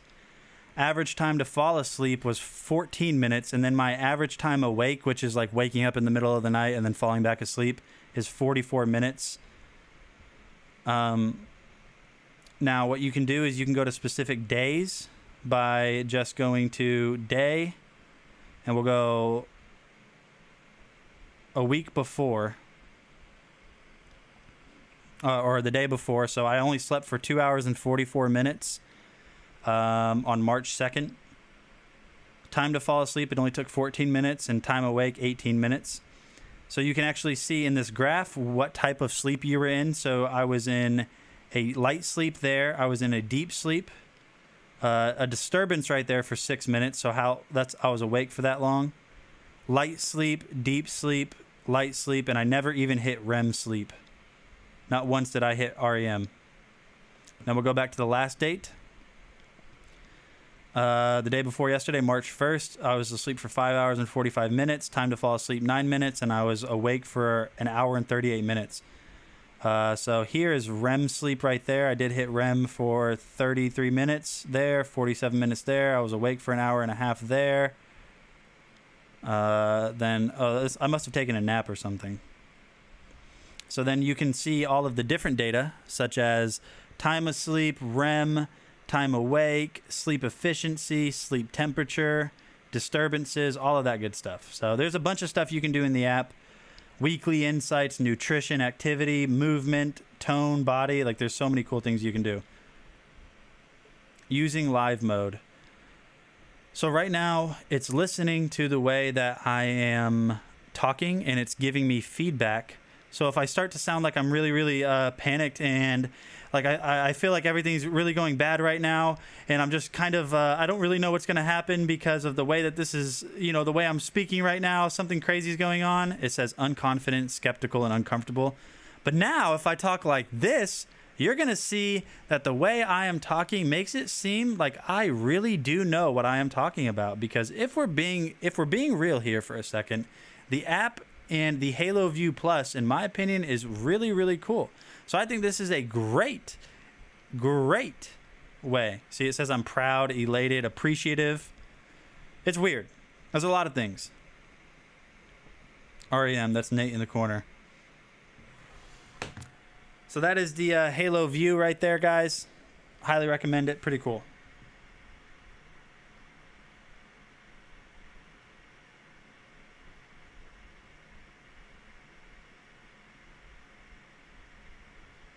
All right, so we're going to go ahead and take a look at this Quinn-Ear foot massager real quick. Can you sound sarcastic? I wouldn't know how to do that. How do I... Okay, how does one sound? I mean, you say sarcastic things, but is there a sarcastic tone?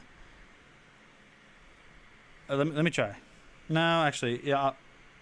I think you would be like, oh, yeah, I totally believe that. Like, oh, really? I totally believe that. Yeah, that's really believable. That's a sarcastic tone.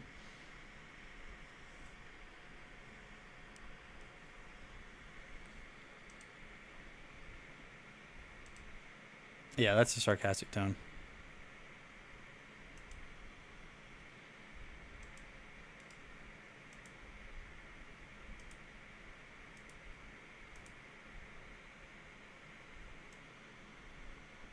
What a shame. I feel like what a shame could be like a pitiful tone. Hey, what is going on, guys? Nathaniel with DragonBlogger Tech and then you can control the power with the plus or minus button, and it will even show you the power level that you're at as well as how long you have remaining based on that current power level. And installing or uninstalling one of the several included heads is very simple on this machine. All you have to do, like you saw there, is basically just push it in. It won't make a locking sound, but once it's in, you'll know that, and you can go ahead and get this thing going. Now let's go ahead and test this out. This is a really nice massage gun. It has a ton of power. It's built super well. It's one of the more quiet massage guns that I have used. And as you guys can see here, it does have a ton of power. It is shaking my whole entire hand. But you guys will obviously find which one works for you the best and which attachment head you like. So if you guys have been looking for a new massage gun, I highly recommend this one. It's at a great price. It's built really well, and it comes with a ton of awesome built-in features and a ton of awesome attachment heads. So if you've been looking for one, like I said before, go ahead and check this one out from Quinn-Ear, and I'll see you guys on the next video.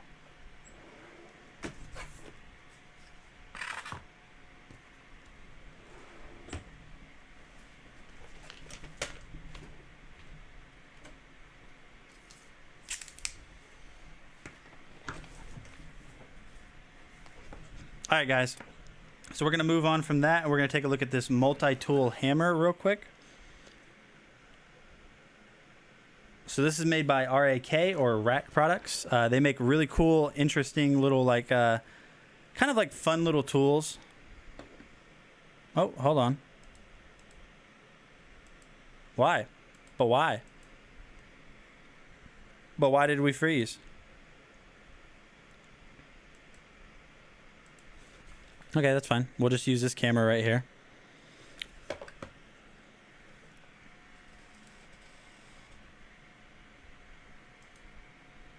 Yeah, we'll just use this camera right here.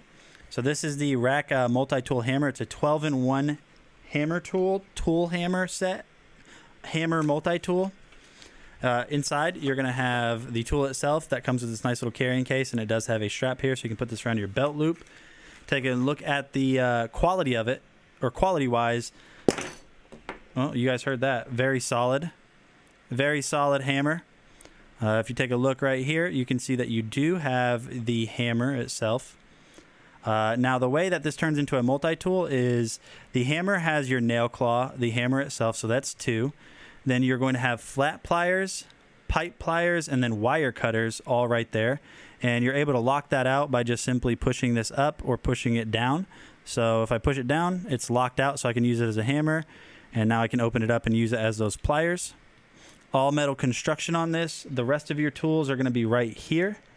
So you're going to have a flat blade. You are going to have a sawtooth blade. You are then going to have a Phillips head screwdriver right there with a bottle opener. And then one more blade right here that is also a file. So you guys can see that's a file right there. And another sawtooth blade. These are all able to be locked out if you want to lock them out, just like that. So now it's not going to move. I can't push it forward. The way you unlock it is this little guy right here.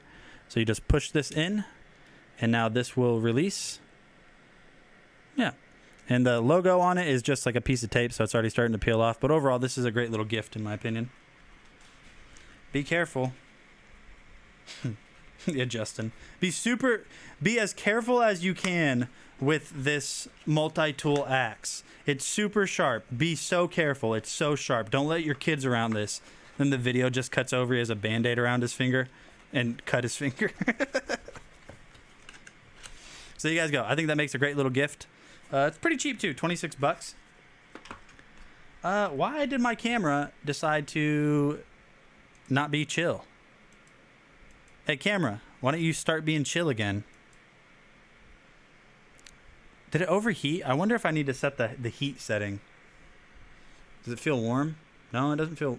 Actually, yeah, it does kind of feel warm. Getting hot? Are you asking me? Or the camera? I think it's the camera. I think it needs to be set to auto power off, temperature to be set to high. So I'm going to try that real quick. Or not auto power off, but... See if I can't find that.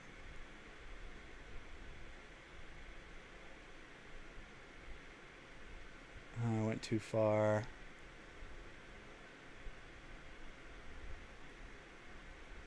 Auto power off, temp high. Yeah, okay, no, it's set correctly. I think it's got to be a USB issue again. I don't really know what I changed though. That's the thing. I didn't change anything. It can't be the USB-C camera causing that. I'm going to try deleting it real quick and then re-adding it. So it's going to be black screen for just a second. I'll keep talking. ZV2, name it that. Let me add the cam link right here. Okay, I'm adding the cam link. You guys can't see what I'm doing. Device default. So it's got connection to my computer. Whoa, okay, hold on. Very strange. It didn't even add it to this. It didn't add it. Okay, it's OBS. Something's going on. The camera's fine. Something weird's going on. I don't know what it is. So the next... What is going on? The next product that we're going to talk about is this guy right here, which is also from Rack Products. So this is a... Oh, hold on. It's actually out of stock. Never mind. Yeah, OBS is being weird because I added the camera to the scene. Oh, there it goes. Now it's there. Hold on. Transform, fit to screen. Yeah, it's just not... It's not popping up. It's so weird. I don't know. I have no idea why it's doing what it's doing. Let me try setting it to not... Let me go to resolution and FPS and set it to default. Try that out. Hit OK. Deactivate and reactivate one more time. Let me go here real quick. Let me go studio mode so we don't get shut down for it being dark. I guess I'll turn the camera off and on again. Very weird that it's doing this. It shouldn't. BS and haha.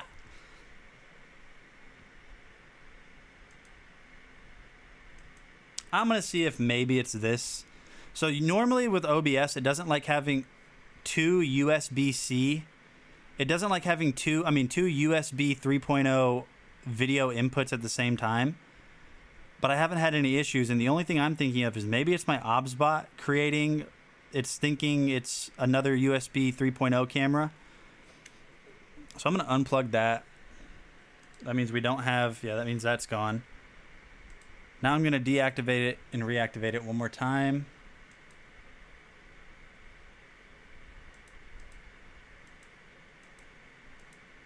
So strange. That doesn't make any sense at all. There's nothing that should be causing this to do this. I'm gonna try one last thing and then I give up.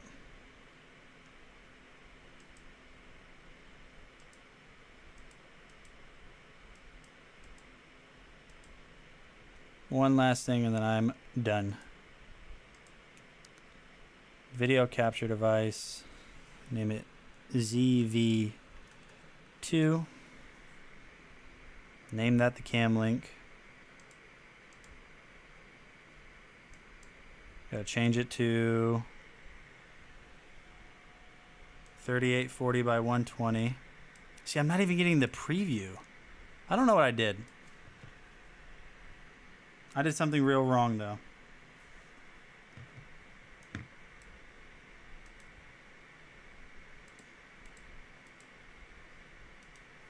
Transform, fit to screen. Maybe it's the cam link, maybe it's the cable, maybe it's the camera. It's something hardware. It's got to be something hardware now. I think I've boiled it down. I'm going to try deactivating it and reactivating it one more time. I don't know. I don't know, guys. Super strange. Oh, we got 10% battery life. We're good. Okay, let's take a look at these Bruno Mars shoes real quick. So these are just very nice dress shoes, as you guys can see right here. So these are made by Bruno Mars. These are faux leather, but they feel like real leather and even look like real leather. Very comfortable. Very, very dress appropriate in my opinion. So these are great for funerals or weddings or church. Your laces on them, you kind of have tan. The stitching looks really nice on these shoes. You kind of have like this heel sole, right, or the sole around this, whatever this is called. The heel is you got this wood grain texture. On the inside, you have your pretty cushiony insole. The leather, like I was saying before, it's not real leather, but it looks like it in my opinion. Lost your power and internet. It's okay. We lost this camera above. I don't know. I think it was too fire. I think we burned the camera with our poles today. Are you all good now, though, Evans? Is your internet and power back? And then on the bottom right here, you have this kind of nice little design. There's no traction here, but these are just dress shoes. Great gift for significant other, or if you're a guy and you want some new shoes, or if you're a girl and you just like them and you want to wear them, go ahead. I think you guys would really like them. I think they're very premium, high-quality shoes. They look great. They're comfortable. Losing power and internet is not good. This is true. Now we have the Dream Pairs men's. They're like moccasins, basically.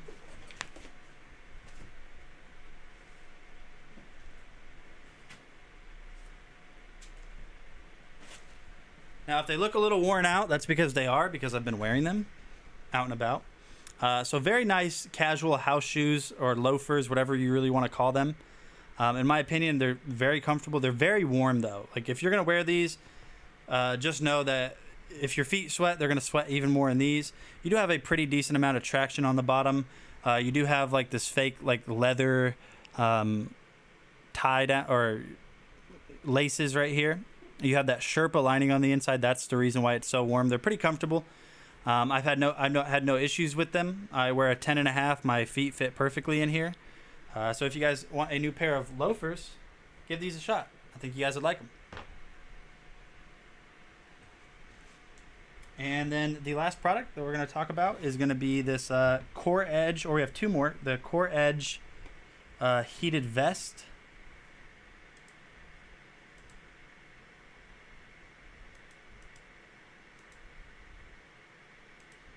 So I don't have that on hand, so we're just going to play it.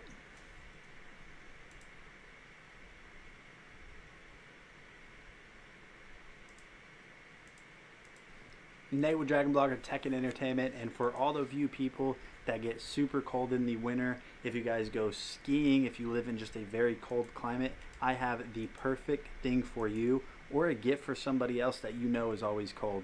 This is the Core Edge heated vest, and it also has a hood, which I'll show you guys here in a little bit. So just taking a look at it, you guys can see it is just a standard vest. It kind of has that rough texture to it. Now I have this in black, and I honestly think it just looks really nice. Now it fits really well. I am an XL, and this is an XL version of this, and I think it just fits perfectly. So if you guys do end up getting this, know that it is true to size, so you don't have to worry about that. But overall, this thing is super comfortable and super easy to get set up and use. You're going to have multiple heating zones built into the vest that's going to keep you warm in those cold days throughout the winter. Now, at the time of shooting this video, it is late November, and it's super cold outside, so I'm definitely going to be using this. Let me go ahead and show you guys how to use this, but first, I'm going to show you everything that comes. I don't know. You also have a ton of other controls, right? Super nice. And talking about the hood, like I did say I would show you guys earlier, the hood right here is very nice too. It's heating up around kind of like my middle neck on this portion. Now you can tighten this down. You can tighten it down around the edges right here too. So you guys are definitely going to be able to just overall be warm in the winter, or if you just live in a cold area where it's always cold. If you guys are looking for something like this for yourself or for a gift for someone, definitely check out the Core Edge vest. I'm Nate with DragonBlogger, and I'll see you guys on the next one. All right, guys, so that is the Core Edge heated vest. Very nice. It's warming up, so maybe, I mean, unless you live in a state that's like super cold still, that might be worthwhile. But we're just going to take a look at one last product, and that's it. And also, by the way, I mean, I'll talk about it here in a second, but we have a hoodie on Amazon now, too. We have a bunch of merch on Amazon for DragonBlogger. I don't know if you guys want to rep DragonBlogger, but you can if you want to.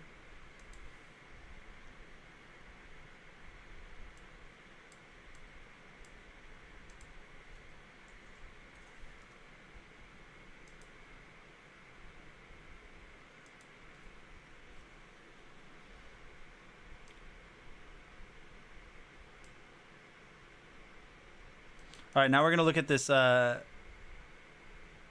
Kufandy men's Henley shirt.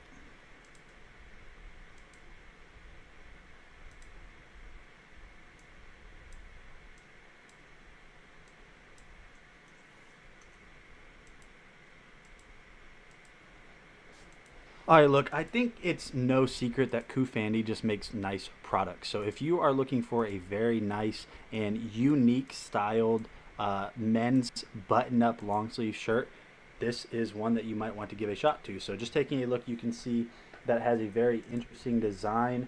You kind of have that navy blue, weird, it's almost like tree limb textures in a way.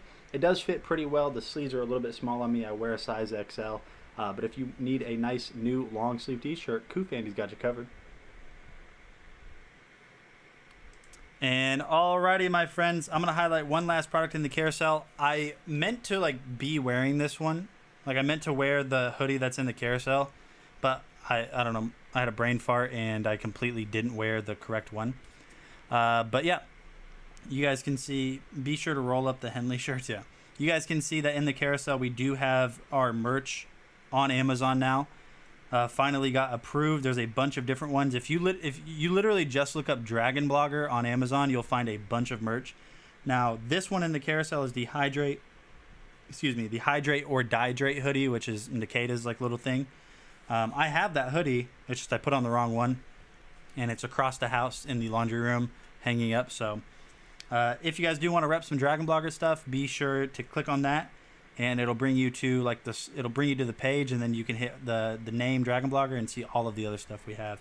But hey, thanks for hanging out, everybody. I appreciate it. I'm gonna go ahead and hop off here, go hang out with my wife and the baby, get some dinner made and stuff like that. But other than that, hope you guys have a great weekend, and I will see you guys on Monday.